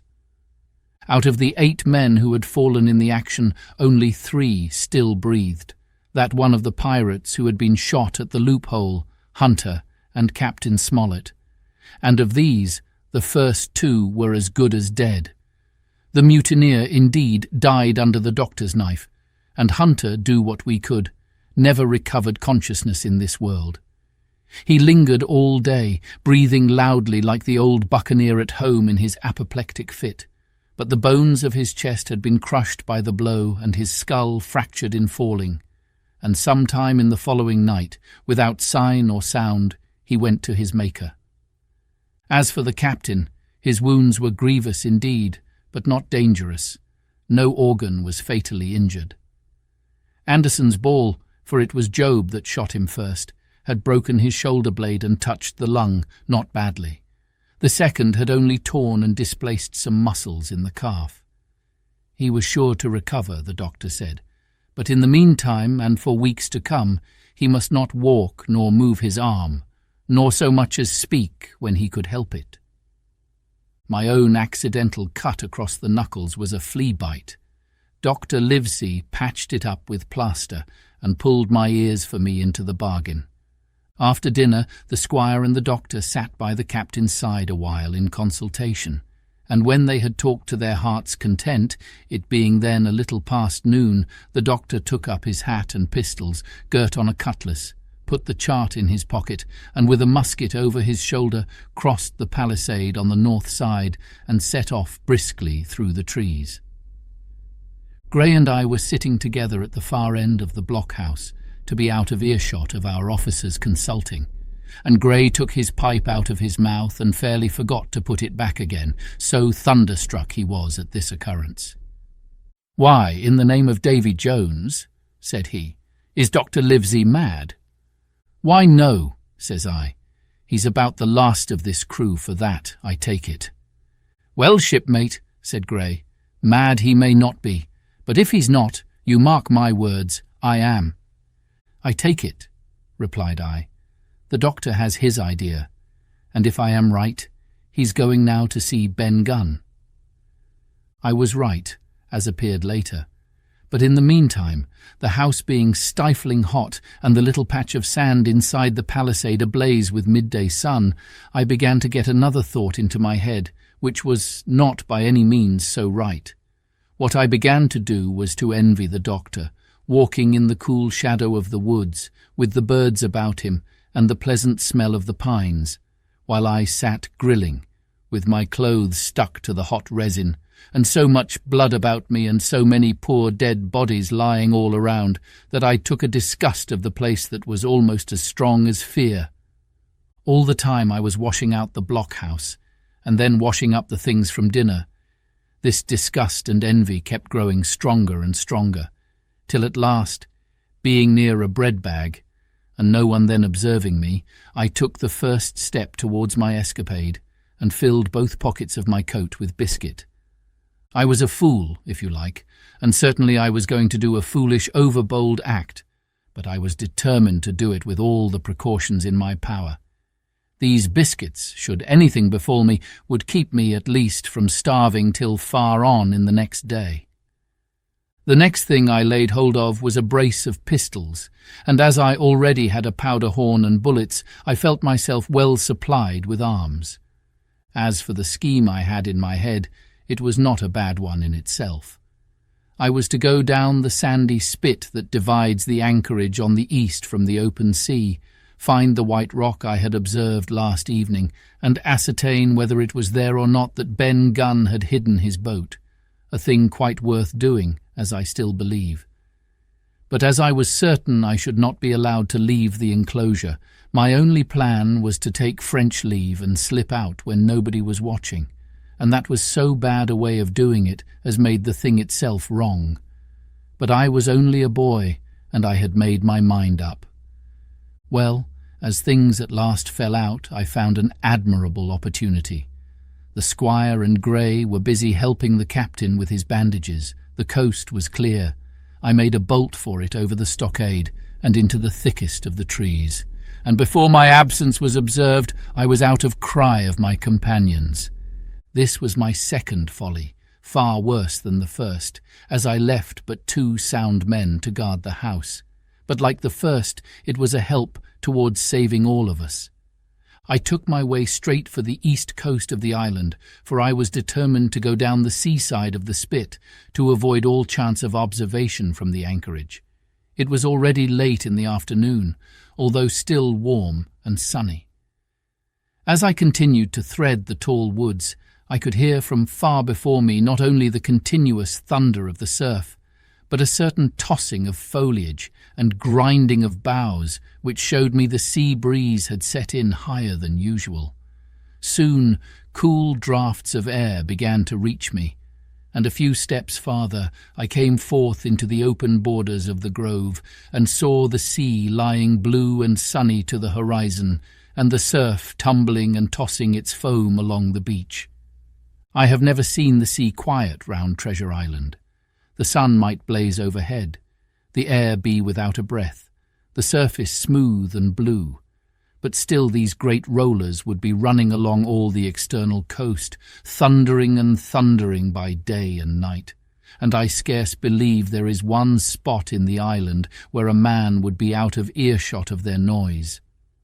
I walked along beside the surf with great enjoyment till, thinking I was now got far enough to the south, I took the cover of some thick bushes and crept warily up to the ridge of the spit. Behind me was the sea, in front the anchorage. The sea breeze, as though it had the sooner blown itself out by its unusual violence, was already at an end. It had been succeeded by light, variable airs from the south and southeast, carrying great banks of fog, and the anchorage, under lee of Skeleton Island, lay still and leaden as when first we entered it. The Hispaniola in that unbroken mirror was exactly portrayed from the truck to the waterline, the Jolly Roger hanging from her peak. Alongside lay one of the gigs, silver in the stern sheets. Him I could always recognize, while a couple of men were leaning over the stern bulwarks, one of them with a red cap, the very rogue that I had seen some hours before stride legs upon the palisade. Apparently they were talking and laughing, though at that distance, upwards of a mile, I could, of course, hear no word of what was said. All at once there began the most horrid, unearthly screaming, which at first startled me badly, though I had soon remembered the voice of Captain Flint, and even thought I could make out the bird by her bright plumage, as she sat perched upon her master's wrist. Soon after, the jolly boat shoved off and pulled for shore, and the man with the red cap and his comrade went below by the cabin companion. Just about the same time the sun had gone down behind the spyglass, and as the fog was collecting rapidly, it began to grow dark in earnest. I saw I must lose no time if I were to find the boat that evening.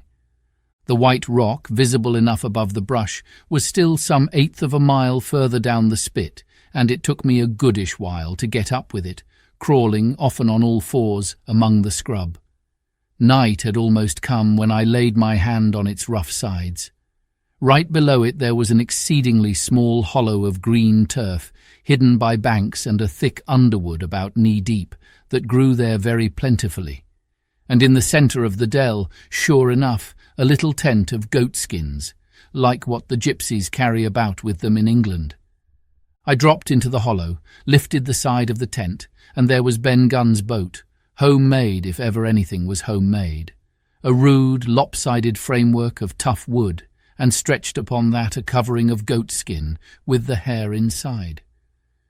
The thing was extremely small, even for me, and I can hardly imagine that it could have floated with a full-sized man. There was one thwart set as low as possible, a kind of stretcher in the bows, and a double paddle for propulsion. I had not then seen a coracle such as the ancient Britons made, but I have seen one since, and I can give you no fairer idea of Ben Gunn's boat than by saying it was like the first and the worst coracle ever made by man. But the great advantage of the coracle it certainly possessed, for it was exceedingly light and portable. Well, now that I had found the boat, you would have thought I had had enough of truantry for once. But in the meantime, I had taken another notion, and become so obstinately fond of it, that I would have carried it out, I believe, in the teeth of Captain Smollett himself. This was to slip out under cover of the night, cut the Hispaniola adrift, and let her go ashore where she fancied. I had quite made up my mind that the mutineers, after their repulse of the morning, had nothing nearer their hearts than to up anchor and away to sea. This, I thought, it would be a fine thing to prevent, and now that I had seen how they left their watchmen unprovided with a boat, I thought it might be done with little risk. Down I sat to wait for darkness, and made a hearty meal of biscuit.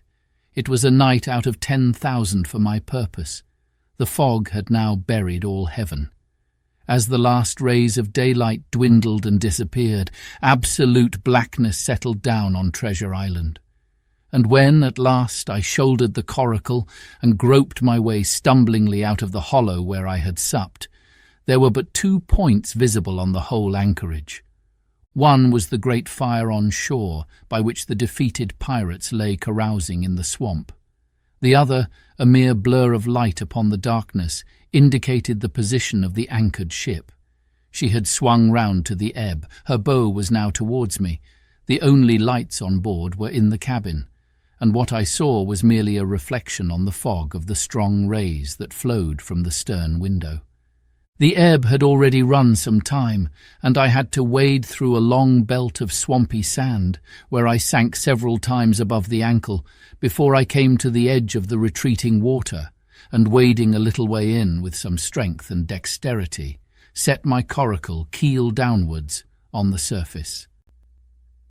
Chapter 23. The Ebb-Tide Runs. The Coracle, as I had ample reason to know before I was done with her, was a very safe boat for a person of my height and weight, both buoyant and clever in a seaway. But she was the most cross-grained, lopsided craft to manage. Do as you pleased, she always made more leeway than anything else, and turning round and round was the manoeuvre she was best at. Even Ben Gunn himself has admitted that she was queer to handle till you knew her way. Certainly I did not know her way. She turned in every direction but the one I was bound to go. The most part of the time we were broadside on, and I am very sure I never should have made the ship at all but for the tide.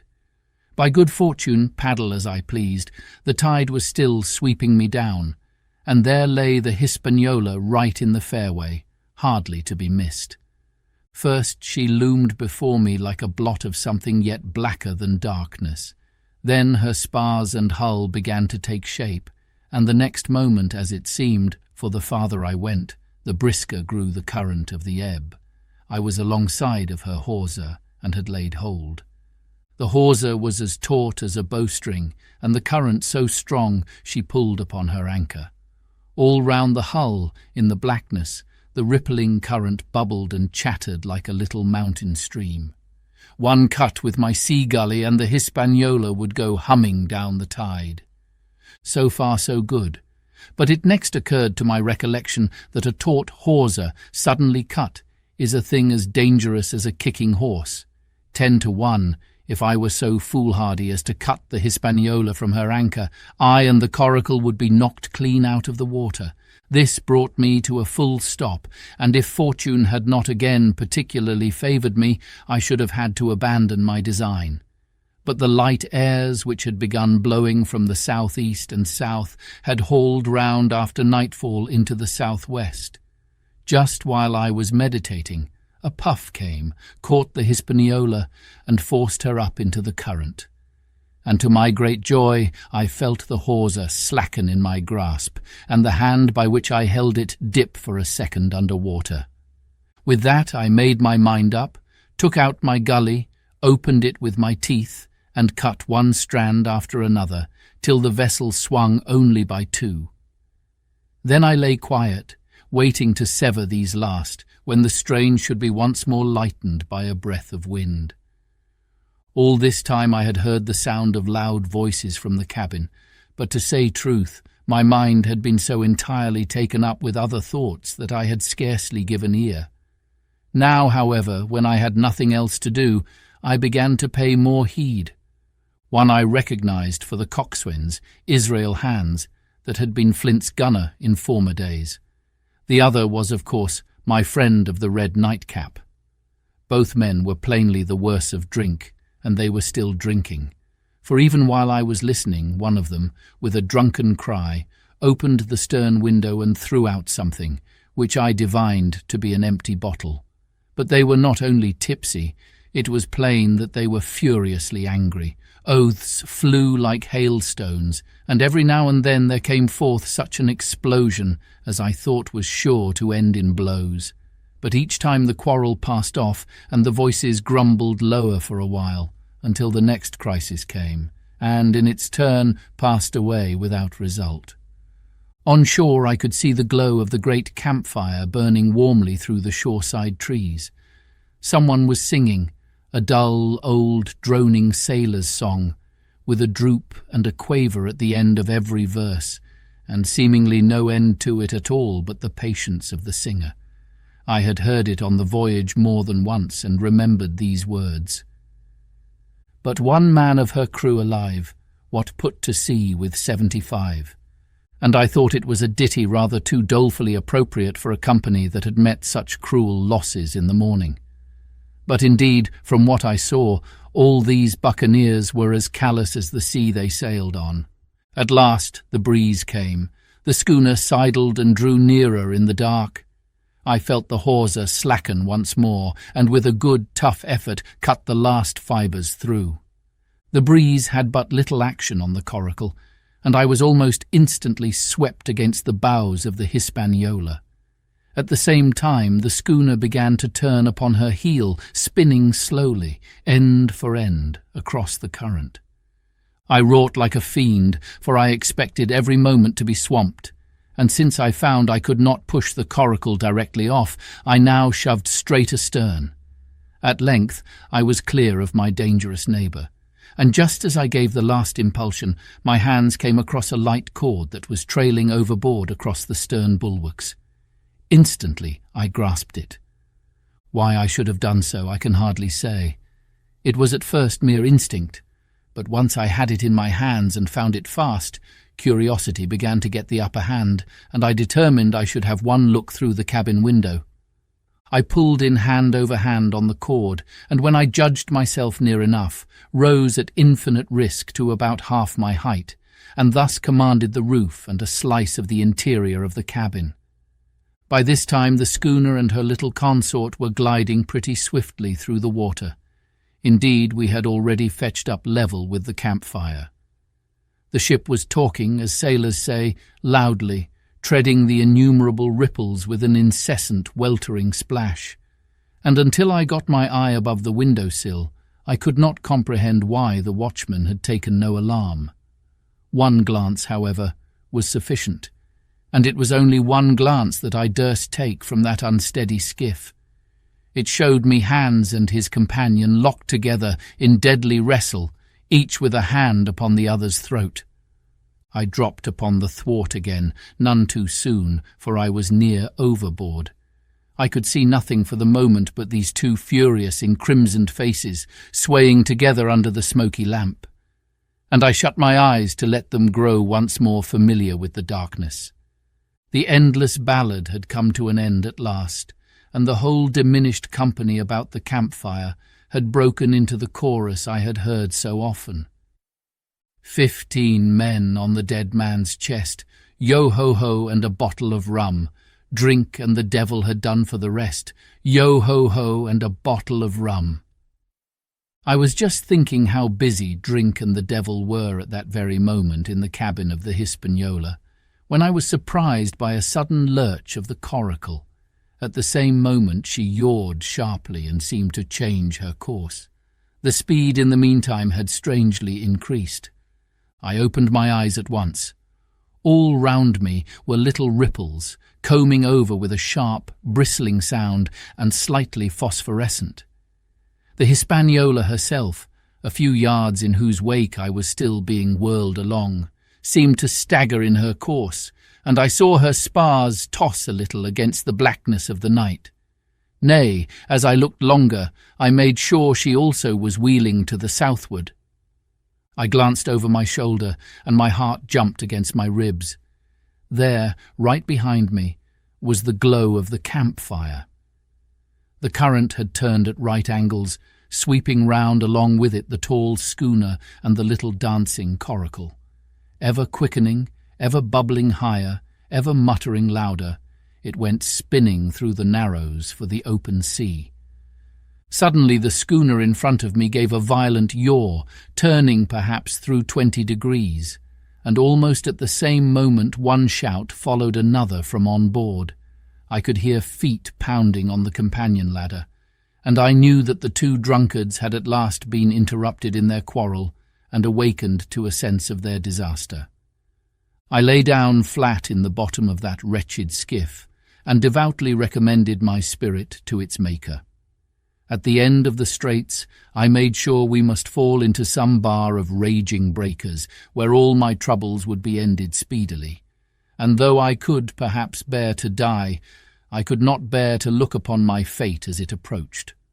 So I must have lain for hours, continually beaten to and fro upon the billows, now and again wetted with flying sprays, and never ceasing to expect death at the next plunge. Gradually weariness grew upon me. A numbness, an occasional stupor fell upon my mind even in the midst of my terrors, until sleep at last supervened, and in my sea-tossed coracle I lay and dreamed of home and the old Admiral Benbow. Chapter 24. The Cruise of the Coracle. It was broad day when I awoke and found myself tossing at the southwest end of Treasure Island. The sun was up, but was still hid from me behind the great bulk of the spyglass, which on this side descended almost to the sea in formidable cliffs. Haulbowline Head and Mizzenmast Hill were at my elbow. The hill bare and dark, the head bound with cliffs 40 or 50 feet high, and fringed with great masses of fallen rock. I was scarce a quarter of a mile to seaward, and it was my first thought to paddle in and land. That notion was soon given over. Among the fallen rocks the breakers spouted and bellowed.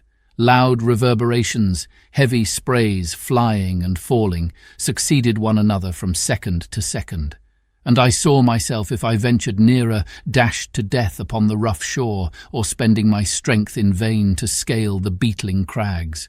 Nor was that all, for crawling together on flat tables of rock, or letting themselves drop into the sea with loud reports, I beheld huge slimy monsters, soft snails as it were, of incredible bigness, 2 or 3 score of them together, making the rocks to echo with their barkings.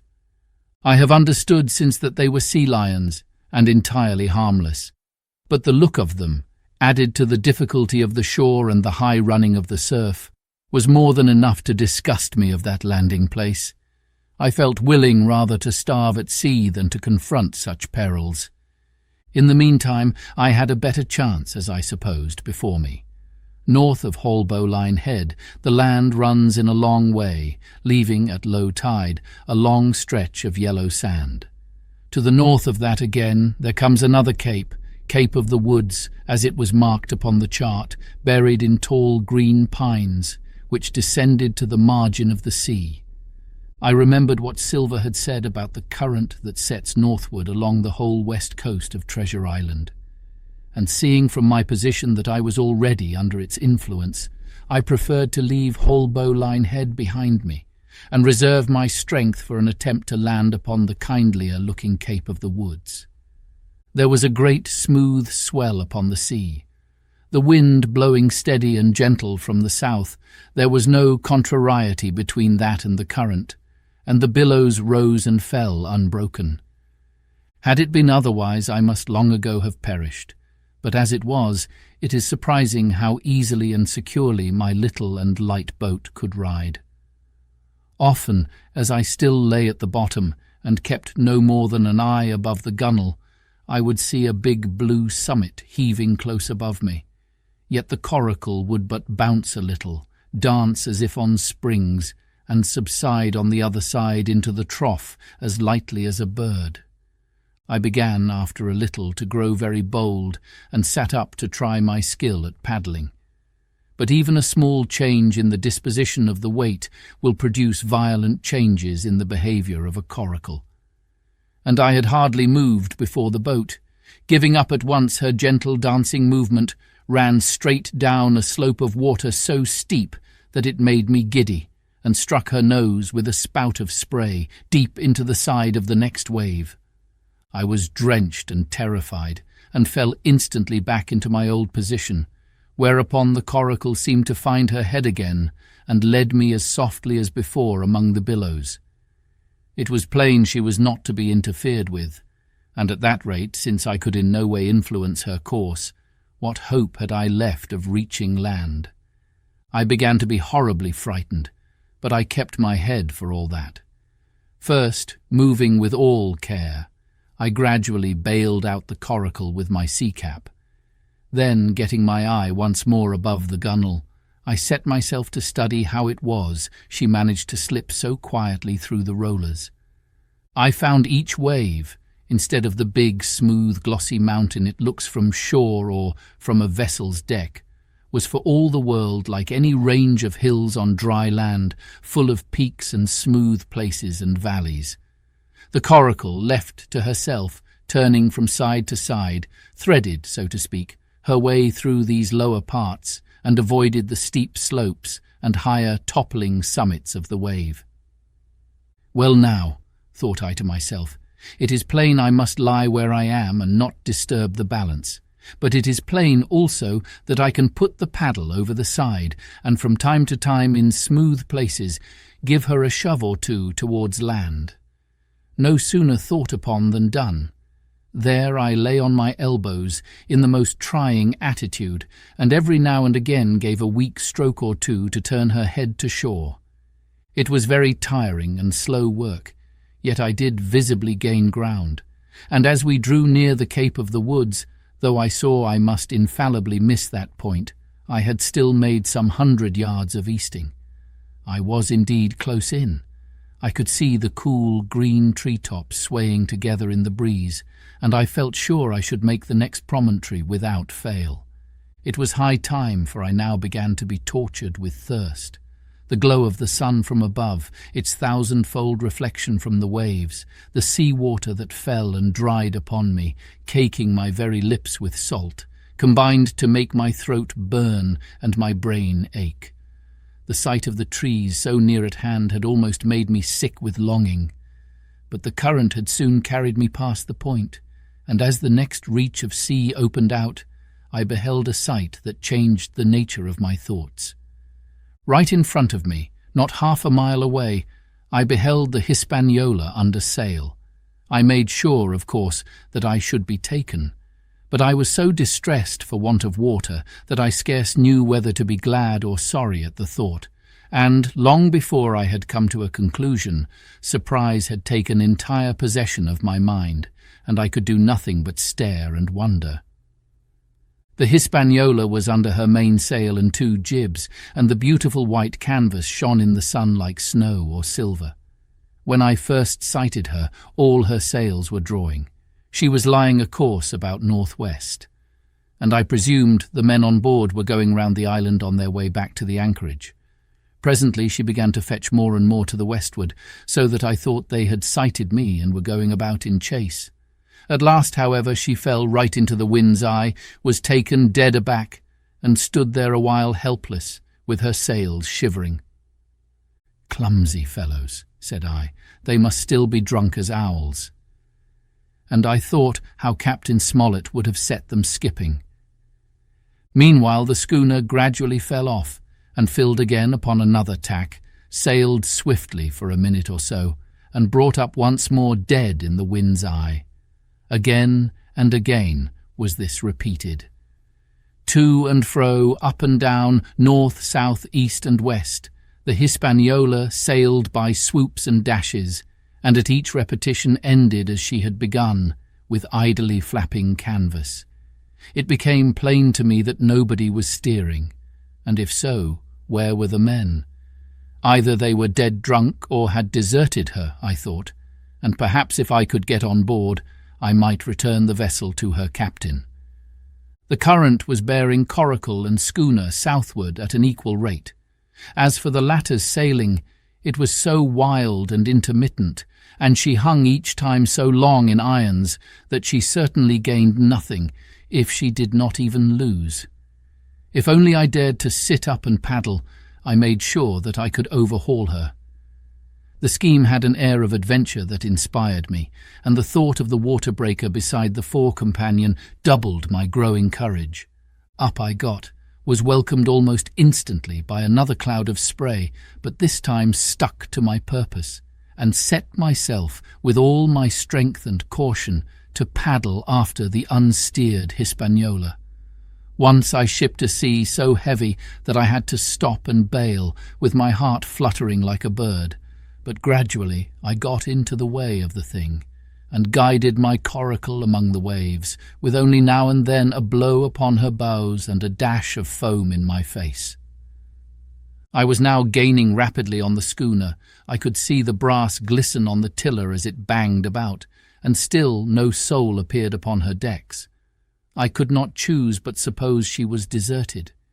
If not, the men were lying drunk below, where I might batten them down, perhaps, and do what I chose with the ship. For some time she had been doing the worst thing possible for me, standing still. She headed nearly due south, yawing, of course, all the time. Each time she fell off, her sails partly filled, and these brought her in a moment right to the wind again. I have said this was the worst thing possible for me, for helpless as she looked in this situation, with the canvas cracking like cannon and the blocks trundling and banging on the deck, she still continued to run away from me, not only with the speed of the current, but by the whole amount of her leeway, which was naturally great.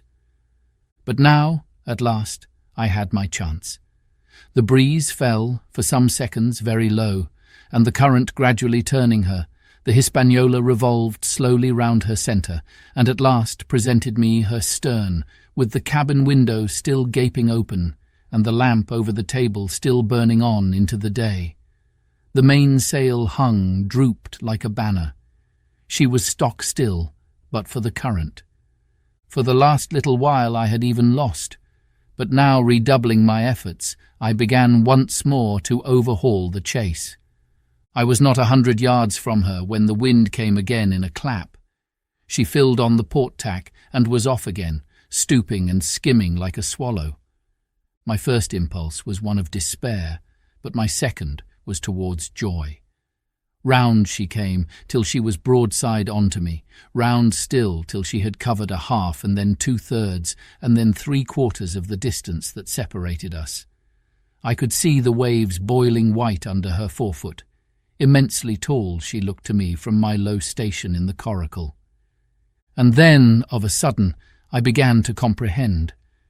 I had scarce time to think, scarce time to act and save myself. I was on the summit of one swell when the schooner came stooping over the next. The bowsprit was over my head. I sprang to my feet and leaped, stamping the Coracle under water. With one hand I caught the jib boom, while my foot was lodged between the stay and the brace, and as I still clung there panting, a dull blow told me that the schooner had charged down upon and struck the Coracle, and that I was left without retreat on the Hispaniola. Chapter 25. I strike the Jolly Roger. I had scarce gained a position on the bowsprit when the flying jib flapped and filled upon the other tack, with a report like a gun. The schooner trembled to her keel under the reverse, but next moment, the other sails still drawing, the jib flapped back again and hung idle.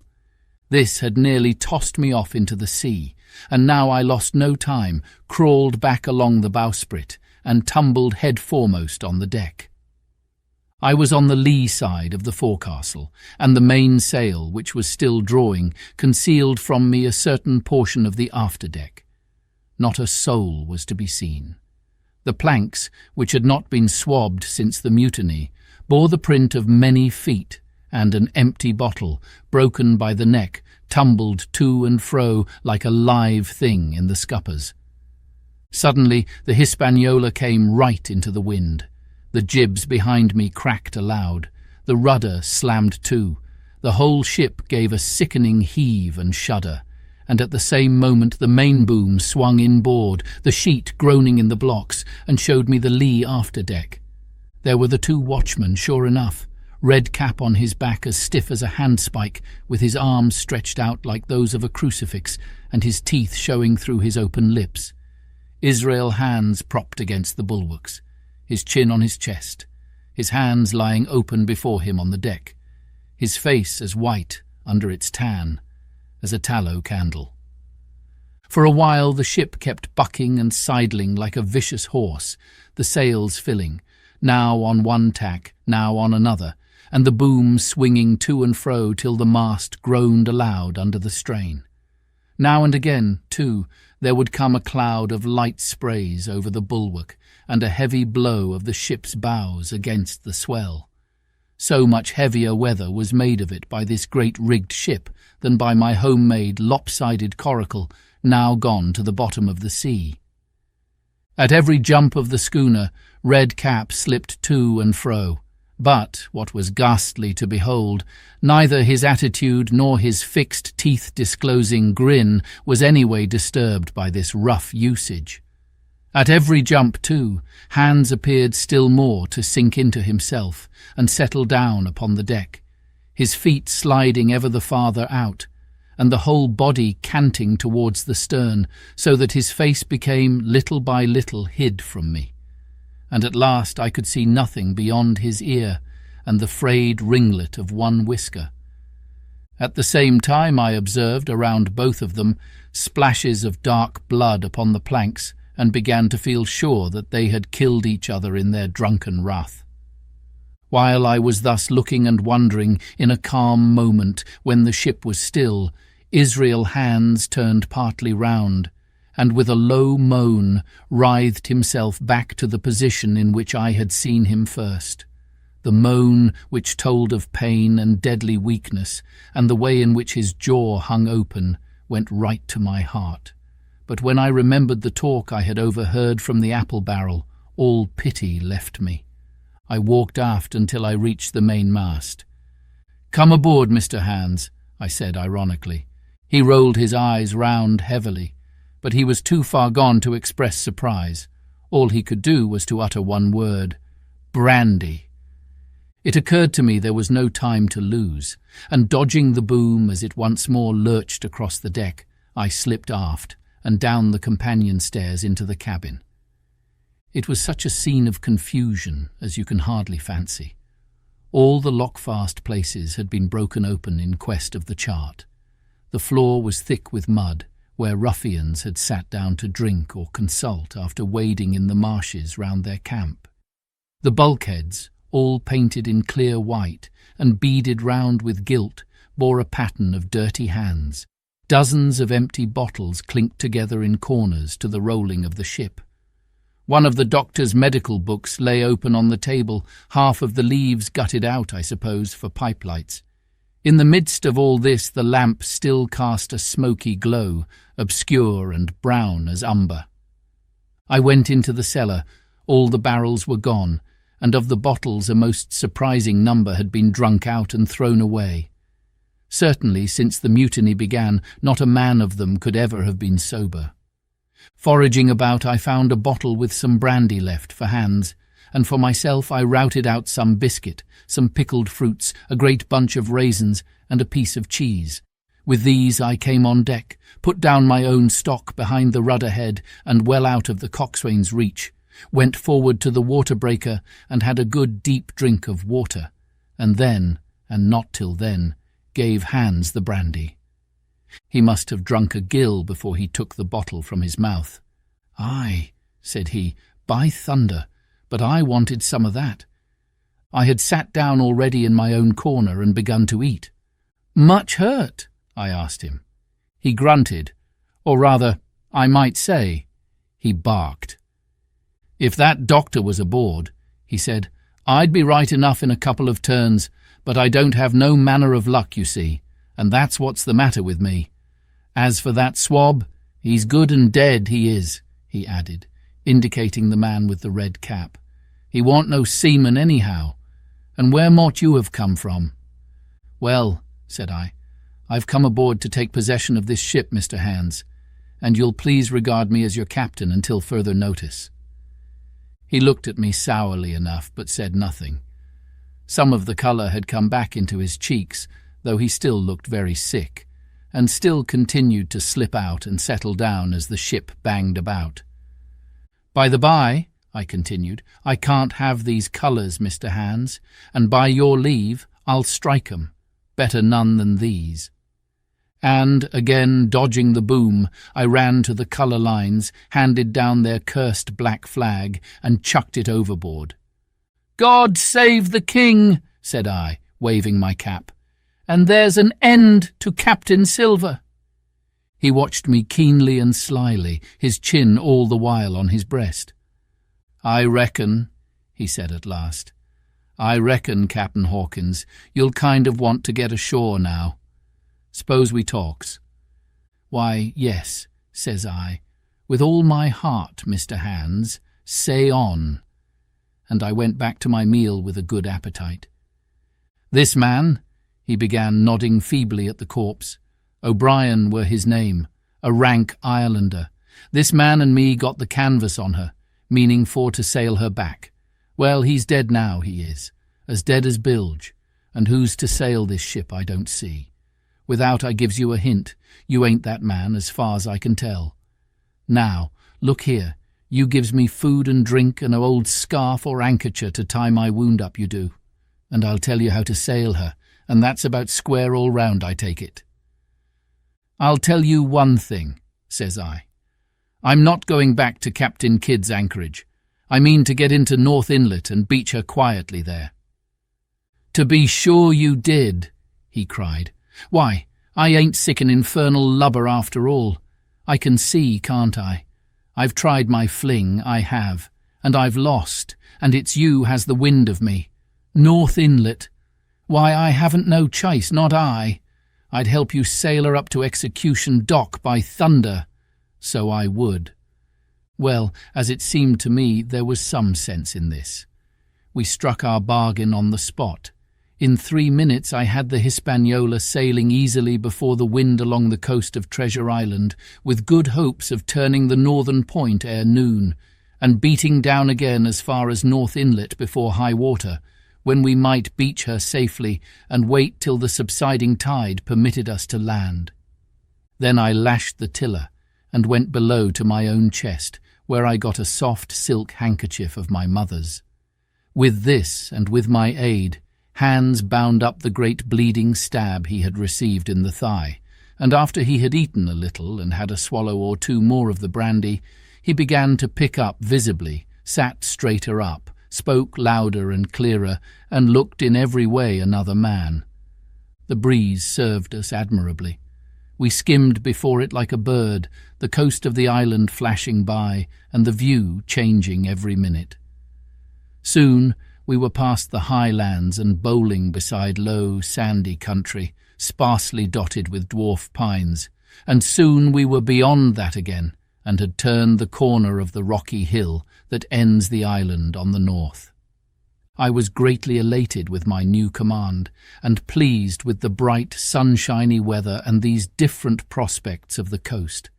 I had now plenty of water and good things to eat, and my conscience, which had smitten me hard for my desertion, was quieted by the great conquest I had made. I should, I think, have had nothing left me to desire but for the eyes of the coxswain as they followed me derisively about the deck, and the odd smile that appeared continually on his face. It was a smile that had in it something both of pain and weakness, a haggard old man's smile, but there was, besides that, a grain of derision, a shadow of treachery in his expression as he craftily watched and watched me at my work. Chapter 26. Israel Hands. The wind, serving us to a desire, now hauled into the west. We could run so much the easier from the northeast corner of the island to the mouth of the north inlet. Only, as we had no power to anchor, and dared not beach her till the tide had flowed a good deal farther, time hung on our hands. The coxswain told me how to lay the ship to. After a good many trials, I succeeded, and we both sat in silence over another meal. "Captain," said he at length with that same uncomfortable smile, "here's my old shipmate O'Brien. Suppose you was to heave him overboard. I ain't particular as a rule, and I don't take no blame for settling his hash, but I don't reckon him ornamental now, do you? I'm not strong enough, and I don't like the job, and there he lies for me," said I.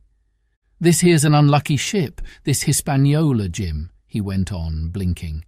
"There's a power of men been killed in this Hispaniola, a sight of poor seamen dead and gone since you and me took ship to Bristol. I never seen six dirty luck, not I. There was this here O'Brien now, he's dead, ain't he? Well, now I'm no scholar, and you're a lad as can read and figure, and to put it straight, do you take it as a dead man is dead for good, or do he come alive again? You can kill the body, Mr. Hands, but not the spirit. You must know that already," I replied. "O'Brien there is in another world, and maybe watching us." "Ah," says he, "well, that's unfortunate.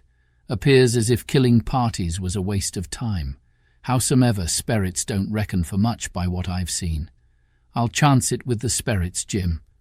And now you've spoke up free, and I'll take it kind if you'd step down into that there cabin and get me a shiver my timbers. I can't hit the name on't.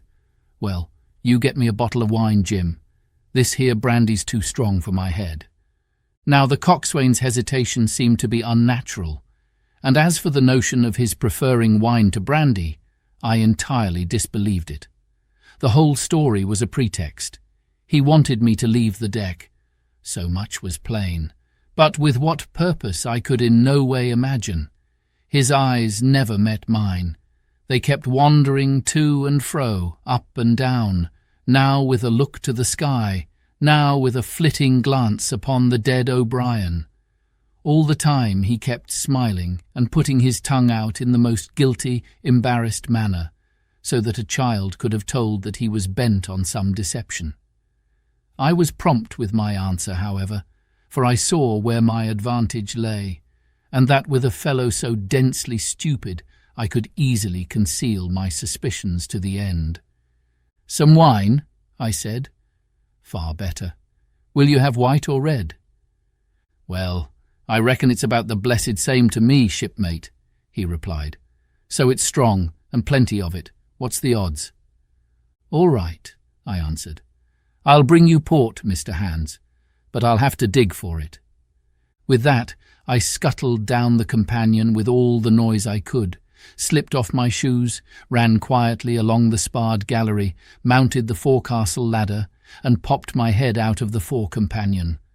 I knew he would not expect to see me there, yet I took every precaution possible, and certainly the worst of my suspicions proved too true. He had risen from his position to his hands and knees, and though his leg obviously hurt him pretty sharply when he moved, for I could hear him stifle a groan, yet it was at a good, rattling rate that he trailed himself across the deck.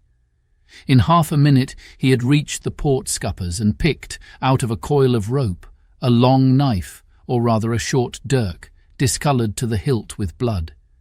He looked upon it for a moment, thrusting forth his under jaw, tried the point upon his hand, and then, hastily concealing it in the bosom of his jacket, trundled back again into his old place against the bulwark.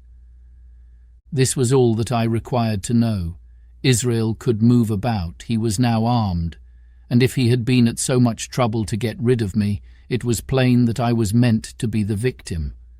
What he would do afterwards, whether he would try to crawl right across the island from North Inlet to the camp among the swamps, or whether he would fire Long Tom, trusting that his own comrades might come first to help him, was, of course, more than I could say. Yet I felt sure that I could trust him in one point, since in that our interests jumped together, and that was in the disposition of the schooner. We both desired to have her stranded safe enough, in a sheltered place, and so that when the time came, she could be got off again with as little labour and danger as might be. And until that was done, I considered that my life would certainly be spared. While I was thus turning the business over in my mind, I had not been idle with my body. I had stolen back to the cabin, slipped once more into my shoes, and laid my hand at random on a bottle of wine. And now, with this for an excuse, I made my reappearance on the deck. Hans lay as I had left him, all fallen together in a bundle, and with his eyelids lowered as though he were too weak to bear the light. He looked up, however, at my coming, knocked the neck off the bottle like a man who had done the same thing often, and took a good swig with his favourite toast of "Here's luck." Then he lay quiet for a little, and then, pulling out a stick of tobacco, begged me to cut him a quid. "Cut me a junk of that," says he, "for I haven't no knife and hardly strength enough, so be as I had. Ah, Jim, I reckon I've missed stays. Cut me a quid, as'll likely be the last, lad, for I'm for my long home, and no mistake." "Well," said I, "I'll cut you some tobacco, but if I was you and thought myself so badly, I would go to my prayers like a Christian man." "Why?" said he. "Now, you tell me why." "Why?" I cried. "You were asking me just now about the dead. You've broken your trust. You've lived in sin and lies and blood. There's a man you killed lying at your feet this moment, and you ask me why. For God's mercy, Mr. Hans, that's why." I spoke with a little heat, thinking of the bloody dirk he had hidden in his pocket and designed, in his ill thoughts, to end me with. He, for his part, took a great draught of the wine and spoke with the most unusual solemnity. "For 30 years, he said, "I've sailed the seas and seen good and bad, better and worse, fair weather and foul, provisions running out, knives going and what not. Well, now I tell you, I never seen good come a goodness yet. Him as strikes first is my fancy. Dead men don't bite. Them's my views, amen, so be it. And now, you look here," he added, suddenly changing his tone. "We've had about enough of this foolery. The tide's made good enough by now. You just take my orders, Captain Hawkins, and we'll sail, slap in, and be done with it." All told, we had scarce 2 miles to run, but the navigation was delicate. The entrance to this northern anchorage was not only narrow and shoal, but lay east and west, so that the schooner must be nicely handled to be got in. I think I was a good, prompt subaltern, and I am very sure that Hans was an excellent pilot, for we went about and dodged in, shaving the banks, with a certainty and a neatness that were a pleasure to behold. Scarcely had we passed the heads before the land closed around us. The shores of North Inlet were as thickly wooded as those of the southern anchorage, but the space was longer and narrower and more like, what in truth it was, the estuary of a river. Right before us, at the southern end, we saw the wreck of a ship in the last stages of dilapidation. It had been a great vessel of 3 masts, but had lain so long exposed to the injuries of the weather that it was hung about with great webs of dripping seaweed, and on the deck of it shore bushes had taken root and now flourished thick with flowers. It was a sad sight, but it showed us that the anchorage was calm. "Now," said Hans, "look there. There's a pet bit for to beach a ship in. Fine flat sand, never a catspaw, trees all around of it, and flowers are blowing like a guarding on that old ship." "And once beached," I inquired, "how shall we get her off again?" "Why, so," he replied. "You take a line ashore there on the other side at low water, take a turn about one of them big pines, bring it back, take a turn around the capstan, and lie to for the tide. Come high water, all hands take a pull upon the line, and off she comes as sweet as nature. And now, boy, you stand by. We're near the bit now, and she's too much way on her. Starboard a little, so steady, starboard. Larboard a little, steady, steady." So he issued his commands, which I breathlessly obeyed, till all of a sudden he cried, "Now, my hearty luff!" And I put the helm hard up, and the Hispaniola swung round rapidly and ran stem on for the low wooded shore. The excitement of these last manoeuvres had somewhat interfered with the watch I had kept hitherto, sharply enough, upon the coxswain. Even then I was still so much interested, waiting for the ship to touch, that I had quite forgot the peril that hung over my head, and stood craning over the starboard bulwarks and watching the ripples spreading wide before the bows. I might have fallen without a struggle for my life, had not a sudden disquietude seized upon me and made me turn my head. Perhaps I had heard a creak, or seen his shadow moving with the tail of my eye. Perhaps it was an instinct like a cat's, but sure enough, when I looked round there was Hans, already halfway towards me, with the dirk in his right hand. We must both have cried out aloud when our eyes met, but while mine was the shrill cry of terror, his was a roar of fury like a charging bull's. At the same instant he threw himself forward, and I leapt sideways towards the bows. As I did so, I let go of the tiller, which sprang sharp to leeward, and I think this saved my life, for it struck Hans across the chest and stopped him for the moment, dead. Before he could recover, I was safe out of the corner where he had me trapped, with all the deck to dodge about. Just forward of the mainmast I stopped, drew a pistol from my pocket, took a cool aim, though he had already turned and was once more coming directly after me, and drew the trigger. The hammer fell, but there followed neither flash nor sound. The priming was useless with sea-water.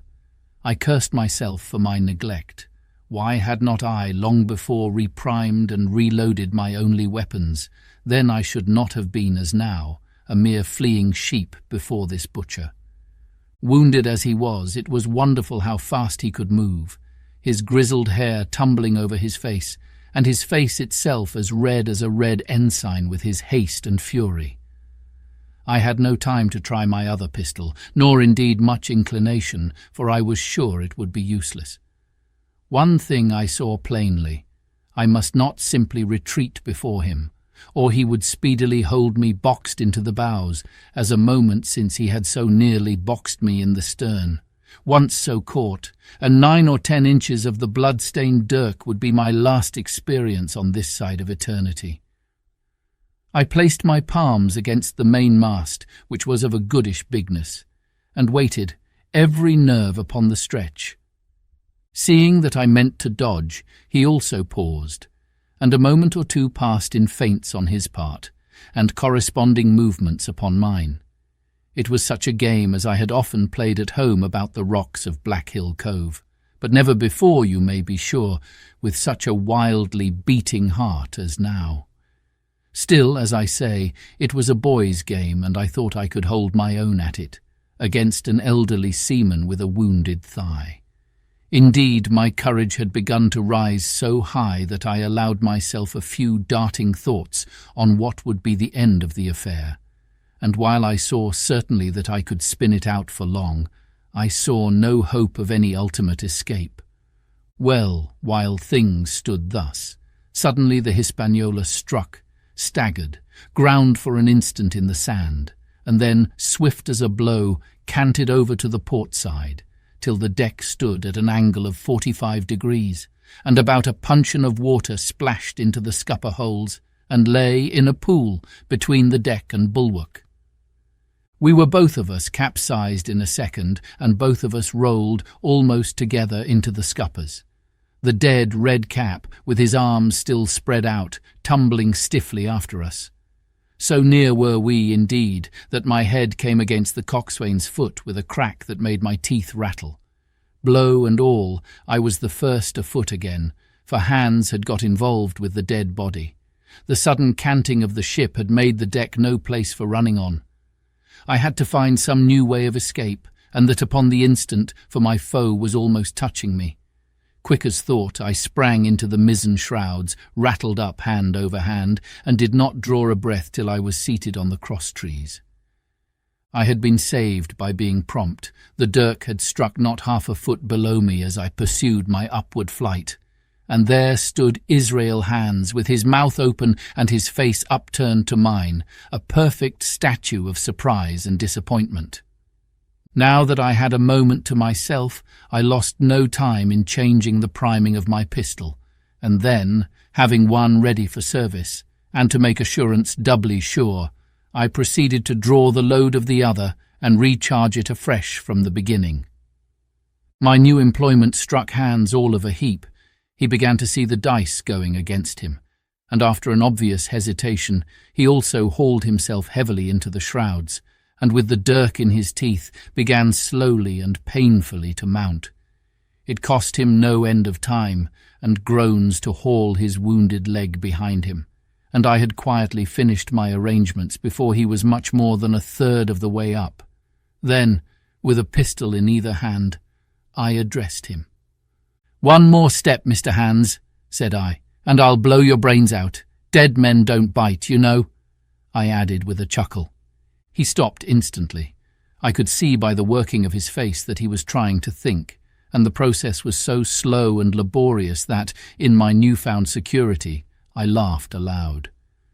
At last, with a swallow or two, he spoke, his face still wearing the same expression of extreme perplexity. In order to speak, he had to take the dagger from his mouth, but in all else he remained unmoved. "Jim," says he, "I reckon we're fouled, you and me, and we'll have to sign articles. I'd have had you, but for that there lurch. But I don't have no luck, not I, and I reckon I'll have to strike, which comes hard, you see, for a master mariner to a ship's younker like you, Jim." I was drinking in his words and smiling away, as conceited as a cock upon a wall, when, all in a breath, back went his right hand over his shoulder. Something sang like an arrow through the air. I felt a blow, and then a sharp pang, and there I was pinned by the shoulder to the mast. In the horrid pain and surprise of the moment, I scarce can say it was by my own volition, and I am sure it was without a conscious aim. Both my pistols went off, and both escaped out of my hands. They did not fall alone. With a choked cry, the coxswain loosed his grasp upon the shrouds and plunged head-first into the water. Chapter 27. Pieces of 8. Owing to the cant of the vessel, the masts hung far out over the water, and from my perch on the cross-trees I had nothing below me but the surface of the bay. Hands, who was not so far up, was, in consequence, nearer to the ship, and fell between me and the bulwarks. He rose once to the surface in a lather of foam and blood, and then sank again for good. As the water settled, I could see him lying huddled together on the clean, bright sand in the shadow of the vessel's sides. A fish or two whipped past his body. Sometimes, by the quivering of the water, he appeared to move a little, as if he were trying to rise, but he was dead enough for all that, being both shot and drowned, and was food for fish in the very place where he had designed my slaughter. I was no sooner certain of this than I began to feel sick, faint, and terrified. The hot blood was running over my back and chest. The dirk, where it had pinned my shoulder to the mast, seemed to burn like a hot iron. Yet it was not so much these real sufferings that distressed me, for these, it seemed to me, I could bear without a murmur. It was the horror I had upon my mind of falling from the cross-trees into that still green water beside the body of the coxswain. I clung with both hands till my nails ached, and I shut my eyes as if to cover up the peril. Gradually my mind came back again. My pulses quieted down to a more natural time, and I was once more in possession of myself. It was my first thought to pluck forth the dirk, but either it stuck too hard or my nerve failed me, and I desisted with a violent shudder. Oddly enough, that very shudder did the business. The knife, in fact, had come the nearest in the world to missing me altogether. It held me by a mere pinch of skin, and this the shudder tore away. The blood ran down the faster, to be sure, but I was my own master again and only tacked to the mast by my coat and shirt. These last I broke through with a sudden jerk, and then regained the deck by the starboard shrouds. For nothing in the world would I have again ventured, shaken as I was, upon the overhanging port shrouds from which Israel had so lately fallen. I went below and did what I could for my wound. It pained me a good deal and still bled freely, but it was neither deep nor dangerous, nor did it greatly gall me when I used my arm. Then I looked around me, and as the ship was now, in a sense, my own, I began to think of clearing it from its last passenger, the dead man, O'Brien. He had pitched, as I have said, against the bulwarks, where he lay like some horrible, ungainly sort of puppet. Life-size, indeed, but how different from life's colour or life's comeliness. In that position I could easily have my way with him, and as the habit of tragical adventures had worn off almost all my terror for the dead, I took him by the waist as if he had been a sack of bran, and with one good heave tumbled him overboard.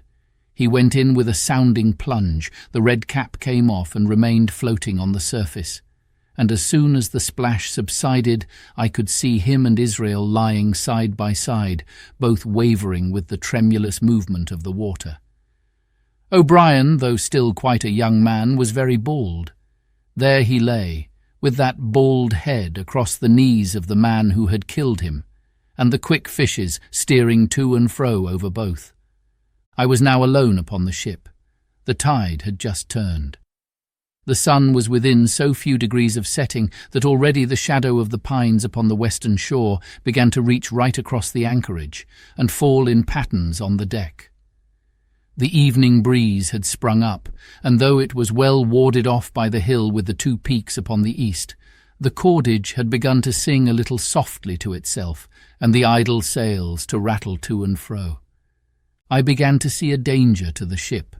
The jibs I speedily doused and brought tumbling to the deck. But the mainsail was a harder matter. Of course, when the schooner canted over, the boom had swung outboard, and the cap of it and a foot or two of sail hung even under water. I thought this made it still more dangerous, yet the strain was so heavy that I half feared to meddle. At last I got my knife and cut the halyards. The peak dropped instantly. A great belly of loose canvas floated broad upon the water, and since pull as I liked, I could not budge the downhaul. That was the extent of what I could accomplish. For the rest, the Hispaniola must trust to luck, like myself. By this time the whole anchorage had fallen into shadow, the last rays, I remember, falling through a glade of the wood and shining bright as jewels on the flowery mantle of the wreck. It began to be chill. The tide was rapidly fleeting seaward, the schooner settling more and more on her beam ends. I scrambled forward and looked over. It seemed shallow enough, and holding the cut hawser in both hands for a last security, I let myself drop softly overboard. The water scarcely reached my waist. The sand was firm and covered with ripple marks, and I waded ashore in great spirits, leaving the Hispaniola on her side, with her mainsail trailing wide upon the surface of the bay. About the same time the sun went fairly down, and the breeze whistled low in the dusk among the tossing pines. At least and at last I was off the sea, nor had I returned thence empty-handed. There lay the schooner, clear at last from buccaneers, and ready for our own men to board and get to sea again. I had nothing nearer my fancy than to get home to the Stockade and boast of my achievements. Possibly I might be blamed a bit for my truantry, but the recapture of the Hispaniola was a clenching answer, and I hoped that even Captain Smollett would confess I had not lost my time. So, thinking and in famous spirits, I began to set my face homeward for the blockhouse and my companions. I remembered that the most easterly of the rivers which drain into Captain Kidd's anchorage ran from the two-peaked hill upon my left, and I bent my course in that direction that I might pass the stream while it was small. The wood was pretty open, and keeping along the lower spurs, I had soon turned the corner of that hill, and not long after waded to the mid-calf across the watercourse. This brought me near to where I had encountered Ben Gunn, the maroon, and I walked more circumspectly, keeping an eye on every side. The dusk had come nigh hand completely, and as I opened out the cleft between the two peaks, I became aware of a wavering glow against the sky, where, as I judged, the man of the island was cooking his supper before a roaring fire. And yet I wondered in my heart that he should show himself so careless. For if I could see this radiance, might it not reach the eyes of Silver himself, where he camped upon the shore among the marshes? Gradually the night fell blacker. It was all I could do to guide myself even roughly towards my destination. The double hill behind me and the spyglass on my right hand loomed faint and fainter. The stars were few and pale, and in the low ground where I wandered I kept tripping among bushes and rolling into sandy pits. Suddenly a kind of brightness fell about me. I looked up. A pale glimmer of moonbeams had alighted on the summit of the spyglass, and soon after I saw something broad and silvery moving low down behind the trees, and knew the moon had risen. With this to help me, I passed rapidly over what remained to me of my journey, and sometimes walking, sometimes running, impatiently drew near to the stockade. Yet, as I began to thread the grove that lies before it, I was not so thoughtless but that I slacked my pace and went a trifle warily. It would have been a poor end of my adventures to get shot down by my own party in mistake. The moon was climbing higher and higher. Its light began to fall here and there in masses through the more open districts of the wood, and right in front of me, a glow of a different colour appeared among the trees. It was red and hot, and now and again it was a little darkened, as it were the embers of a bonfire smouldering. For the life of me, I could not think what it might be. At last I came right down upon the borders of the clearing. The western end was already steeped in moonshine. The rest, and the blockhouse itself, still lay in a black shadow checkered with long, silvery streaks of light. On the other side of the house, an immense fire had burned itself into clear embers and shed a steady red reverberation, contrasted strongly with the mellow paleness of the moon. There was not a soul stirring, nor a sound beside the noises of the breeze. I stopped with much wonder in my heart, and perhaps a little terror also. It had not been our way to build great fires. We were, indeed, by the captain's orders, somewhat niggardly of firewood, and I began to fear that something had gone wrong while I was absent. I stole round by the eastern end, keeping close in shadow, and at a convenient place where the darkness was thickest, crossed the palisade. To make assurance surer, I got upon my hands and knees and crawled without a sound towards the corner of the house. As I drew nearer, my heart was suddenly and greatly lightened. It is not a pleasant noise in itself, and I have often complained of it at other times, but just then it was like music to hear my friends snoring together so loud and peaceful in their sleep. The sea cry of the watch, that beautiful "all's well," never fell more reassuringly on my ear. In the meantime, there was no doubt of one thing. They kept an infamous bad watch. If it had been Silver and his lads that were now creeping in on them, not a soul would have seen daybreak. That was what it was, thought I, to have the captain wounded. And again I blamed myself sharply for leaving them in that danger with so few to mount guard. By this time I had got to the door and stood up. All was dark within, so that I could distinguish nothing by the eye. As for sounds, there was the steady drone of the snorers and a small occasional noise, a flickering or pecking that I could in no way account for. With my arms before me, I walked steadily in. I should lie down in my own place, I thought with a silent chuckle, and enjoy their faces when they found me in the morning. My foot struck something yielding. It was a sleeper's leg, and he turned and groaned, but without awaking. And then all of a sudden a shrill voice broke forth out of the darkness. "Pieces of 8! Pieces of 8! Pieces of 8!" and so forth, without pause or change, like the clacking of a tiny mill. Silver's green parrot, Captain Flint. It was she whom I had heard pecking at a piece of bark. It was she, keeping better watch than any human being, who thus announced my arrival with her wearisome refrain. I had no time left me to recover. At the sharp, clipping tone of the parrot, the sleepers awoke and sprang up, and with a mighty oath the voice of Silver cried, "Who goes?" I turned to run, struck violently against one person, recoiled, and ran full into the arms of a second, who, for his part, closed upon and held me tight. "Bring a torch, Dick," said Silver, when my capture was thus assured. And one of the men left the log-house and presently returned with a lighted brand. Part 6. Captain Silver. Chapter 28. In the enemy's camp.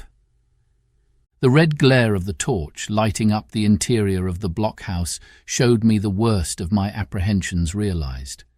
The pirates were in possession of the house and stores. There was the cask of cognac. There were the pork and bread as before. And what tenfold increased my horror, not a sign of any prisoner.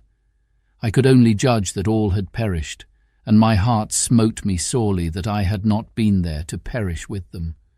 There were 6 of the buccaneers all told. Not another man was left alive. 5 of them were on their feet, flushed and swollen, suddenly called out of the first sleep of drunkenness. The 6th had only risen upon his elbow. He was deadly pale, and the blood-stained bandage round his head told that he had recently been wounded, and still more recently dressed. I remembered the man who had been shot and had run back among the woods in the great attack, and doubted not that this was he. The parrot sat, preening her plumage, on Long John's shoulder. He himself, I thought, looked somewhat paler and more stern than I was used to. He still wore the fine broadcloth suit in which he had fulfilled his mission, but it was bitterly the worse for wear, daubed with clay and torn with the sharp briars of the wood. "So," said he, "here's Jim Hawkins, shiver my timbers. Dropped in like, eh? Well, come, I take that friendly." And thereupon he sat down across the brandy cask and began to fill a pipe. "Give me a loan of the link, Dick," said he. And then, when he had a good light, "That'll do, lad," he added. "Stick the glim in the wood heap, and you, gentlemen, bring yourselves too. You needn't stand up for Mr. Hawkins. He'll excuse you, you may lay to that. And so, Jim," stopping the tobacco, "here you were, and quite a pleasant surprise for poor old John. I see you were smart when first I set my eyes on you, but this here gets away from me clean, it do."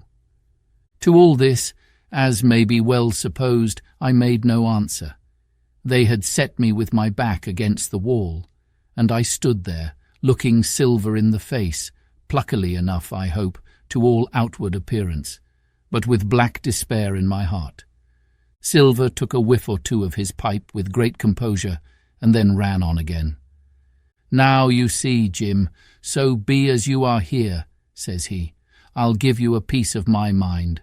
I've always liked you, I have, for a lad of spirit, and the picture of my own self when I was young and handsome. I always wanted you to jine and take your share and die a gentleman, and now, my cock, you've got to. Captain Smollett's a fine seaman, as I'll own up to any day, but stiff on discipline." "Duty is duty," says he, "and right he is. Just you keep clear of the captain. The doctor himself is gone dead again, you ungrateful scamp," was what he said. And the short and the long of the whole story is about here. You can't go back to your own lot, for they won't have you, and, without you, start a third ship's company all by yourself, which might be lonely. You'll have to jine with Captain Silver. So far, so good. My friends, then, were still alive, and though I partly believed the truth of Silver's statement, that the cabin party were incensed at me for my desertion, I was more relieved than distressed by what I heard. "I don't say nothing as to your being in our hands," continued Silver, "though there you are, and you may lay to it. I'm all for argument. I never seen good come out of threatening. If you like the service, well, you'll jine. And if you don't, Jim, why, you're free to answer no. Free and welcome, shipmate. And if fairer can be said by mortal seamen, shiver my sides." "Am I to answer, then?" I asked with a very tremulous voice. Through all this sneering talk, I was made to feel the threat of death that overhung me, and my cheeks burned and my heart beat painfully in my breast. "Lad," said Silver, "no one's oppressing of you. Take your bearings. None of us won't hurry you, mate. Time goes so pleasant in your company, you see." "Well," says I, growing a bit bolder, "if I'm to choose, I declare I have a right to know what's what, and why you're here, and where my friends are." "What's what?" repeated one of the buccaneers in a deep growl. "Ah, he'd be a lucky one as knowed that. You'll perhaps batten down your hatches till you're spoke to, my friend," cried Silver truculently to this speaker. And then, in his first gracious tones, he replied to me. "Yesterday morning, Mr. Hawkins," said he, "in the dog-watch, down came Dr. Livesey with a flag of truce. Says he, 'Captain Silver, you're sold out. Ship's gone.' Well, maybe we'd been taking a glass and a song to help it round. I won't say no. Leastways, none of us had looked out. We looked out, and by thunder, the old ship was gone. I never seen a pack of fools look fishier, and you may lay to that if I tells you that looked the fishiest." "Well," says the doctor, "let's bargain." We bargained, him and I, and here we are. Stores, brandy, blockhouse, the firewood you was thoughtful enough to cut, and, in a manner of speaking, the whole blessed boat from Cross Trees to Kelson. As for them, they've tramped. I don't know where's they are." He drew again quietly at his pipe. "And lest you should take it into that head of yours," he went on, "that you was included in the treaty, here's the last word that was said. 'How many are you,' says I, 'to leave?' 4, says he. 4, and one of us wounded. As for that boy, I don't know where he is, confound him," says he, "nor I don't much care. We're about sick of him." These was his words. "Is that all?" I asked. "Well, it's all that you're to hear, my son," returned Silver. "And now I am to choose?" "And now you are to choose, and you may lay to that," said Silver. "Well," said I am not such a fool, but I know pretty well what I have to look for. Let the worst come to the worst. It's little I care. I've seen too many die since I fell in with you. But there's a thing or two I have to tell you," I said, and by this time I was quite excited. "And the first is this. Here you are, in a bad way. Ship lost, treasure lost, men lost, your whole business gone to wreck. And if you want to know who did it, it was I.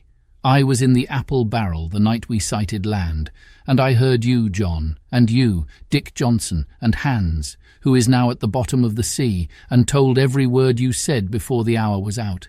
And as for the schooner, it was I who cut her cable, and it was I that killed the men you had aboard of her, and it was I who brought her where you'll never see her more, not one of you.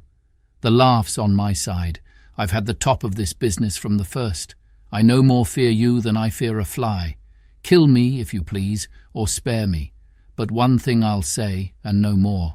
If you spare me, bygones are bygones, and when you fellows are in court for piracy, I'll save you all I can. It is for you to choose. Kill another and do yourselves no good, or spare me and keep a witness to save you from the gallows." I stopped, for I tell you, I was out of breath, and to my wonder, not a man of them moved, but all sat staring at me like as many sheep, and while they were still staring, I broke out again. "And now, Mr. Silver," I said, "I believe you're the best man here, and if things go to the worst, I'll take it kind of you to let the doctor know the way I took it." "I'll bear it in mind," said Silver with an accent so curious that I could not, for the life of me, decide whether he were laughing at my request or had been favourably affected by my courage. "I'll put one to that," cried the old mahogany-faced seaman, Morgan by name, whom I had seen in Long John's public house upon the quays of Bristol. It was him that knowed Black Dog. "Well, and see here," added the sea cook, "I'll put another again to that, by thunder, for it was this same boy that faked the chart from Billy Bones. First and last we've split upon Jim Hawkins." "Then here goes," said Morgan with an oath, and he sprang up, drawing his knife as if he had been 20. "Avast there!" cried Silver. "Who are you, Tom Morgan? Maybe you thought you was captain here, perhaps. By the powers, but I'll teach you better. Cross me, and you'll go where many a good man's gone before you, first and last these 30 year back, some to the yardarm shiver my timbers, and some by the board and all to feed the fishes. There's never a man looked me between the eyes and seen a good day afterwards, Tom Morgan, you may lay to that." Morgan paused, but a hoarse murmur rose from the others. "Tom's right," said one. "I stood hazing long enough from one," added another. "I'll be hanged if I'll be hazed by you, John Silver." "Did any of you gentlemen want to have it out with me?" roared Silver, bending far forward from his position on the keg, with his pipe still glowing in his right hand. "Put a name on what you're at. You ain't dumb, I reckon. Him that wants shall get it. Have I lived this many years, and a son of a rum-puncheon cock his hat athwart my hawse at the latter end of it? You know the way. You're all gentlemen of fortune by your account. Well, I'm ready. Take a cutlass, him that dares, and I'll see the colour of his inside, crutch and all, before that pipe's empty." Not a man stirred. Not a man answered. "That's your sort, is it?" he added, returning his pipe to his mouth. "Well, you're a gay lot to look at anyway. Not much worth to fight, you ain't. Perhaps you can understand King George's English. I'm captain here by election. I'm captain here because I'm the best man by a long sea mile. You won't fight as gentlemen of fortune should. Then by thunder you'll obey, and you may lay to it. I like that boy now. I never seen a better boy than that. He's more a man than any pair of rats of you in this here house, and what I say is this. Let me see him that'll lay a hand on him. That's what I say, and you may lay to it." There was a long pause after this. I stood straight up against the wall, my heart still going like a sledgehammer, but with a ray of hope now shining in my bosom. Silver leant back against the wall, his arms crossed, his pipe in the corner of his mouth, as calm as though he had been in church. Yet his eye kept wandering furtively, and he kept the tail of it on his unruly followers. They, on their part, drew gradually together towards the far end of the blockhouse, and the low hiss of their whispering sounded in my ear continuously, like a stream. One after another they would look up, and the red light of the torch would fall for a second on their nervous faces. But it was not towards me. It was towards Silver that they turned their eyes. "You seem to have a lot to say," remarked Silver, spitting far into the air. "Pipe up and let me hear it, or lay to." "Ax your pardon, sir," returned one of the men. "You're pretty free with some of the rules. Maybe you'll kindly keep an eye upon the rest. This crew's dissatisfied. This crew don't vally bullying a marlin spike. This crew has its rights like other crews. I'll make so free as that. And by your own rules, I take it we can talk together. I axe your pardon, sir, acknowledging you for to be capting at this present. But I claim my right, and steps outside for a council. And with an elaborate sea salute, this fellow, a long, ill-looking, yellow-eyed man of 35, stepped coolly towards the door and disappeared out of the house. One after another the rest followed his example, each making a salute as he passed, each adding some apology. "According to rules," said one. "Forecastle council," said Morgan. And so, with one remark or another, all marched out and left Silver and me alone with the torch. The sea cook instantly removed his pipe. "Now, look you here, Jim Hawkins," he said in a steady whisper that was no more than audible. "You're within half a plank of death, and what's a long sight worse, of torture. They're going to throw me off. But you mark I stand by you through thick and thin. I didn't mean to. No, not till you spoke up. I was about desperate to lose that much blunt and be hanged into the bargain. But I see you was the right sort.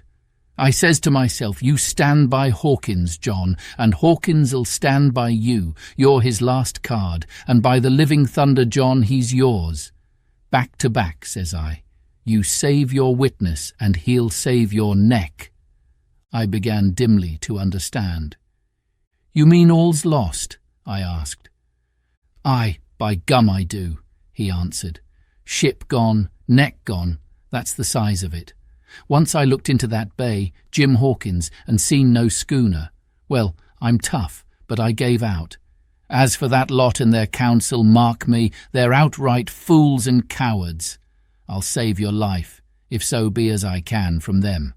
But see here, Jim, tit for tat, you save Long John from swinging." I was bewildered. It seemed a thing so hopeless he was asking. He, the old buccaneer, the ringleader throughout. "What I can do, that I'll do," I said. "It's a bargain," cried Long John. "You speak up, Plucky, and by thunder, I've a chance." He hobbled to the torch, where it stood propped among the firewood, and took a fresh light to his pipe. "Understand me, Jim," he said, returning. "I've a head on my shoulders, I have. I'm on Squire's side now. I know you've got that ship safe somewheres. How you done it I don't know, but safe it is. I guess Hans and O'Brien turned soft. I never much believed in neither of them. Now you mark me. I ask no questions, nor I won't let others. I know when a game's up, I do, and I know a lad that's staunch. Ah, you, that's young. You and me might have done a power of good together." He drew some cognac from the cask into a tin cannikin. "Will you taste, messmate?" he asked, and when I had refused, "Well, I'll take a drain myself, Jim," said he. "I need a corker, for there's trouble on hand. And talking of trouble, why did that doctor give me the chart, Jim?" My face expressed a wonder so unaffected that he saw the needlessness of further questions. "Ah, well, he did, though," said he. "And there's something under that, no doubt. Something surely under that, Jim, bad or good." And he took another swallow of the brandy, shaking his great fair head like a man who looks forward to the worst. Chapter 29. The Black Spot. Again. The council of buccaneers had lasted some time when one of them re-entered the house, and with a repetition of the same salute, which had in my eyes an ironical air, begged for a moment's loan of the torch. Silver briefly agreed, and this emissary retired again, leaving us together in the dark. "There's a breeze coming, Jim," said Silver, who had by this time adopted quite a friendly and familiar tone. I turned to the loophole nearest me and looked out. The embers of the great fire had so far burned themselves out, and now glowed so low and duskily, that I understood why these conspirators desired a torch. About halfway down the slope to the stockade, they were collected in a group. One held the light, another was on his knees in their midst, and I saw the blade of an open knife shine in his hand with varying colours, in the moon and torchlight. The rest were all somewhat stooping, as though watching the manoeuvres of this last. I could just make out that he had a book as well as a knife in his hand, and was still wondering how anything so incongruous had come in their possession, when the kneeling figure rose once more to his feet, and the whole party began to move together towards the house. "Here they come," said I, and I returned to my former position, for it seemed beneath my dignity that they should find me watching them. "Well, let 'em come, lad, let 'em come," said Silver cheerily. "I've still a shot in my locker." The door opened, and the 5 men, standing huddled together just inside, pushed one of their number forward. In any other circumstances, it would have been comical to see his slow advance, hesitating as he set down each foot, but holding his closed right hand in front of him. "Step up, lad!" cried Silver. "I won't eat you. Hand it over, lubber. I know the rules, I do. I won't hurt a deputation." Thus encouraged, the buccaneer stepped forth more briskly, and having passed something to Silver from hand to hand, slipped yet more smartly back again to his companions. The sea cook looked at what had been given him. "The black spot? I thought so," he observed. "Where might you have got the paper? Why, hillo, look here now, this ain't lucky. You've gone and cut this out of a Bible. What fools cut a Bible?" "Ah, there!" said Morgan. "There! What did I say? No good'll come of that, I said." "Well, you've about fixed it now, among you," continued Silver. "You'll all swing now, I reckon. What soft-headed lubber had a Bible?" "It was Dick," said one. "Dick, was it? Then Dick can get to prayers," said Silver. "He's seen his slice of luck, has Dick, and you may lay to that." But here the long man with the yellow eyes struck in. "Belay that talk, John Silver," he said. "This crew has tipped you the black spot in full council, as in duty bound. Just you turn it over as in duty bound and see what's wrote there. Then you can talk." "Thankee, George," replied the sea cook. "You always was brisk for business and has the rules by heart, George, as I'm pleased to see. Well, what is it anyway? Ah, deposed. That's it, is it? Very pretty wrote, to be sure. Like print, I swear. Your hand a right, George. Why, you was getting quite a leading man in this here crew. You'll be captain next, I shouldn't wonder. Just oblige me with that torch again, will you? This pipe don't draw." "Come now," said George. "You don't fool this crew no more. You're a funny man by your account, but you're over now, and you'll maybe step down off that barrel and help vote." "I thought you said you knowed the rules," returned Silver contemptuously. "Leastways, if you don't, I do, and I wait here, and I'm still your captain, mind, till you outs with your grievances and I reply. In the meantime, your black spot ain't worth a biscuit. After that, we'll see." "Oh," replied George, "you don't be under no kind of apprehension. We're all square, we are. First, you've made a hash of this cruise. You'll be a bold man to say no to that. Second, you let the enemy out of this here trap for nothing. Why did they want out? I don't know, but it's pretty plain they wanted it. Third, you wouldn't let us go at them upon the march. Oh, we see through you, John Silver. You want to play booty. That's what's wrong with you. And then, fourth, there's this here boy." "Is that all?" asked Silver quietly. "Enough to," retorted George. "We'll all swing and sun-dry for your bungling." "Well, now, look here. I'll answer these 4 pints. One after another I'll answer 'em. I made a hash of this cruise, did I? Well, now, you all know what I wanted, and you all know if that had been done that we'd have been aboard the Hispaniola this night as ever was, every man of us alive and fit and full of good plum duff, and the treasure in the hold of her by thunder. Well, who crossed me? Who forced my hand, as was the lawful captain? Who tipped me the black spot the day we landed and began this dance? Ah, it's a fine dance. I'm with you there, and looks mighty like a hornpipe in a rope's end at Execution Dock by London town, it does. But who done it? Why, It was Anderson and Hans and you, George Merry, and you're the last above board of that same meddling crew, and you have the Davy Jones's insolence to up and stand for captain over me, you that sank the lot of us, by the powers, but this tops the stiffest yarn to nothing." Silver paused, and I could see by the faces of George and his late comrades that these words had not been said in vain.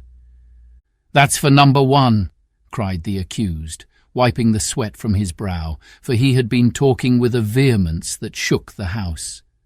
"Why, I give you my word, I'm sick to speak to you. You've neither sense nor memory, and I leave it to fancy where your mother's was that let you come to sea.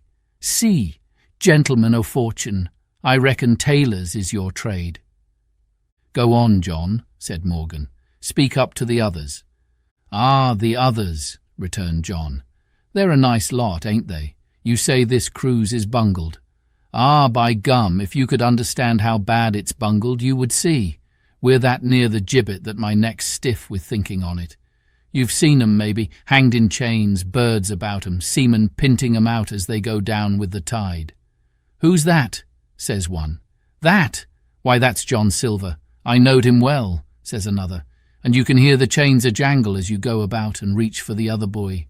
Now that's about where we are, every mother's son of us, thanks to him and Hans and Anderson and other ruination fools of you.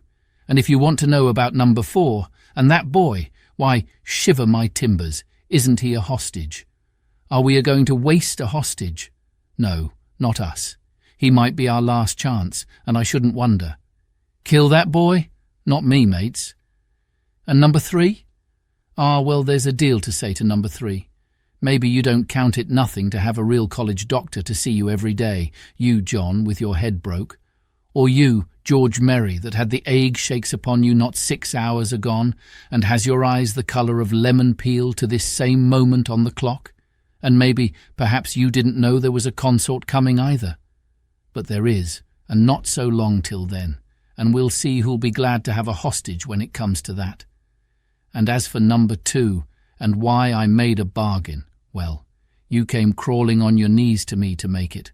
On your knees you came. You was that downhearted, and you'd have starved too if I hadn't, but that's a trifle. You look there, that's why. And he cast down upon the floor a paper that I instantly recognized, none other than the chart on yellow paper, with the 3 red crosses that I had found in the oilcloth at the bottom of the captain's chest.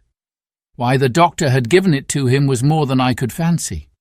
But if it were inexplicable to me, the appearance of the chart was incredible to the surviving mutineers. They leaped upon it like cats upon a mouse. It went from hand to hand, one tearing it from another, and by the oaths and the cries and the childish laughter with which they accompanied their examination, you would have thought not only they were fingering the very gold, but were at sea with it, besides, in safety. "Yes," said one, "that's Flint, sure enough. JF and a score below with a clove hitch to it, so he done ever." "Mighty pretty," said George. "But how are we to get away with it, and us no ship?" Silver suddenly sprang up, and supporting himself with a hand against the wall. "Now I give you warning, George," he cried. "One more word of your sauce, and I'll call you down and fight you. How? Why, how do I know? You had ought to tell me that. You and the rest, that lost me my schooner with your interference, burn you. But not you, you can't. You hain't got the invention of a cockroach.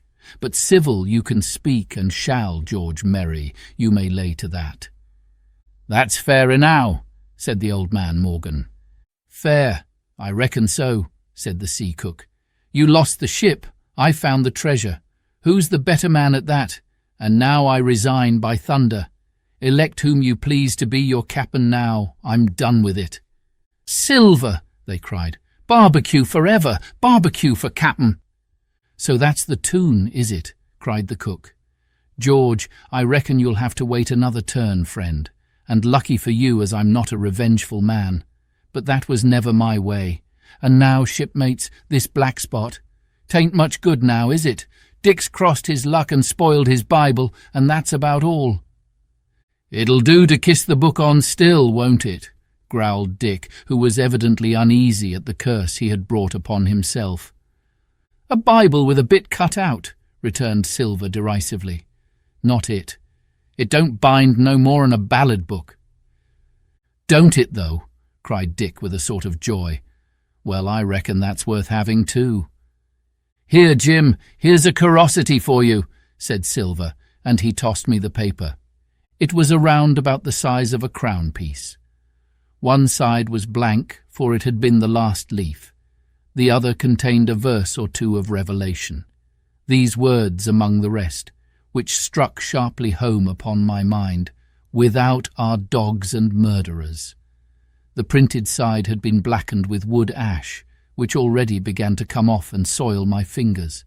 On the blank side had been written with the same material the one word, "deposed." I have that curiosity beside me at this moment, but not a trace of writing now remains beyond a single scratch, such as a man might make with his thumbnail. That was the end of the night's business. Soon after, with a drink all round, we lay down to sleep, and the outside of Silver's vengeance was to put George Merry up for sentinel and threaten him with death if he should prove unfaithful. It was long ere I could close an eye, and heaven knows I had matter enough for thought in the man whom I had slain that afternoon, in my own most perilous position, and above all, in the remarkable game that I saw Silver now engaged upon, keeping the mutineers together with one hand, and grasping with the other after every means, possible and impossible, to make his peace and save his miserable life. He himself slept peacefully and snored aloud. Yet my heart was sore for him, wicked as he was, to think on the dark perils that environed, and the shameful gibbet that awaited him.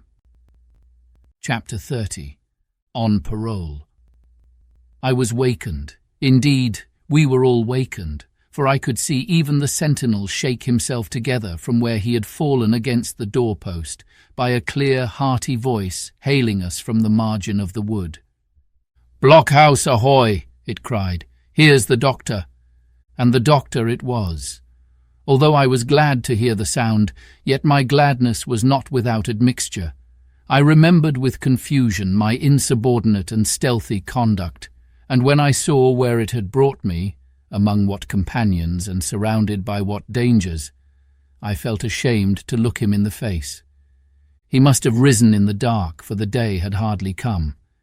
And when I ran to a loophole and looked out, I saw him standing, like Silver once before, up to the mid-leg in creeping vapour. "You, doctor, top of the morning to you, sir," cried Silver, broad awake and beaming with good nature in a moment. "Bright and early, to be sure, and it's the early bird, as the saying goes, that gets the rations. George, shake up your timbers, son, and help Dr. Livesey over the ship's side. All a-doing well, your patience was, all well and merry." So he pattered on, standing on the hilltop with his crutch under his elbow and one hand upon the side of the log-house, quite the old John in voice, manner and expression. "We've quite a surprise for you too, sir," he continued. "We've a little stranger here. Ha, ha! A new boarder and lodger, sir, and looking fit and taut as a fiddle. Slept like a supercargo, he did, right alongside of John. Stem to stem we was all night." Dr. Livesey was by this time across the stockade and pretty near the cook, and I could hear the alteration in his voice as he said, "Not Jim?" "The very same Jim as ever was," says Silver. The doctor stopped outright, although he did not speak, and it was some seconds before he seemed able to move on. "Well, well," he said at last. "Duty first and pleasure afterwards, as you might have said yourself, Silver. Let us overhaul these patients of yours." A moment afterwards he had entered the blockhouse, and with one grim nod to me proceeded with his work among the sick. He seemed under no apprehension, though he must have known that his life among these treacherous demons depended on a hair, and he rattled on to his patients as if he were paying an ordinary professional visit in a quiet English family. His manner, I suppose, reacted on the men, for they behaved to him as if nothing had occurred, as if he were still ship's doctor and they still faithful hands before the mast. "You're doing well, my friend," he said to the fellow with the bandaged head, "and if ever any person had a close shave, it was you. Your head must be as hard as iron. Well, George, how goes it? You're a pretty colour, certainly. Why, your liver man is upside down. Did you take that medicine? Did he take that medicine, men?" "Aye, sir, he took it, sure enough," returned Morgan. "Because, you see, since I am mutineer's doctor, or prison doctor as I prefer to call it," says Dr. Livesey in his pleasantest way, "I make it a point of honour not to lose a man for King George, God bless him, and the gallows." The rogues looked at each other but swallowed the home thrust in silence. "Dick don't feel well, sir," said one. "Don't he?" replied the doctor. "Well, step up here, Dick, and let me see your tongue." "No, I should be surprised if he did. The man's tongue is fit to frighten the French. Another fever." "Ah, there," said Morgan, "that comed of spiling Bibles." "That comes, as you call it, of being arrant asses," retorted the doctor, "and not having sense enough to know honest air from poison and the dry land from a vile pestiferous slough. I think it most probable, though of course it's only an opinion, that you'll all have the deuce to pay before you get that malaria out of your systems. Camp in a bog, would you? Silver, I'm surprised at you. You're less of a fool than many, take you all round, but you don't appear to me to have the rudiments of a notion of the rules of health.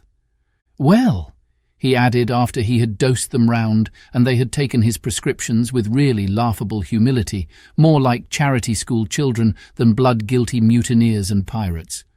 "Well, that's done for today, and now I should wish to have a talk with that boy, please." And he nodded his head in my direction carelessly. George Merry was at the door, spitting and spluttering over some bad-tasted medicine, but at the first word of the doctor's proposal he swung round with a deep flush and cried, "No," and swore. Silver struck the barrel with his open hand. "Silence!" he roared, and looked about him positively like a lion. "Doctor," he went on in his usual tones, "I was a-thinking of that, knowing as how you had a fancy for the boy. We're all humbly grateful for your kindness, and as you see, puts faith in you and takes the drugs down like that much grog. And I take it I've found a way as'll suit all. Hawkins, will you give me your word of honour as a young gentleman? For a young gentleman you are, although poor-born. Your word of honour not to slip your cable." I readily gave the pledge required. "Then, Doctor," said Silver, "you just step outside of that stockade, and once you're there, I'll bring the boy down on the inside, and I reckon you can yarn through the spars. Good day to you, sir, and all our duties to the Squire and Captain Smollett." The explosion of disapproval, which nothing but Silver's black looks had restrained, broke out immediately the doctor had left the house.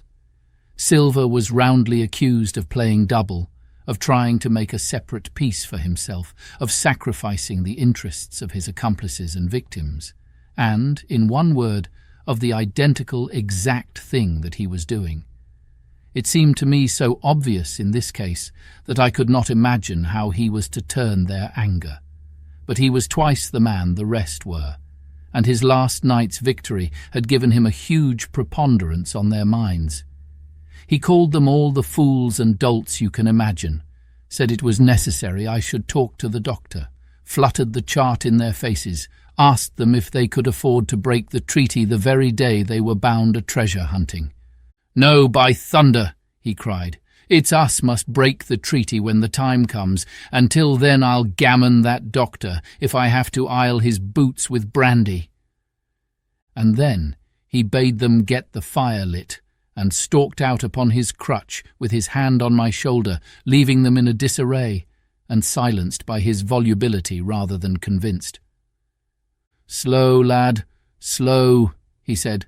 "They might round upon us in a twinkle of an eye, if we was seen to hurry." Very deliberately, then, did we advance across the sand to where the doctor awaited us on the other side of the stockade, and as soon as we were within easy speaking distance, Silver stopped. "You'll make a note of this here also, Doctor," says he, and the boy'll tell you how I saved his life, and were deposed for it too, and you may lay to that. Doctor, when a man's steering as near the wind as me, playing chuck-farthing with the last breath in his body, like, you wouldn't think it too much, mayhap, to give him one good word. You'll please bear in mind it's not my life only now, it's that boy's into the bargain. And you'll speak me fair, Doctor, and give me a bit of hope to go on for the sake of mercy. Silver was a changed man once he was out there and had his back to his friends and the blockhouse. His cheeks seemed to have fallen in, his voice trembled. Never was a soul more dead in earnest. "Why, John, you're not afraid?" asked Dr. Livesey. "Doctor, I'm no coward, no, not I, not so much," and he snapped his fingers. "If I was, I wouldn't say it, but I'll own up fairly, I've the shakes upon me for the gallows.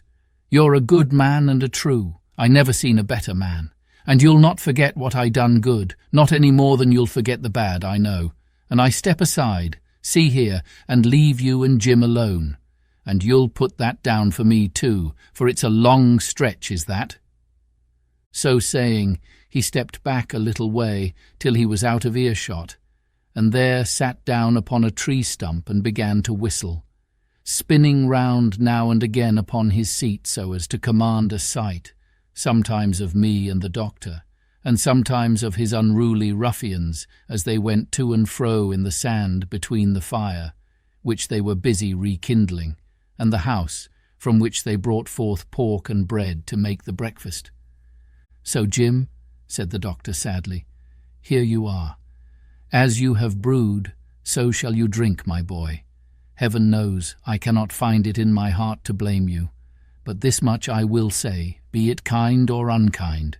When Captain Smollett was well, you dared not have gone off, and when he was ill and couldn't help it, by George, it was downright cowardly." I will own that I here began to weep. "Doctor," I said, "you might spare me. I have blamed myself enough. My life's forfeit anyway, and I should have been dead by now if Silver hadn't stood for me. And, Doctor, believe this, I can die, and I dare say I deserve it. But what I fear is torture. If they come to torture me—" "Jim," the doctor interrupted, and his voice was quite changed. "Jim, I can't have this. Whip over, and we'll run for it." "Doctor," said I passed my word. I know," he cried. "We can't help that, Jim, now. I'll take it on my shoulders, holus bolus, blame and shame, my boy, but stay here, I cannot let you. Jump, one jump and you're out, and we'll run for it like antelopes." "No," I replied, "you know right well you wouldn't do the thing yourself, neither you, nor Squire, nor Captain, and no more will I. Silver trusted me, I passed my word, and back I go. But, Doctor, you did not let me finish. If they come to torture me, I might let slip a word of where the ship is, for I got the ship, part by luck and part by risking, and she lies in North Inlet, on the southern beach, and just below high water. At half-tide she must be high and dry." "The ship!" exclaimed the doctor. Rapidly I described to him my adventures, and he heard me out in silence. "There is a kind of fate in this," he observed when I had done. "Every step, it's you that saves our lives. And do you suppose by any chance that we are going to let you lose yours? That would be a poor return, my boy. You found out the plot. You found Ben Gunn, the best deed that ever you did or will do, though you live to 90. Oh, by Jupiter, and talking of Ben Gunn, why, this is the mischief in person. Silver," he cried. "Silver, I'll give you a piece of advice," he continued as the cook drew near again. "Don't you be in any great hurry after that treasure." "Why, sir, I do my possible, which that ain't," said Silver. "I can only, asking your pardon, save my life and the boys by seeking for that treasure, and you may lay to that." "Well, Silver," replied the doctor, "if that is so, I'll go one step further. Look out for squalls when you find it." "Sir," said Silver, "as between man and man, That's too much and too little. What you're after, why you left the blockhouse, why you given me that there chart, I don't know now, do I? And yet I done your bidding with my eyes shut and never a word of hope. But no, this here's too much. If you won't tell me what you mean plain out, just say so, and I'll leave the helm." "No," said the doctor musingly, "I've no right to say more. It's not my secret, you see, Silver, or I give you my word I'd tell it you. But I'll go as far with you as I dare go and a step beyond, for I'll have my wigs sorted by the captain or I'm mistaken. And first I'll give you a bit of hope. Silver, if we both get alive out of this wolf trap, I'll do my best to save you, short of perjury." Silver's face was radiant. "You couldn't say more, I'm sure, sir. Not if you was my mother," he cried. "Well, that's my first concession," added the doctor. "My second is a piece of advice. Keep the boy close beside you, and when you need help, hello.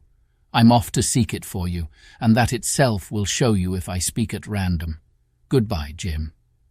And Dr. Livesey shook hands with me through the stockade, nodded to Silver, and set off at a brisk pace into the wood.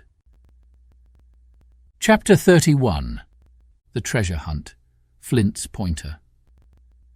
"Jim," said Silver when we were alone, "if I saved your life, you saved mine, and I'll not forget it. I seen the doctor waving you to run for it. With the tail of my eye I did, and I seen you say no, as plain as hearing. Jim, that's one to you. This is the first glint of hope I had since the attack failed, and I owe it you. And now, Jim, we're to go in for this here treasure hunting, with sealed orders too, and I don't like it. And you and me must stick close, back to back like, and we'll save our necks in spite of fate and fortune."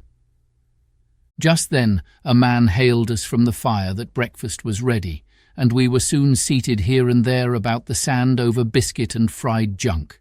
They had lit a fire fit to roast an ox, and it was now grown so hot that they could only approach it from the windward, and even there not without precaution. In the same wasteful spirit, they had cooked, I suppose, 3 times more than we could eat, and one of them, with an empty laugh, threw what was left into the fire, which blazed and roared again over this unusual fuel. I never in my life saw men so careless of the morrow. Hand to mouth is the only word that can describe their way of doing. And what with wasted food and sleeping sentries, though they were bold enough for a brush and be done with it, I could see their entire unfitness for anything like a prolonged campaign. Even Silver, eating away with Captain Flint upon his shoulder, had not a word of blame for their recklessness, and this the more surprised me, for I thought he had never shown himself so cunning as he did then. "Aye, mates," said he, "it's lucky you have barbecue to think for you with this here head. I got what I wanted, I did. Sure enough they have the ship. Where they have it I don't know yet, but once we hit the treasure we'll have to jump about and find out. And then, mates, us that has the boats, I reckon, has the upper hand." Thus he kept running on, with his mouth full of the hot bacon. Thus he restored their hope and confidence, and, I more than suspect, repaired his own at the same time. "As for hostage," he continued, "that's his last talk, I guess. With them he loves so dear. I've got my piece of news, and thank ye to him for that, but it's over and done. I'll take him in a line when we go treasure hunting, for we'll keep him like so much gold in case of accidents, you mark, and in the meantime. Once we got the ship and treasure both, and off to sea like jolly companions, why then we'll talk Mr. Hawkins over, we will, and we'll give him his share to be sure, for all his kindness." It was no wonder the men were in a good humour now. For my part, I was horribly cast down. Should the scheme he had now sketched prove feasible, Silver, already doubly a traitor, would not hesitate to adopt it. He had still a foot in either camp, and there was no doubt he would prefer wealth and freedom with the pirates to a bare escape from hanging, which was the best he had to hope on our side. Nay, And even if things so fell out that he was forced to keep his faith with Dr. Livesey, even then what danger lay before us. What a moment that would be when the suspicions of his followers turned to certainty. And he and I should have to fight for dear life, he, a cripple, and I, a boy, against 5 strong and active seamen. Add to this double apprehension the mystery that still hung over the behaviour of my friends. Their unexplained desertion of the Stockade, their inexplicable cession of the chart, or harder still to understand, the doctor's last warning to Silver, "Look out for squalls when you find it," and you will readily believe how little taste I found in my breakfast, and with how uneasy a heart I set forth behind my captors on the quest for treasure. We made a curious figure, had anyone been there to see us, all in soiled sailor clothes, and all but me armed to the teeth. Silver had 2 guns slung about him, one before and one behind, besides the great cutlass at his waist, and a pistol in each pocket of his square-tailed coat. To complete his strange appearance, Captain Flint sat perched upon his shoulder and gabbling odds and ends of purposeless sea-talk. I had a line about my waist, and followed obediently after the sea-cook, who held the loose end of the rope, now in his free hand, now between his powerful teeth. For all the world I was led like a dancing bear. The other men were variously burthened, some carrying picks and shovels, for that had been the very first necessary they brought ashore from the Hispaniola, others laden with pork, bread, and brandy for the midday meal. All the stores, I observed, came from our stock, and I could see the truth of Silver's words the night before. Had he not struck a bargain with the doctor, he and his mutineers, deserted by the ship, must have been driven to subsist on clear water and the proceeds of their hunting. Water would have been little to their taste. A sailor is not usually a good shot, and besides all that, when they were so short of eatables, it was not likely they would be very flush of powder. Well, thus equipped, we all set out, even the fellow with the broken head, who should certainly have kept in shadow, and straggled one after another to the beach, where the 2 gigs awaited us. Even these bore trace of the drunken folly of the pirates, one in a broken thwart, and both in their muddy and unbailed condition. Both were to be carried along with us for the sake of safety, and so, with our numbers divided between them, we set forth upon the bosom of the anchorage. As we pulled over, there was some discussion on the chart. The Red Cross was, of course, far too large to be a guide, and the terms of the note on the back, as you will hear, admitted of some ambiguity. They ran, the reader may remember, thus: "Tall tree, spyglass shoulder, bearing a point to the N of NNE, Skeleton Island ESE, and by E. 10 feet. A tall tree was thus the principal mark. Now, right before us, the anchorage was bounded by a plateau from 200 to 300 feet high, adjoining on the north the sloping southern shoulder of the spyglass, and rising again towards the south into the rough cliffy eminence called the mizzen-mast hill. The top of the plateau was dotted thickly with pine trees of varying height. Every here and there one of a different species rose 40 or 50 feet clear above its neighbours, and which of these was the particular tall tree of Captain Flint could only be decided on the spot and by the readings of the compass. Yet, although that was the case, every man on board the boats had picked a favourite of his own ere we were halfway over, Long John alone shrugging his shoulders and bidding them wait till they were there. We pulled easily by Silver's directions not to weary the hands prematurely, and after quite a long passage landed at the mouth of the second river, that which runs down a woody cleft of the spyglass. Thence, bending to our left, we began to ascend the slope towards the plateau. At the first outset, heavy, miry ground and a matted, marish vegetation greatly delayed our progress, but by little and little the hill began to steepen and become stony underfoot, and the wood to change its character and to grow in a more open order. It was indeed a most pleasant portion of the island that we were now approaching. A heavy scented broom and many flowering shrubs had almost taken the place of grass. Thickets of green nutmeg trees were dotted here and there with the red columns and the broad shadow of the pines, and the first mingled their spice with the aroma of the others. The air, besides, was fresh and stirring, and this, under the sheer sunbeams, was a wonderful refreshment to our senses. The party spread itself abroad in a fan shape, shouting and leaping to and fro. About the centre, and a good way behind the rest, Silver and I followed, I tethered by my rope, he ploughing with deep pants among the sliding gravel. From time to time, indeed, I had to lend him a hand, or he must have missed his footing and fallen backward down the hill. We had thus proceeded for about half a mile, and were approaching the brow of the plateau, when the man upon the farthest left began to cry aloud as if in terror. Shout after shout came from him, and the others began to run in his direction. "He can't have found the treasure," said old Morgan, hurrying past us from the right, "for that's clean atop." Indeed, as we found when we also reached the spot, it was something very different. At the foot of a pretty big pine, and involved in a green creeper, which had even partly lifted some of the smaller bones, a human skeleton lay with a few shreds of clothing on the ground. I believe a chill struck for a moment to every heart. "He was a seaman," said George Merry, who, bolder than the rest, had gone up close and was examining the rags of clothing. "Leastways, this is good sea cloth." "Aye, aye," said Silver. "Like enough. You wouldn't look to find a bishop here, I reckon. But what sort of a way is that for bones to lie? 'Tain't in nature." Indeed, on a second glance, it seemed impossible to fancy that the body was in a natural position.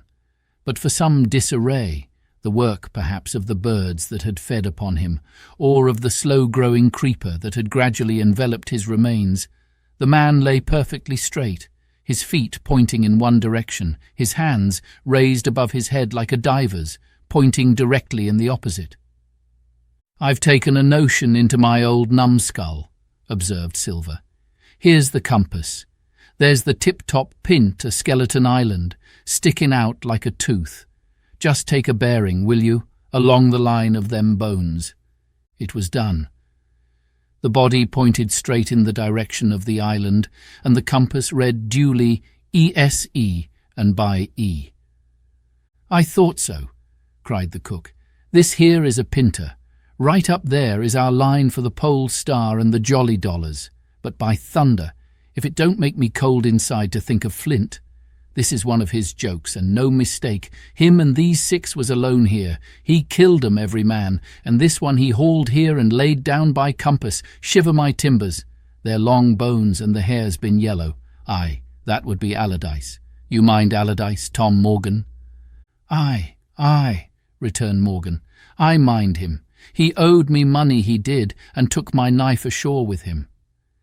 "Speaking of knives," said another, "why don't we find his'n lying round? Flint warn't the man to pick a seaman's pocket, and the birds, I guess, would leave it be." "By the powers, and that's true," cried Silver. "There ain't a thing left here," said Merry, still feeling round among the bones. "Not a copper do it, nor a baccy box. It don't look natural to me." "No, by gum, it don't," agreed Silver. "Not natural, nor not nice, says you. Great guns, messmates. But if Flint was living, this would be a hot spot for you and me. 6 they were, and 6 are we, and bones is what they are now." "I saw him dead with these here deadlights," said Morgan. "Billy took me in. There he laid with penny pieces on his eyes." "Dead? Aye, sure enough he's dead and gone below," said the fellow with the bandage. "But if ever spirit walked, it would be Flint's. Dear heart, but he died bad, did Flint." "Aye, that he did," observed another. "Now he raged, and now he hollered for the rum, and now he sang. 15 men were his only song-mates, and I tell you true I never rightly liked to hear it since. It was main hot, and the windy was open, and I hear that old song coming out as clear, and the death hall on the man already. Come, come, said Silver, stow this talk. He's dead, and he don't walk, that I know. Leastways he won't walk by day, and you may lay to that. Care killed a cat, fetch a head for the doubloons. We started, certainly, but in spite of the hot sun and the staring daylight, the pirates no longer ran separate and shouting through the wood, but kept side by side and spoke with bated breath. The terror of the dead buccaneer had fallen on their spirits. Chapter 32. The Treasure Hunt. The Voice Among the Trees. Partly from the damping influence of this alarm, partly to rest Silver and the sick folk, the whole party sat down as soon as they had gained the brow of the ascent. The plateau being somewhat tilted towards the west, this spot on which we had paused commanded a wide prospect on either hand.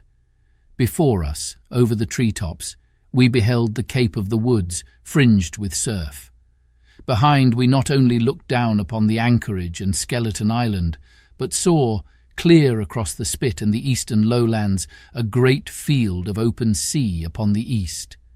Sheer above us rose the spyglass, here dotted with single pines, there black with precipices.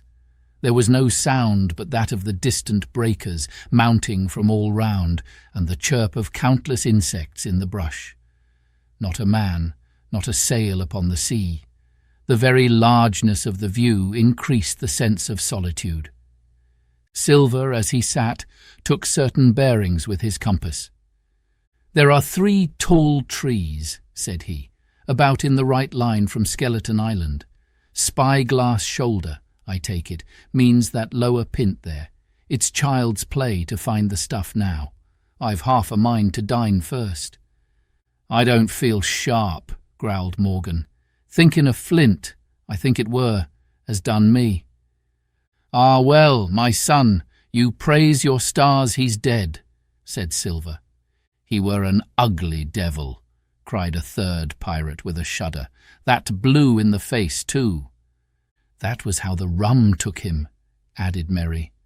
"Blue! Well, I reckon he was blue. That's a true word."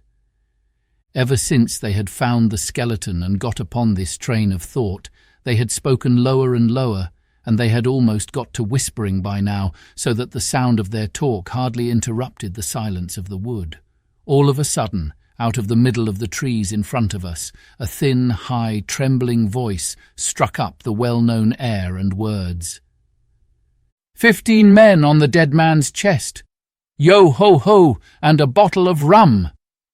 I never have seen men more dreadfully affected than the pirates. The colour went from their 6 faces like enchantment. Some leaped to their feet, some clawed hold of others. Morgan grovelled on the ground.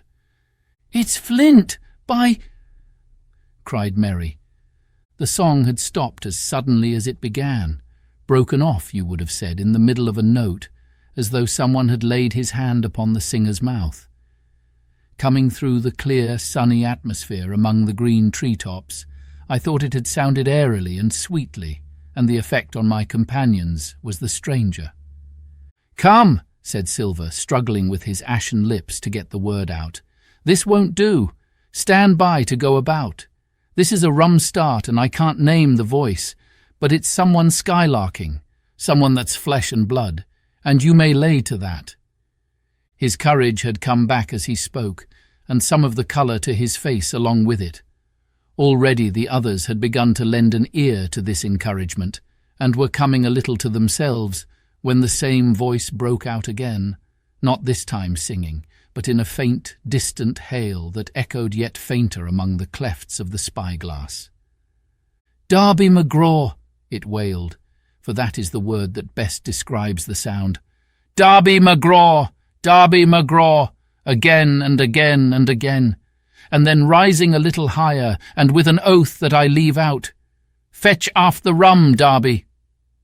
The buccaneers remained rooted to the ground, their eyes starting from their heads. Long after the voice had died away, they still stared in silence, dreadfully before them. "That fixes it," gasped one. "Let's go."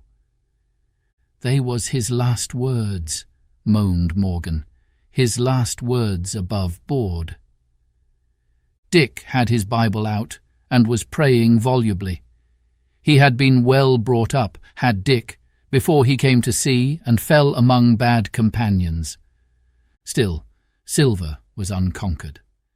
I could hear his teeth rattle in his head, but he had not yet surrendered. "Nobody in this here island ever heard of Derby," he muttered. "Not one but us that's here." And then, making a great effort, "Shipmates," he cried, "I'm here to get that stuff, and I'll not be beat by man or devil. I never was feared of Flint in his life, and by the powers, I'll face him dead. There's £700,000 not a quarter of a mile from here. When did ever a gentleman of fortune show his stern to that much dollars for a boozy old seaman with a blue mug, and him dead too?" But there was no sign of reawakening courage in his followers, rather indeed of growing terror at the irreverence of his words. "Belay there, John," said Mary. "Don't you cross a sperrit."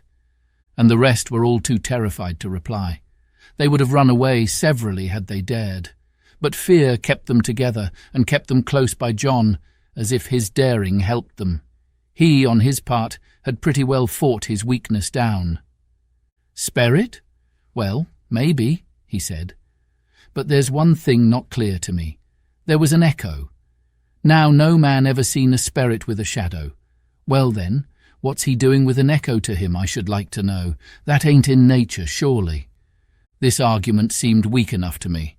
But you can never tell what will affect the superstitious, and to my wonder, George Merry was greatly relieved. "Well, that's so," he said. "You've a head upon your shoulders, John, and no mistake. 'Bout ship, mates, this here crew is on a wrong tack, I do believe. And come to think on it, it was like Flint's voice, I grant you, but not just so clear away like it after all. It was liker somebody else's voice now. It was liker." "By the powers, Ben Gunn!" roared Silver. "Aye, and so it were," cried Morgan, springing on his knees. "Ben Gunn it were." "It don't make much odds, do it now?" asked Dick. "Ben Gunn's not here in the body any more'n Flint." But the older hands greeted this remark with scorn. "Why, nobody minds Ben Gunn," cried Merry. "Dead or alive, nobody minds him." It was extraordinary how their spirits had returned and how the natural colour had revived in their faces.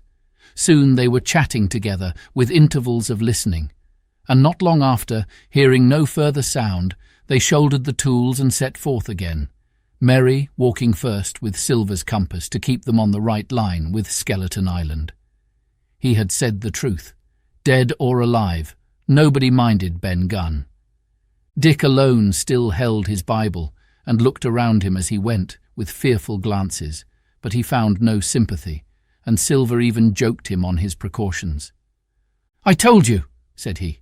"I told you you had spiled your Bible.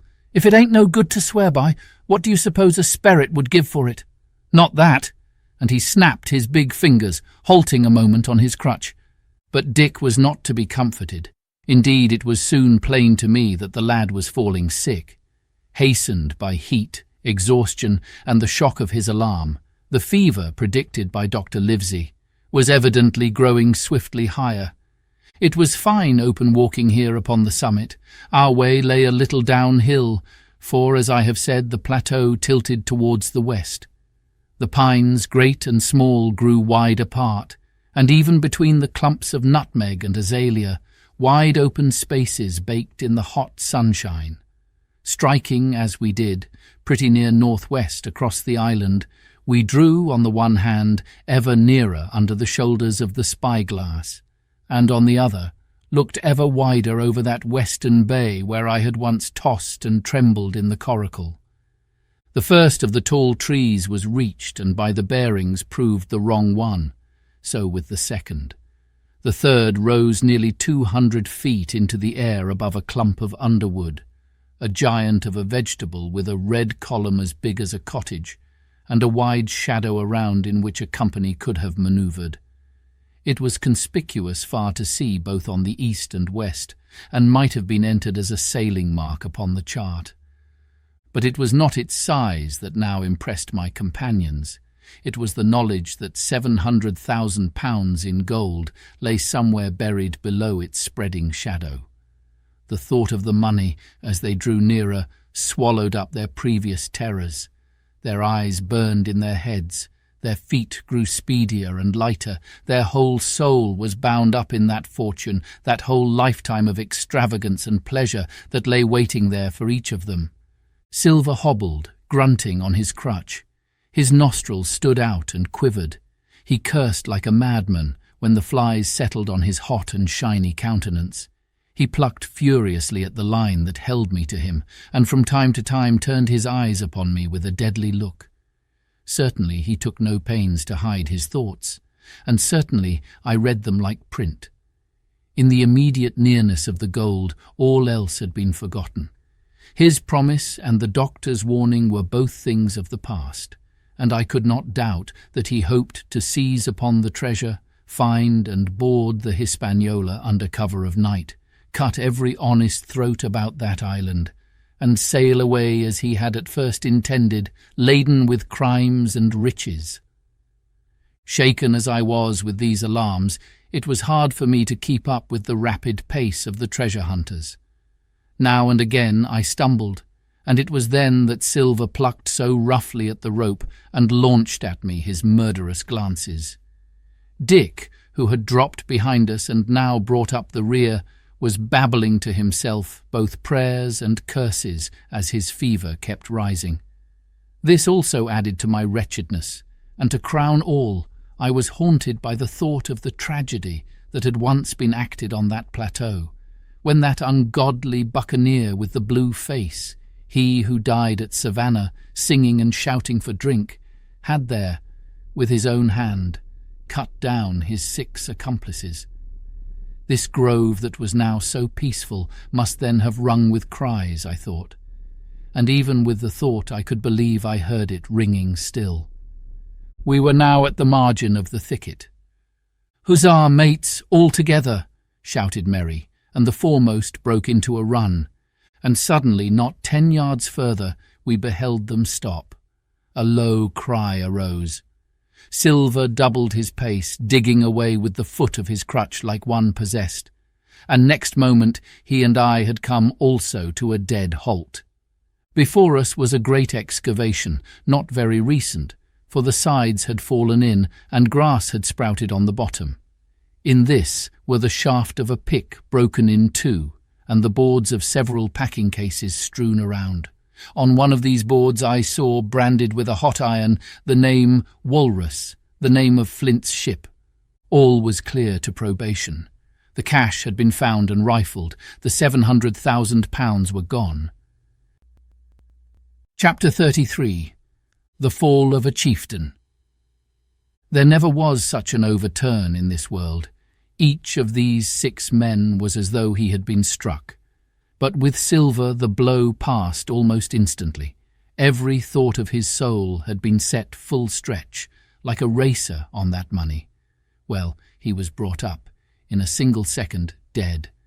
And he kept his head, found his temper, and changed his plan before the others had had time to realize the disappointment. "Jim," he whispered, "take that, and stand by for trouble." And he passed me a double-barreled pistol. At the same time he began quietly moving northward, and in a few steps had put the hollow between us 2 and the other 5. Then he looked at me and nodded, as much as to say, "Here is a narrow corner," as indeed I thought it was. His looks were now quite friendly, and I was so revolted at these constant changes that I could not forbear whispering, "So you've changed sides again." There was no time left for him to answer in. The buccaneers, with oaths and cries, began to leap one after another into the pit and to dig with their fingers, throwing the boards aside as they did so. Morgan found a piece of gold. He held it up with a perfect spout of oaths. It was a 2-guinea piece, and it went from hand to hand among them for a quarter of a minute. 2 guineas! Roared Merry, shaking it at Silver. That's your £700,000, is it? You're the man for bargains, ain't you? You're him that never bungled nothing, you wooden-headed lubber. Dig away, boys, said Silver with the coolest insolence. You'll find some pig nuts, and I shouldn't wonder. Pig nuts, repeated Merry in a scream. Mates, do you hear that? I tell you now, that man there knew it all along. Look in the face of him, and you'll see it wrote there. Ah, Merry, remarked Silver, standing for captain again? You're a pushing lad, to be sure. But this time everyone was entirely in Merry's favour. They began to scramble out of the excavation, darting furious glances behind them. One thing I observed, which looked well for us. They all got out upon the opposite side from Silver. Well, there we stood, 2 on one side, 5 on the other, the pit between us, and nobody screwed up high enough to offer the first blow. Silver never moved. He watched them, very upright on his crutch, and looked as cool as ever I saw him.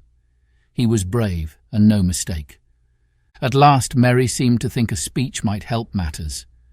"Mates," says he, "there's 2 of them alone there. One's the old cripple that brought us all here and blundered us down to this.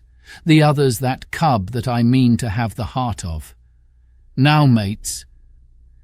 He was raising his arm and his voice and plainly meant to lead a charge. But just then, crack, crack, crack, 3 musket shots flashed out of the thicket. Merry tumbled head foremost into the excavation. The man with the bandage spun round like a teetotum and fell all his length upon his side, where he lay dead, but still twitching, and the other 3 turned and ran for it with all their might.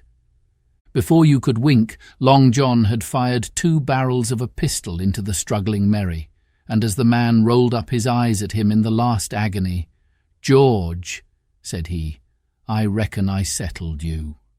At the same moment the Doctor, Gray and Ben Gunn joined us with smoking muskets from among the nutmeg trees. "Forward!" cried the Doctor. "Double quick, my lads. We must head 'em off the boats." And we set off at a great pace, sometimes plunging through the bushes to the chest. I tell you, but Silver was anxious to keep up with us. The work that man went through, leaping on his crutch till the muscles of his chest were fit to burst, was work no sound man ever equalled, and so thinks the Doctor. As it was, he was already 30 yards behind us, and on the verge of strangling when we reached the brow of the slope. "Doctor," he hailed, "see there. No hurry." Sure enough, there was no hurry. In a more open part of the plateau, we could see the 3 survivors still running in the same direction as they had started, right for Mizzenmast Hill. We were already between them and the boats, and so we 4 sat down to breathe, while Long John, mopping his face, came slowly up with us. "Thank ye kindly, Doctor," says he. "You came in about the nick, I guess, for me and Hawkins. And so it's you, Ben Gunn," he added. "Well, you're a nice one, to be sure." "I'm Ben Gunn, I am," replied the Maroon, wriggling like an eel in his embarrassment. "And," he added after a long pause, "how do, Mr. Silver?" "Pretty well, I thank ye," says you. Ben, murmured Silver, "to think as you've done me." The Doctor sent back Gray for one of the pickaxes deserted, in their flight, by the mutineers, and then as we proceeded leisurely downhill to where the boats were lying, related in a few words what had taken place. It was a story that profoundly interested Silver, and Ben Gunn, the half-idiot Maroon, was the hero from beginning to end. Ben, in his long, lonely wanderings about the island, had found the skeleton. It was he that had rifled it. He had found the treasure. He had dug it up.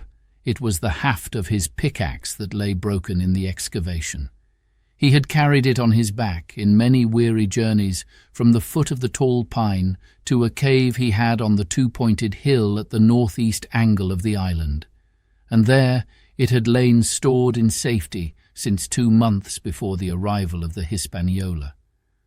When the doctor had wormed this secret from him on the afternoon of the attack, and when next morning he saw the anchorage deserted, he had gone to Silver, given him the chart, which was now useless, given him the stores, for Ben Gunn's cave was well supplied with goat's meat salted by himself, given anything and everything to get a chance of moving in safety from the Stockade to the two-pointed hill, there to be clear of malaria and keep a guard upon the money.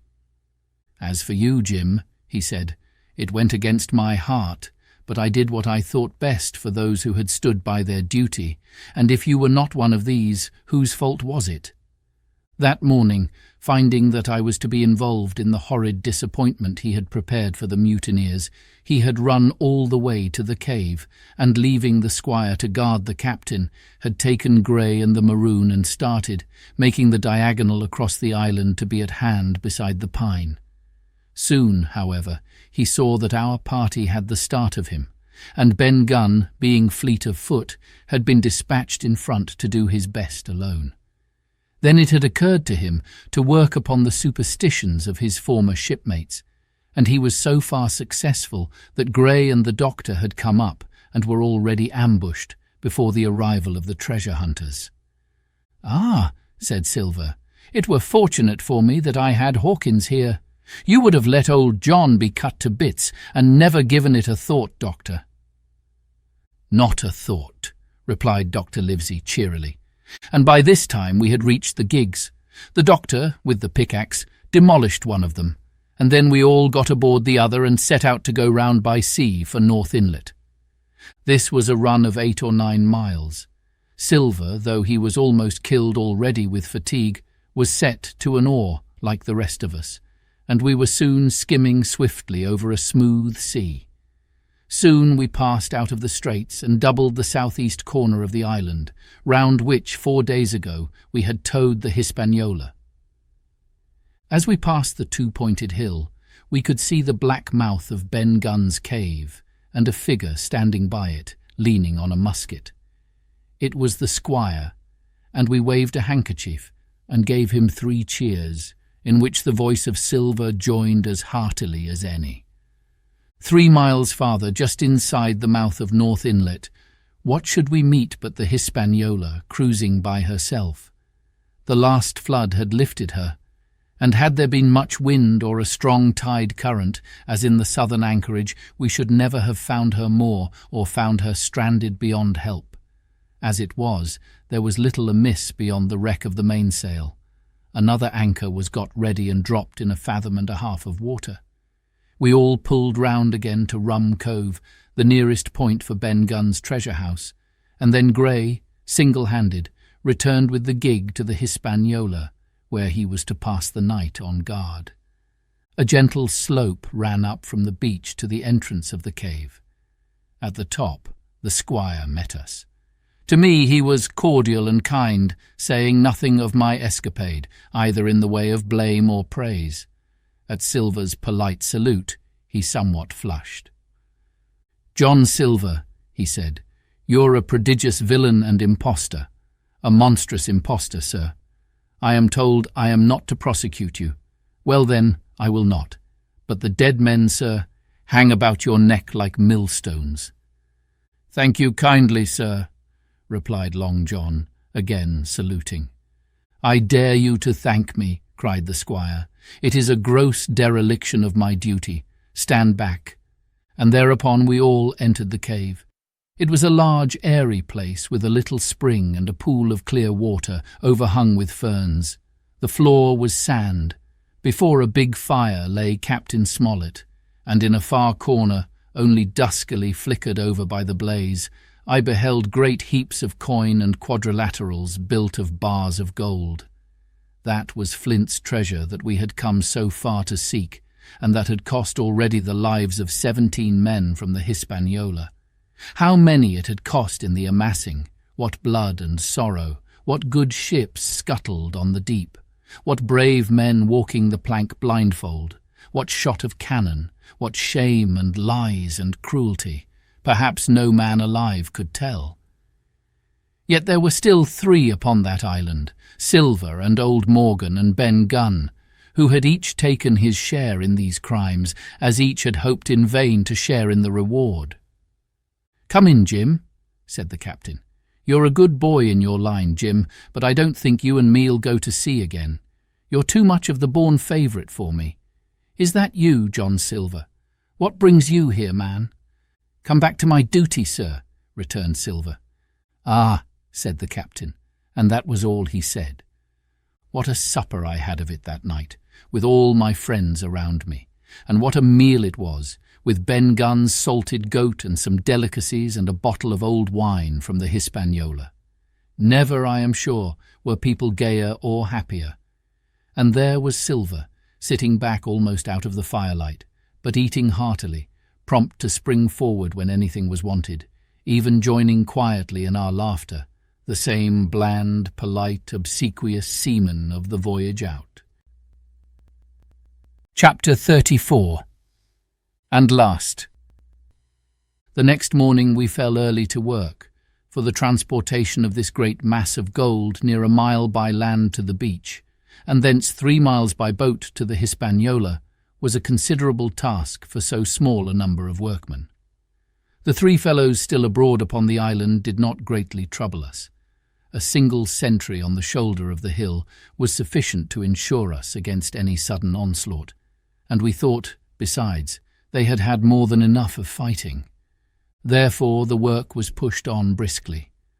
Gray and Ben Gunn came and went with the boat, while the rest, during their absences, piled treasure on the beach. 2 of the bars, slung in a rope's end, made a good load for a grown man, one that he was glad to walk slowly with. For my part, as I was not much use at carrying, I was kept busy all day in the cave packing the minted money into bread bags. It was a strange collection, like Billy Bones's hoard for the diversity of coinage, but so much larger and so much more varied that I think I never had more pleasure than in sorting them.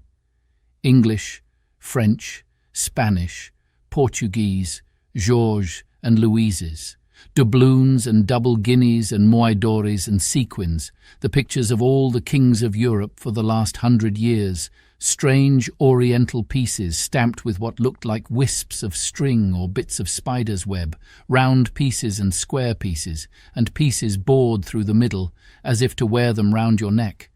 Nearly every variety of money in the world must, I think, have found a place in that collection. And for number, I am sure they were like autumn leaves, so that my back ached with stooping and my fingers with sorting them out. Day after day this work went on.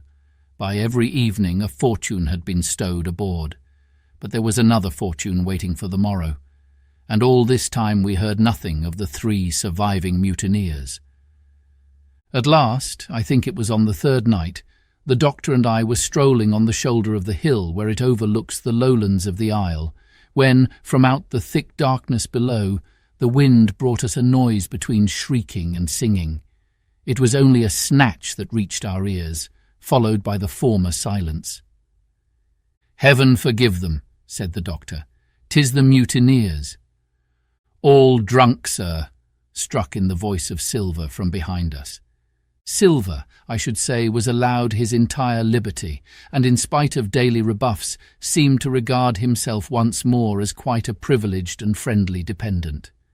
Indeed, it was remarkable how well he bore these slights, and with what unwearying politeness he kept on trying to ingratiate himself with all.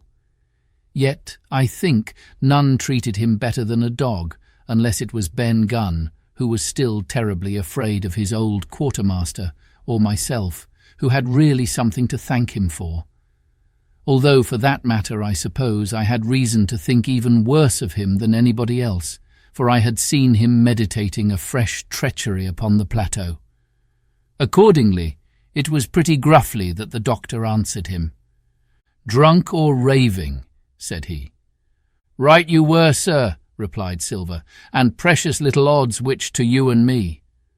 "I suppose you would hardly ask me to call you a humane man," returned the doctor with a sneer, "and so my feelings may surprise you, Master Silver. But if I were sure they were raving, as I am morally certain one at least of them is down with fever, I should leave this camp, and at whatever risk to my own carcass take them the assistance of my skill." "Ask your pardon, sir, you would be very wrong," quoth Silver. "You would lose your precious life, and you may lay to that. I'm on your side now, hand and glove, and I shouldn't wish for to see the party weakened, let alone yourself, seeing as I know what I owes you. But these men down there, they couldn't keep their word, no, not supposing they wished to, and what's more, they couldn't believe as you could." "No," said the doctor. "You're the man to keep your word, we know that." Well, that was about the last news we had of the 3 pirates. Only once we heard a gunshot a great way off, and supposed them to be hunting. A council was held, and it was decided that we must desert them on the island, to the huge glee, I must say, of Ben Gunn, and with the strong approval of Grey. We left a good stock of powder and shot, the bulk of the salt goat, a few medicines and some other necessaries, tools, clothing, a spare sail, a fathom or 2 of rope, and by the particular desire of the doctor, a handsome present of tobacco. That was about our last doing on the island. Before that, we had got the treasure stowed and had shipped enough water and the remainder of the goat meat in case of any distress. And at last, one fine morning, we weighed anchor, which was about all that we could manage, and stood out of North Inlet, the same colours flying that the captain had flown and fought under at the palisade. The 3 fellows must have been watching us closer than we thought for, as we soon had proved. For coming through the Narrows, we had to lie very near the southern point, and there we saw all 3 of them kneeling together on a spit of sand, with their arms raised in supplication. It went to all our hearts, I think, to leave them in that wretched state, but we could not risk another mutiny, and to take them home for the gibbet would have been a cruel sort of kindness. The doctor hailed them and told them of the stores we had left and where they were to find them. But they continued to call us by name and appeal to us for God's sake, to be merciful and not leave them to die in such a place. At last, seeing the ship still bore on her course and was now swiftly drawing out of earshot, one of them, I know not which it was, leapt to his feet with a hoarse cry, whipped his musket to his shoulder, and sent a shot whistling over Silver's head and through the mainsail. After that, we kept under cover of the bulwarks, and when next I looked out they had disappeared from the spit, and the spit itself had almost melted out of sight in the growing distance. That was at least the end of that. And before noon, to my inexpressible joy, the highest rock of Treasure Island had sunk into the blue round of sea. We were so short of men that everyone on board had to bear a hand, only the captain lying on a mattress in the stern and giving his orders, for though greatly recovered, he was still in want of quiet. We laid her head for the nearest port in Spanish America, for we could not risk the voyage home without fresh hands, and as it was, what with baffling winds and a couple of fresh gales, we were all worn out before we reached it. It was just at sundown when we cast anchor in a most beautiful land-locked gulf, and were immediately surrounded by shore boats full of Negroes and Mexican Indians and half-bloods selling fruits and vegetables and offering to dive for bits of money. The sight of so many good-humoured faces, especially the blacks, the taste of the tropical fruits, and above all, the lights that began to shine in the town, made a most charming contrast to our dark and bloody sojourn on the island, and the doctor and the squire, taking me along with them, went ashore to pass the early part of the night. Here they met the captain of an English man of war, fell in talk with him, went on board his ship, and in short had so agreeable a time that day was breaking when we came alongside the Hispaniola. Ben Gunn was on deck alone, and as soon as we came on board he began with wonderful contortions to make us a confession. Silver was gone. The Maroon had connived at his escape in a shore-boat some hours ago, and he now assured us he had only done so to preserve our lives, which would certainly have been forfeit if that man with the one leg had stayed aboard. But this was not all. The sea cook had not gone empty-handed. He had cut through a bulkhead unobserved, and had removed one of the sacks of coin, worth perhaps 300 or 400 guineas, to help him on his further wanderings. I think we were all pleased to be so cheaply quit of him. Well, to make a long story short, we got a few hands on board, made a good cruise home, and the Hispaniola reached Bristol just as Mr. Blandley was beginning to think of fitting out her consort. 5 men only of those who had sailed returned with her. Drink and the devil had done for the rest, with a vengeance, although to be sure we were not quite in so bad a case as that other ship they sang about. With 1 man of her crew alive, what put to sea with 75? All of us had an ample share of the treasure and used it wisely or foolishly, according to our natures. Captain Smollett is now retired from the sea. Gray not only saved his money, but, being suddenly smit with the desire to rise, also studied his profession, and he is now mate and part owner of a fine, full-rigged ship, married besides, and the father of a family. As for Ben Gunn, he got £1,000, which he spent or lost in 3 weeks, or, to be more exact, in 19 days, for he was back begging on the 20th. Then he was given a lodge to keep, exactly as he had feared upon the island, and he still lives, a great favourite, though something of a butt with the country boys, and a notable singer in church on Sundays and saints' days. Of Silver we have heard no more. That formidable seafaring man with 1 leg has at last gone clean out of my life, but I dare say he met his old negress, and perhaps still lives in comfort with her and Captain Flint. It is to be hoped so, I suppose, for his chances of comfort in another world are very small. The bar silver and the arms still lie, for all that I know, where Flint buried them, and certainly they shall lie there for me. Oxen and wain ropes would not bring me back again to that accursed island, and the worst dreams that ever I have are when I hear the surf booming about its coasts, or start upright in bed, with the sharp voice of Captain Flint still ringing in my ears. "Pieces of 8, pieces of 8." The end.